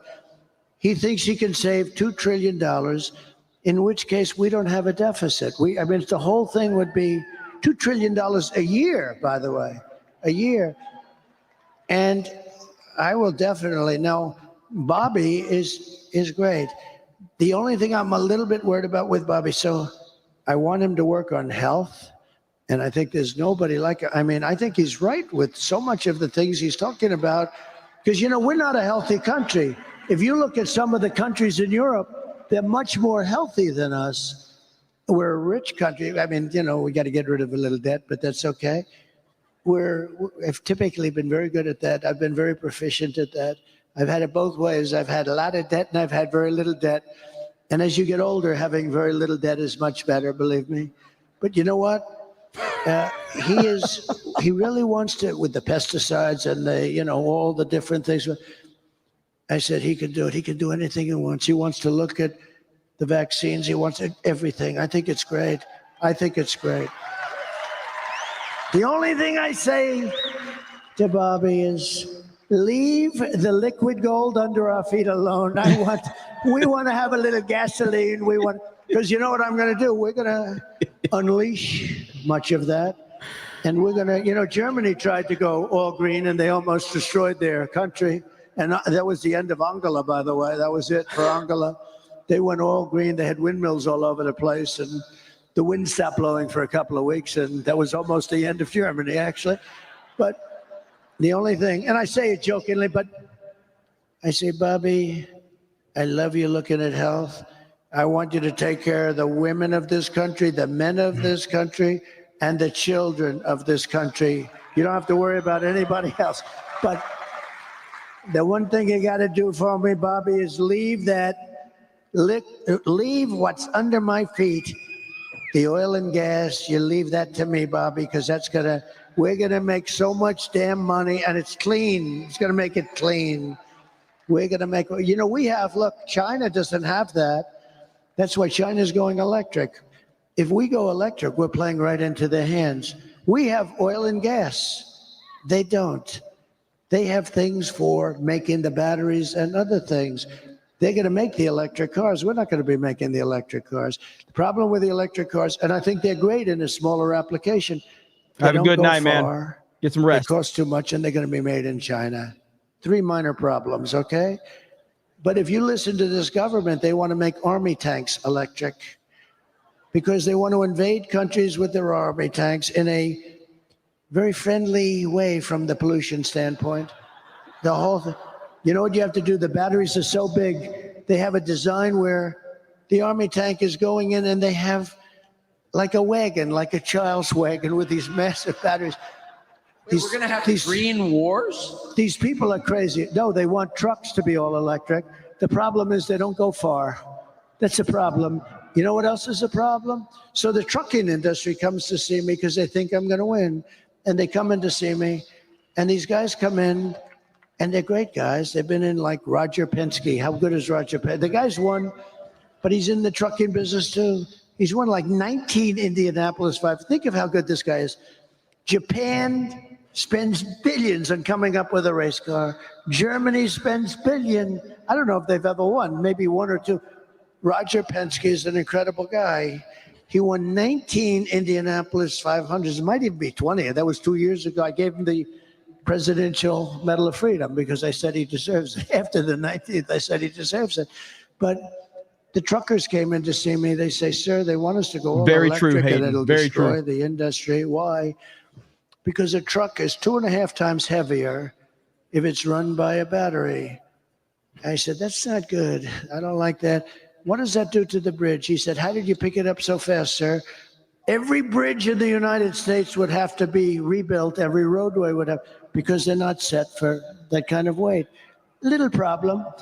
They don't go far, right? They only go. I said, how many times would you, New York to LA, how many times would you have to stop? 6 times, sir, 6. How many times would you have to stop if you loaded up with diesel fuel? We wouldn't have to stop at all, and we can come back a little bit of a ways too. I said, that's a problem. They have a lot of problems, right? Another problem is the battery is much bigger than the tanks of diesel. So it would take a lot of their payload out. I said, have you explained this to the government? Yes. What do they say? We don't care. We want all electric. I mean, these are problems that fairly short term are absolutely insurmountable, but the government is pushing them anyway. So we have to bring common sense back to our country. We have to have borders. We have to have fair elections. We shouldn't be worried about how they're stealing in Pennsylvania and we should have fair elections. We should have one-day elections, all paper ballots, voter ID, and we're finished. Yes. Yes. So I know you've been up. Your schedule is, and this is not a talking point, your schedule is beyond belief. And I know you've been working since 6 a.m. this morning. I don't even know what time it is or what time zone we're in. So this is my last question to you. But after almost 10 years of doing this, going around the country, speaking to huge audiences, almost a decade, you're 4 days from, that's it. How do you, are you sad about that? How do you feel? So, we have these rallies, and It's nice to have a president that doesn't need a teleprompter. Isn't it really nice? And because you can't have successful rallies if you read it all. They were, wah. Everybody would pick up. And we have we're the greatest rallies. Even look at this crowd, although I would assume they're here for Tucker, mostly Tucker. Look at this crowd of people you have here. This is not a normal, this isn't normal. Some people too. No, this isn't a normal situation. I mean, what the hell time is it? And you go back, this is a monster building. I don't know how many people you have here, but you also have a lot of people outside. When we were driving up, there are thousands of people outside. So I was making a couple of days ago, and I said something that I've never said. I said, you know, I've been doing this for 9 years, and you've been with me. This is the greatest political movement in history, by far. Yep. By far. It's MAGA. It's called Make America Great Again. I'm going to be nice to him. When our president, when our slightly off, I mean, look at the way he performed in the debate. They should have never taken it away from him. Look at the way he performed. He was brilliant. Okay. So, but they knew that a long time ago, okay? And she knew that too. And our country's in danger. We're dealing with Kim Jong-un. We're dealing with we're dealing, by the way, with unbelievably smart, talented, vicious people that are at the top of their game. And we're dealing with people that, number one, aren't smart. They never were. They never were. She wasn't. She was a bad student. She couldn't pass her damn law exam, okay? She wasn't smart, and he was definitely not smart. And we're dealing with other people that are at the absolute top of the poll, and we can't do that. That's The weave is happening right now. Have let us know. But I was talking, and I said, we've been doing this together for 9 years. You know, we love these people. The people are so great. There was like a sea of red, the red hat. And I said, we've been doing this together for 9 years because, you know, a year before I started, in terms of before we won, almost a year anyway. And I said, you know what? It's sad in a way because there's never been rallies like this. When that sleazebag said during the debate, she said, oh, your rallies aren't well attended and people leave. They don't leave, and they're really well intended. We can't get places big enough. And then I said, no, you know, the rallies are the biggest in history. We never haven't, just like this is a part of a rally. We never had an empty seat, and nobody leaves early. And you know what? If I saw people leaving, you know what I'd do? Ladies and gentlemen, we're going to make America great again. Goodbye, everybody. And everybody would be happy. Nobody would leave. But we don't have to do that. Nobody leaves. It's a love fest. It's never happened before. This has never happened before. He's a big fan of Ronald Reagan, so am I. But if Ronald Reagan, let's say, went to New Mexico like I did today, we probably had 25,000 people standing in an airport early in the morning today. But we have massive crowds. Look, we had 107,000 people in New Jersey. We had 101,000 people in Butler just a few weeks ago, right? We had 114,000 people in California a month ago, right? 114,000. The owner said the person that has the land, a nice guy, he said, you get bigger crowds than these guys that play guitars. And I don't have a guitar. So this has been a love fest. But I said, and I meant it too, I said, you know, we've done this for 9 years, and it's sad. I never thought of it, actually. It'll never happen. It'll never happen again. It's never going to happen again. In 4 years, somebody's going to be running. Could be JD. It could be this one. By the way, he's doing a good job. The best. He's doing a good job, but it could be JD, and he'll have competition no matter what. But when you have a rally, they're going to have 250 or 300 people. If Ronald Reagan came back from the dead at the height of Ronald Reagan, if he went to California to have a rally, he'd have 250, 300 people in a ballroom someplace. We have 50, 60, 70, 80, 100,000 people. And in all fairness, we're late. I don't know. I have no idea. I've been doing this all day. I have no idea what time it is, but I know it's not exactly prime time for doing this stuff. And you look up into the rafters of this massive building and there's no empty seat. There's no anything. It's by the way, and for whatever reason, I can't explain the reason, but it'll never happen again. And there'll be somebody running, and he'll be the hot one next year, and he'll come here, and he'll go there, and he'll have 200-300 people. That's what it's going to be. My consultants was telling me that. Said, we've consulted for 25 years. If we'd have 300 people, we were thrilled. If we'd have 200 people, we were thrilled. And you have like 30, 40, 50, 60. In South Carolina, we had 88,000 people. In Alabama, we had 68,000 people. It's an amazing phenomenon. And I'm not giving myself, it's just, I'm giving you the credit.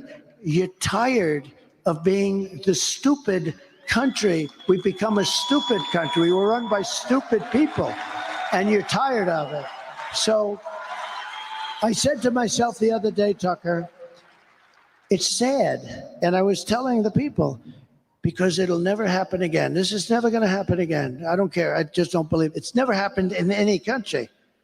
When Biden got up with the red background, the pink background, and he looked like the devil, he looked so stupid, right? And he said, we will stop MAGA. MAGA, we're going to... I said, listen, you stupid bastard. MAGA means, because I think if you asked him what does it mean, he doesn't know. MAGA means make America great again. That's what MAGA means. So for the first time, I never said it to anybody. I never really thought about it that much. But all of a sudden, it was down to like maybe 10 or 8 or 9 days, a few days ago, right? I said, you know, in 10 days, this will never happen again because I'm not running again. And you're going to lose interest. We're going to meet, but we're going to meet on a different basis. We're going to meet on the basis of fixing our country. And we'll meet, but it'll be different than having rallies and having, you know, things where you have elections and all. It's never going to be what we've done together. We got to win, first of all, but we are leading. Just keep the cheating down. The only thing can stop us is the cheating. It's the only thing that can stop us. Yep. If we win, it's the biggest event in political history. It's the biggest event in political history. And there's something, and it's going to be the most important. I believe that the next election is the most important election in the history of the country. I really believe that. The one that's coming up in 4 days. But I said to myself, it's sad. I told the people. Some people were in the road, they're crying. They go, we have people that have gone to 200 and 250 rallies. We have the beautiful ladies of North Carolina. We have the front row Joes. I mean, we have people that have gone to hundreds of rallies. I said, this will never happen again. I don't believe it will. I don't think it'll ever happen again. And we'll get together, but it'll be different. We're going to get together and we're going to make America great again. We're going to fix our country. We're going to have strong borders and we're going to have fair elections. And hopefully we'll get a fair press eventually, because that's a very important element. You need a fair press.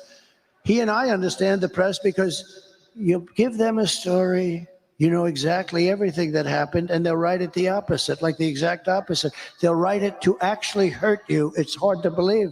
That's the other thing. You wonder, why do they do that? It's so bad. And they've lost such credibility. You know, when I first came to politics, the news, the press had a 92% approval rating. Yesterday, it hit 14%. And I'm actually very proud of that, because I've exposed them for being a total fraud. They're a fraud. But hopefully they won't be a fraud for long. Hopefully that'll straighten out, because that's a very important, the press, a free press, a real press is a very important part of greatness, of making a country great. They're almost like, they're glue that keeps it together, but they're also like, in a way, a police force that keeps it honest. But they're so dishonest that they have no credibility. Think of it. 60 Minutes asks her a question. That's great. And you know, I brought a lawsuit in this today. You saw that. 60 Minutes, because it's so wrong. She gives an answer that only a moron would give. You can give bad answers, but this was an answer that a person who is not a smart person, a person who got the lowest score, perhaps in the history of the bar exams, okay? You know, she failed the bar exam, okay? But this is a person, this is a very low IQ individual. This is the answer of a very low IQ individual. And by the way, I think everybody that runs for president or vice president should have cognitive tests. They should have testing because, you know, and I don't mean by age, because, you know, some of the greatest leaders in the world were in their 80s, in the 80 period, because there is an experience thing and other things.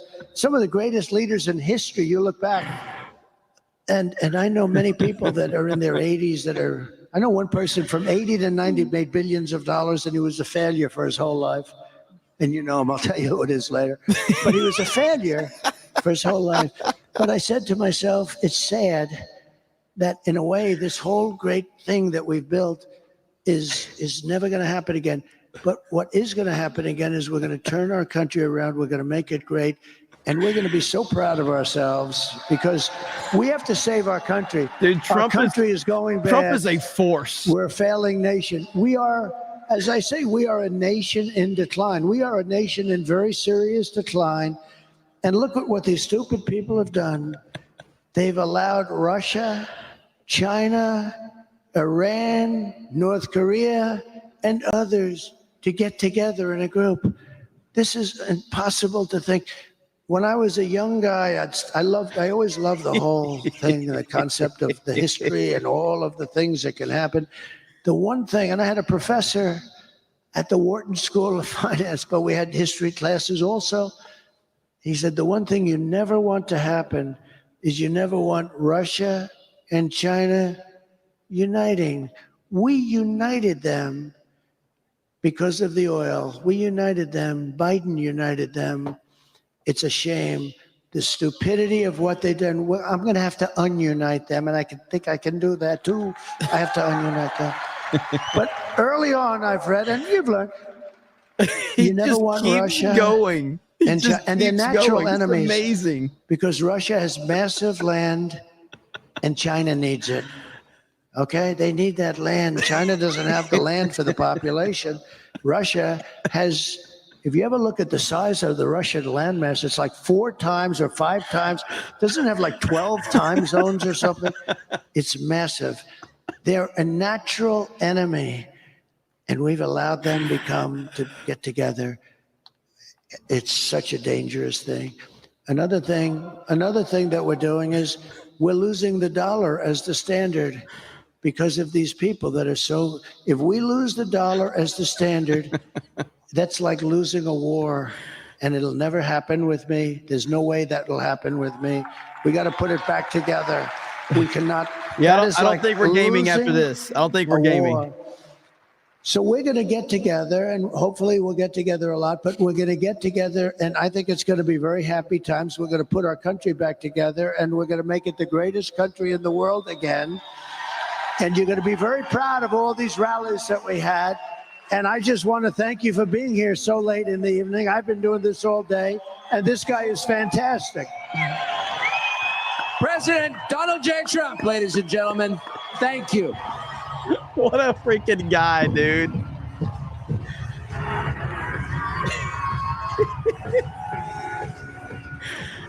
Did Trump drink any water the whole night?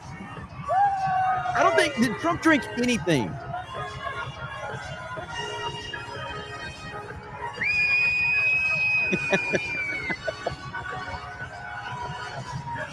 Everybody's waiting, Trump.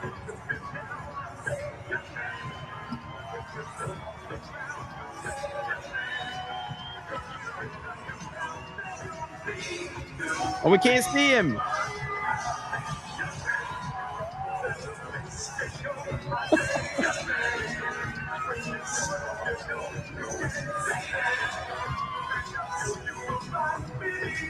Hard to hear the music.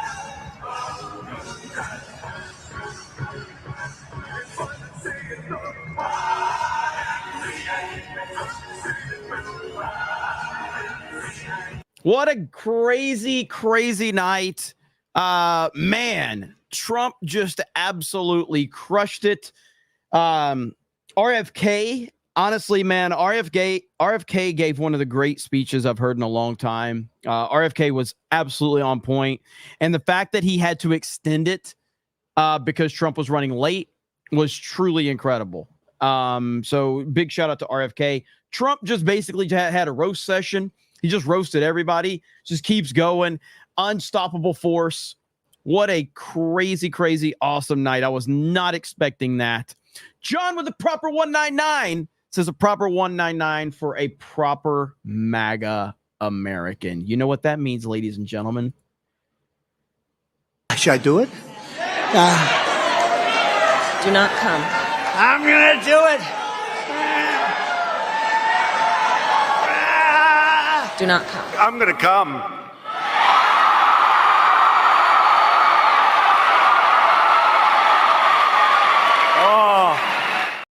There we go with a proper 199. We got Harley Dave and Laughing Man. Harley Dave got mad because oh, you got the updated version of that coming soon. Says Hailstorm. That's what's up. Laughing Man with 50 gifted memberships. Harley Dave with 20 gifted memberships. Bone Jangles with 50 gifted memberships. Let's freaking go. Holy crap. We closed out the month strong. That's for sure. Snake Pit. For sure. Okay. Let's see where we're at. Real Smile Bit. Now, I saw that Laughing Man commented on this and he said, this is undoable. Like, I can't remember exactly what you said, Laughing Man. I saw the comment, but you basically said, like, this can be undone, but does it need to be undone? And then he dropped 50 gifted memberships. It's technically, and he said, does this undo Real Smile Bit's vaccine video? Did we meet our quota, Harley Dave? Yes, we did. I'm not even going to try it anymore. We've had such a good month. This is the best month in the history of CobraCast. I'm not even going to try to grift it anymore. Save it for election day because it has been a hell of a night. Alec Cat with 5 gifted memberships. Thank you. JB username says, Mark from Cuba really makes me wonder what the dirt of the DNC has on him. Also, Bank of America has blocked my debit card on Google Play. Coincidence? I had to switch cards to send it the last 2 days. Really? Holy shit. The DNC's got a lot of dirt on a lot of people. I saw Jennifer Lopez was at the Kamala rally tonight, which is not surprising. Hades Beast says, voted for Trump in Bronx. Let's go, my garbage people. Hell yes. JB username says Harvard, Walter Willett, and the FDA is the reason behind the lack of health in the country. If you want to go down a rabbit hole, there you go. RFK, he's pissing off a lot of people. Cake Lord says, I live on the 3rd floor and have a setup of 4 pumpkin candy stations from the ground floor to the top of all. Just did a 3rd refill. Kept just a few in reserve in case Sam shows up. Happy Halloween to all. Hail the 199, you fig. Oh, you too, Jeremy. Listen to that. What's up, Keck Lord? It was awesome meeting you in San Antonio, brother. Appreciate that. John Ambler with the 10 gifted memberships. Thank you. Dougie B says, not voting summons Creeper Jeremy. I know y'all don't want that. Echo Based Network Nick says, did y'all see all the people on Twitter showing the corruption in voting machines, changing votes to Kamala and not showing Trump's name or changing his name so their vote is invalid? So here's the thing, and I don't know if I can find this. I want to show you guys something really quick. This is going to be like, I'm being very careful about everything that's on social media right now. And the reason is I'm just going to wait till we get more information. I'm not just going to run and jump at any just information we're seeing, because let me find it right here. Donald Trump Jr. For the next 7 days, assume everything is a psyop designed to get you to stay home. Vote like your lives, freedom, well-being, and children's future depend on it, because they do. Don't be demoralized. Just get out and bring your friends and overwhelm anything the Democrats throw at you. So I don't know how much to believe right now with a lot of this stuff. I have no idea.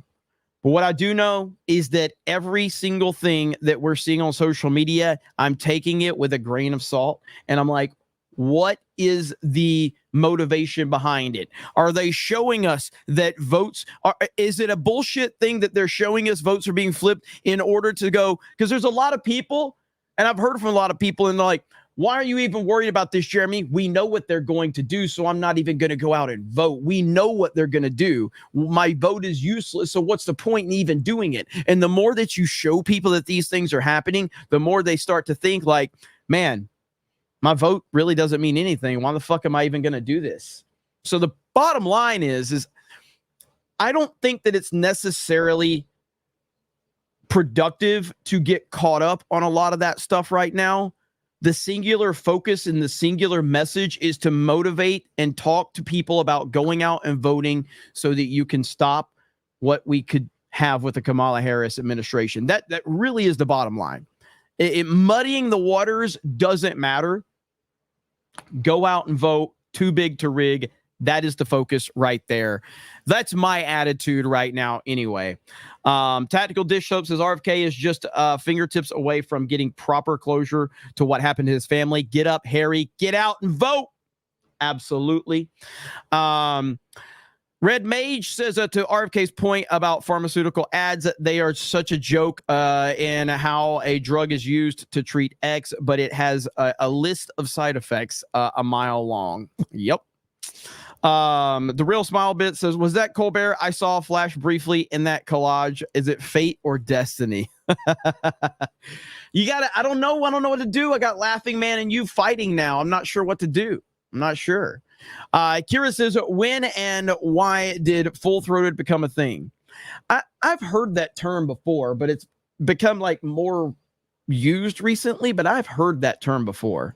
And the more gay jokes become relevant, the more something like full-throated sounds weird. But I've heard that for a while. Old Renaissance Boomer says, seems that many want to help others get copies of Jay's books. Had the thought of a Geeks and Gamers 24 hours for books, a select day, all stream proceeds and to books for members groups. Ask Jay, what do you think, boss? I like that idea, but I'm not really wanting to entertain that idea until after November 5th, but I definitely like the idea. 100% rallying around Jay and doing something like that. That's actually a good idea. That's actually a really good idea. So I definitely think we can do that.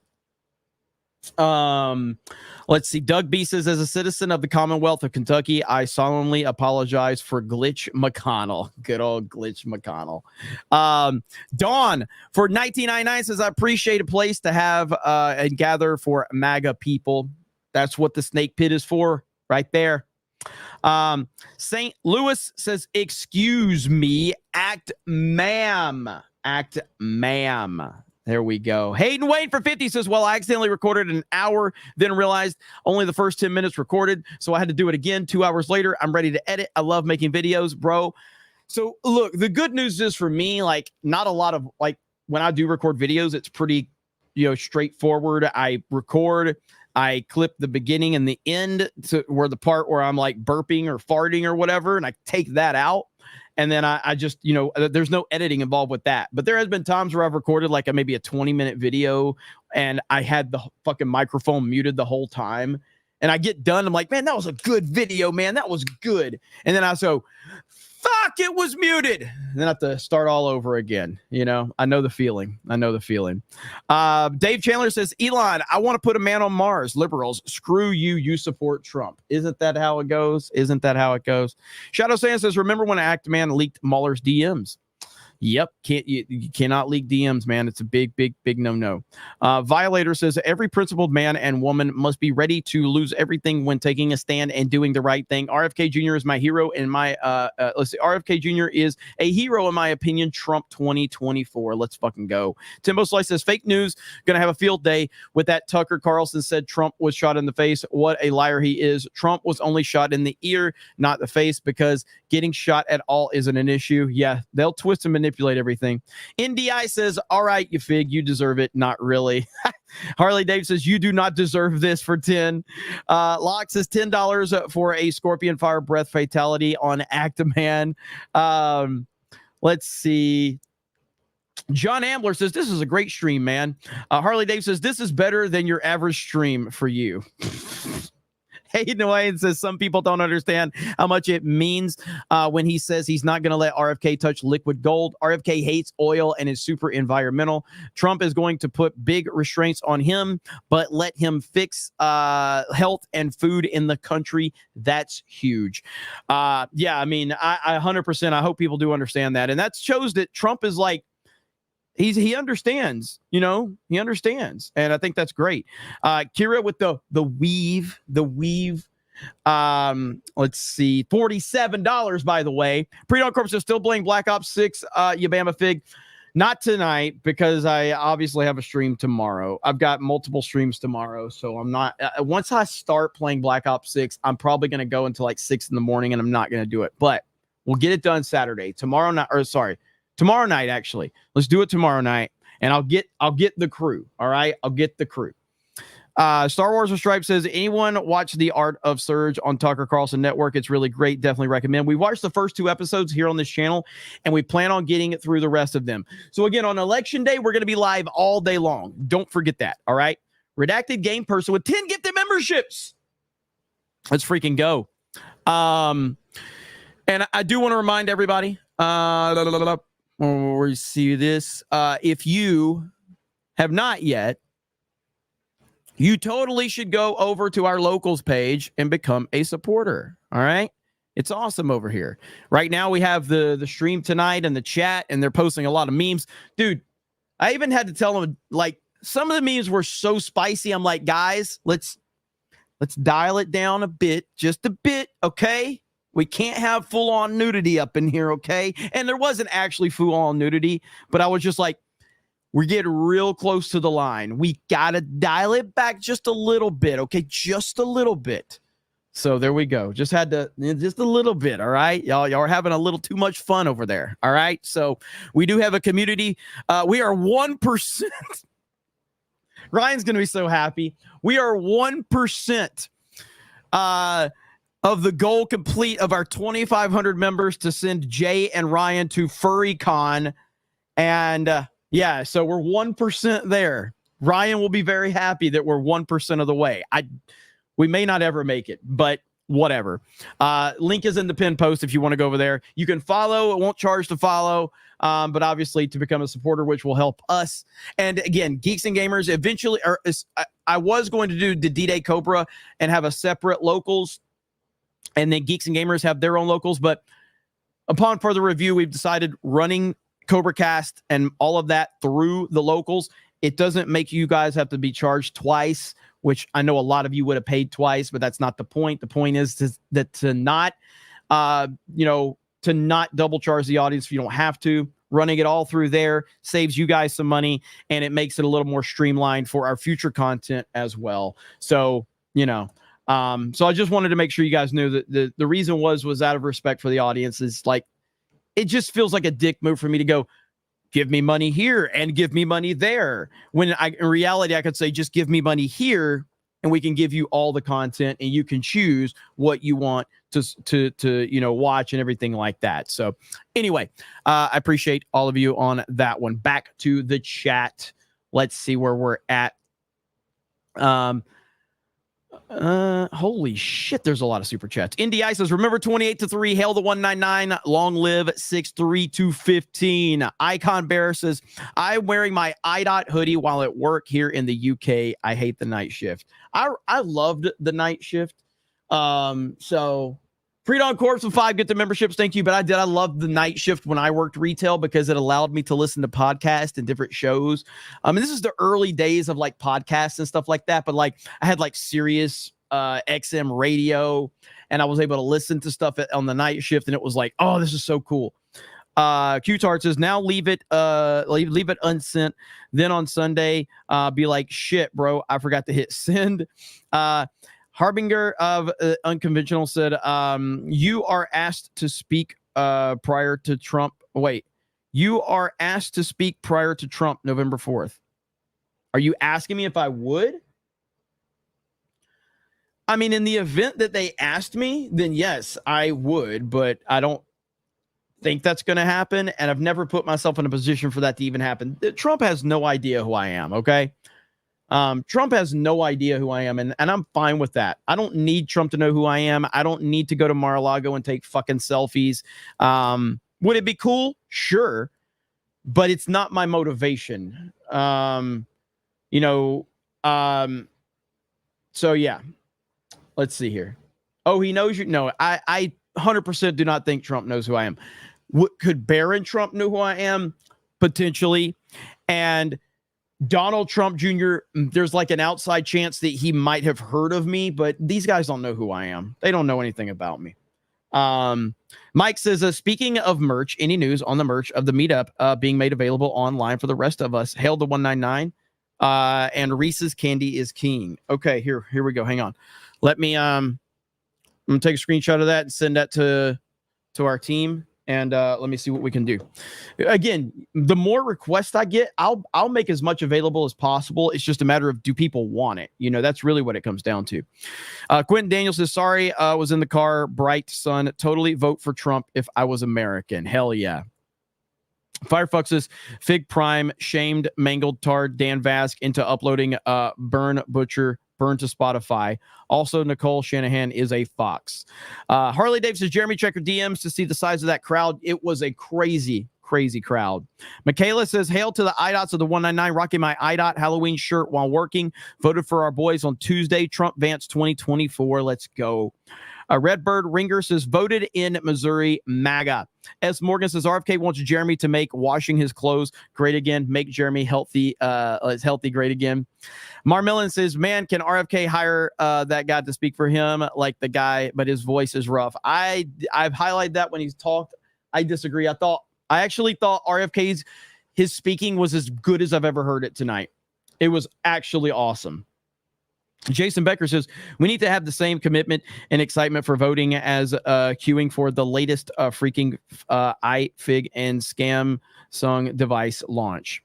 I don't disagree. Dumpster Don says, yeah, RFK sounding retarded is his charm. Jared, the American parents voted. We'll vote Friday or Saturday. CK Timmy says, IDOTs, stop being fat and Jay, just be Jay. Join me 1 hour before daily to push-ups and stuff only.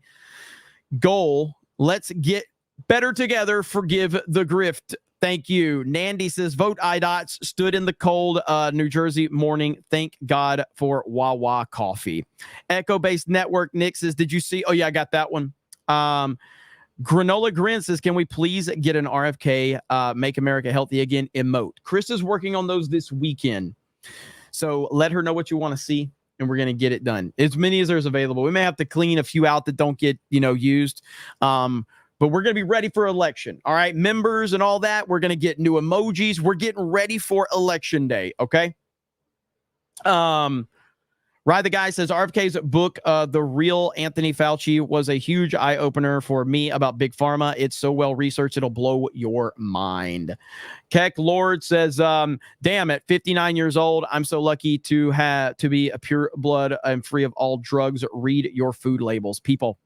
Doug B says, after the speech, they better seriously up RFK Jr.'s security.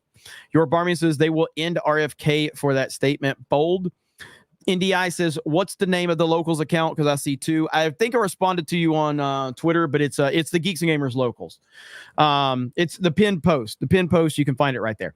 Harley Dave says, RFK has been ready to give that speech for decades. Jared Armstrong says, Tucker said a year and a half ago he was attacked by a demon. I saw Alex Jones posted something about that. I'm going to check it out. Jacob R says, I'm stationed in Japan and the food out in town is much better than America. Plus I was able to vote, so I'm doing my part. Bring back MAGA. Let's fucking go, brother. Thank you for your service. Fantastic Mr. Knox says, that's true. Love events can't be censored. Freaking love it. Love that events can't be censored. Why Dems are so afraid of that, like the likes of Musk and Tucker, is obvious. Dems are shit scared. Fantastic Mr. Knox says, live, not love. There you go. Okay, I got fat thumbs. It's okay. You still makes me look retarded. Listen, don't ever apologize for fucking up on your super chat, because ultimately it makes me look stupid, not you. I'm the one that's reading it. I'm the one that says it in front of thousands of people, so I look fucking retarded. So you don't have to apologize. In fact, it works. Not that you have to, it's not hard to make me look stupid, but the metamorphosis of Tucker is insane from a bow tie token Republican to an alpha Chad. That's from Gerald Armstrong. Torchwood Gal says, I didn't leave the Dem party. They left me. Nico Lex says, I'm at the rally right now. Trump 2024. Nandy says, don't be gay, Jeremy. Play Black Ops 6 and rage quit for content purposes. Grand Potato says, how can we make Tuesday the 5th sound as menacing as Friday the 13th? Because Trump is going to kill it on election day.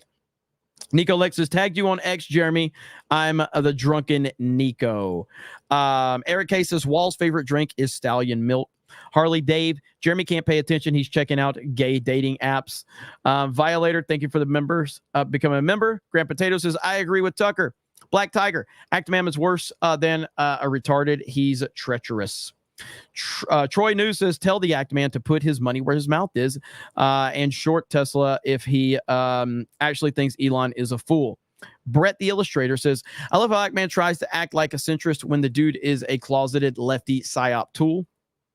Infinity Flare says, the new attitude era, the golden era, MAGA. Is it Palincho? Who is more disabled, brain disabled, Actman or Hamas Piker? Piker. Nandy, thank you for the super chat. Policio says, I think that's how I say it. Palinsko? The Amish in Pennsylvania may have won the presidency for Trump today. 80,000 new voters. Nandy says, Actman out here making Beardo appear masculine. CJ says, you've been destroying Actman since Starfield. How many times can you embarrass that guy? Jester says, too big to rig. To be fair to him and his messages that I didn't respond to, he was nice to me. I just didn't buy it. You know what I mean? That's all it was. He wasn't mean to me in DMs at all. He was very nice. He said, thank you for having my back. I know we don't agree. And yada, yada, yada. And feel free to continue to roast me. This was months ago. And then he was like, wanted to talk. And I just left him on red. I just didn't respond. Fantastic Knox says, it's not Act Man, it's Act Ma'am, and will always be Act Ma'am. Should never defend him. It's Act Ma'am moving forward. Black Tiger says, Jeremy, it's Ma'am. Ma'am, get the clip if you can. I don't have that clip. Let's see. Why does his sweater randomly hide letters? What do you mean? What do you mean? It's because there, see? It's just because the strings from the hood. That's all. India says, not Jeremy now Jeremy's misgendering Actman. Fantastic Knox says, Actman is truly bitch made. India says, I agree with Jay, but also Monica Sherman. I think it's Shanahan. Sherman, I'm sorry, Monica Sherman said do a poll for best speaker tonight. Let me see if I can. I had to add the names. Who would we add? It's gonna be Trump, dude. Trump crushed it.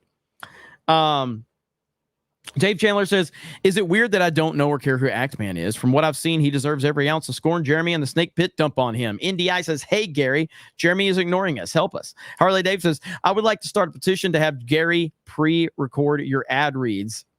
That would be a disaster, and I want to do it. Lean back, have a snack. Says, can't stop the weave abides. Locke says, I'm crying, laughing. I forget his original point, and he still just says, end the story. He's fantastic at it, dude. NDI says, sloppy toppy Krispy Kreme. NDI says, for the love of all that is holy, clip it. Yeah, Hailstorm's got some work to do on that. Redacted Game Person says, I don't comment ever, but 6 months of gifties from the best chat on YouTube is wild. And you dropped 10 gifties. Look at that. Grand Potato says, man, I feel like a woman, Jeremy. Beefy McWhat now with $1. Locke says, he is like one more thing. OMG, he just said it again, and I was typing this super chat. AA Ron, glad to finally see Trump in person and hope next time I see him is in D.C. Let's freaking go. Meat Bun says, Trump don't just weave. He builds a goddamn tapestry. Also, thanks for the 199 for 13 months of gifties. Firefox says, Trump is so sick of the mainstream media's bullshit. He's dropping all the swear words. I'm loving it. It's beautiful. Antoine Soldier, we are witnessing the return of the Jedi. Bird Up says, keep an eye on the journalist after this. They're trying to convince people that Trump threatened Liz Cheney. Aaron Rupert's tweets, for example. Yeah, I know they're going to try that bullshit. They're so fucking terrible. Eric K says, most of the time we prefer when you're muted. Pre-Dawn Corp says, Beardo 2, I'm friends with Warwolf on Xbox Live. I could invite him, just saying. Star Wars of Stripe says, YouTube won't let me purchase a certain, I DM'd you on X if you don't mind. Wait, YouTube won't let me purchase with certain, what are you trying to say? With a certain in number? I DM'd you on X if you don't mind. I'll check it out. I'll see what you're talking about on X. Troy News says, I started my morning today watching Jake Paul for the first time. Had a lovely 19-minute Trump endorsement on X. All units forward to victory. Hashtag? Oh, a hashtag. Okay, my bad. Okay. I didn't know if you were censoring something or not. So a hashtag. Got you. Let's see. Barbecue Pit says, Jeremy, what's up, homie? I voted Trump 199 for the win. We about to do this, fam. Trump 2024. Ninjas for Trump. Sean says, I sent some animations to your email for the show. Hell yeah, I'll check it out. Nico Lex says, that felt like a chilly rally. Second time I saw Lord Trump there. Hell yeah. Over on Locals, we did get a $10 super chat over there. Let me see if I can pull that one up now. $10 from Just G. Oh, it's $1. And then, okay, we got two of them. We got a $10 from Just G and $1. And you dropped the Melanie Mac meme over there. And then Jeremy, with respect, very little. You do not need to speak. You look retarded. Hail Locals and the 199. Let's go. So there's right there. Right here. The Melanie Mac approves. That was after my meme that I dropped. So that's over there on the Locals chat. Locals chat is fucking crazy, man. It's awesome. Bill Dozer says, I have been wearing a trash bag since 5:30 p.m. with MAGA 2024 on it. I placed a banana peel atop my 45 hat on my stream tonight. I didn't realize how much I was swearing. Proud garbage Trump supporter. Hell yeah. Vault 95 says, can we get some Beardo and Cobra Cast? Oh yeah, I read that one earlier. Mod Eric says, streaming 5 places is somehow more gay and more retarded in each. Vault 95 says, plan B to save Pennsylvania election is to flip blue states red. Go vote no matter what if you are in the safe blue state. Trump needs this to guarantee victory. Why? What do you have to lose? Go vote. Johnny the Whiz Kid says, just got back from the rally and it was a great and fun. I tried Del Taco and tacos weren't that great. The burgers were okay and the crinkle fries, but it was overpriced. Hey, man. Glad you had fun. Glad you had a safe trip, brother. That's awesome. Oh, you guys are dropping in that chat, and I've got it on tipped. I got to be careful letting you fuckers say stuff. I got to be careful with that chat. Let's see. Johnny Winston said, will you keep playing the Sabaton outros on YouTube or on Rumble? As you said, we need all the MAGA energy throughout the last 5 days. Thanks for being there for all of us. Mod Eric says, history lesson. Iraq came to us saying Kuwait was stealing oil from them, asked us to do something. We said Arab problem. We don't care. When they invaded, when they invaded, they thought that we would stay out of it. Vault 95 says, fuck the black pilled. Even if 1 out of 5 votes are flipped, that is still 4 out of 5 for Trump. The more that you vote, the better Trump's chances are to win. The math is in his favor. Let's go. Always and over. Another thing too, just so you guys that aren't over here, if you're a supporter, you get to post to the news feed. Okay, so right here, you get to post to the news feed. So people are posting all type of shit over here. So there you go. And there's my video where I was saying what we were doing. This shit is just wild. 2,500 members. Will it happen? I don't know, but I want to see that shit in real life. Okay. I want to see that in real life because it will be absolutely glorious. Okay. We got to end it. It's been a long stream. Right at 5 hours. So we're going to end it at 5 hours. It's been awesome. I appreciate it so much. You guys are the best chat on the internet. We are now officially in November. It's going to be a crazy month. I'm going to be live. I'm going to be live a lot. November 5th is a huge day. I'll be live all day long. I'll have a ton of people here. This is October was the single best month in the history of any channel that I have ever been connected to. And I've had some good months on Geeks and Gamers. but this was the best month here on D-Day Cobra that we've ever had. And that is 100% a testament to all of you guys and gals. I don't rely on ad revenue at this point. I rely on super chats and support. So whether it's here, Rumble, Locals, Kick, it's amazing. It really has been an amazing month, and it's definitely going to help us. And again, all this money goes right back into the company. I'm not living like some fucking fancy life. Maybe one day I will, but my focus is to build Geeks and Gamers and get Donald Trump elected. That's what I care about. So I appreciate it. You guys are just absolutely insane. And it looks like Hailstorm's posting here. Fucking hell. Hang on. Fuck are we doing over here? Let me go to the live chat. Will it let me open it? No. Oh, I got to go. Remember? Okay, here we go. So then... Okay. So Hailstorm's posting this shit. What the fuck?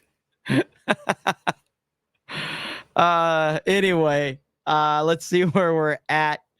Guinea pig with a fanny pack. Thank you. Eric K says tomorrow play the Avengers vid when people are here. Yeah, I will cover that. That's a cringy video right there. So hail to the snake pit. Hail to the 199. I appreciate you guys. I love you guys. Tomorrow, going to be a crazy day, and we got a lot to cover, so I'll be live here tomorrow evening, and then hopefully we can get a gaming stream in. So with that said, love you all. Have a good night, and we will talk to all of you later. Bye, everyone.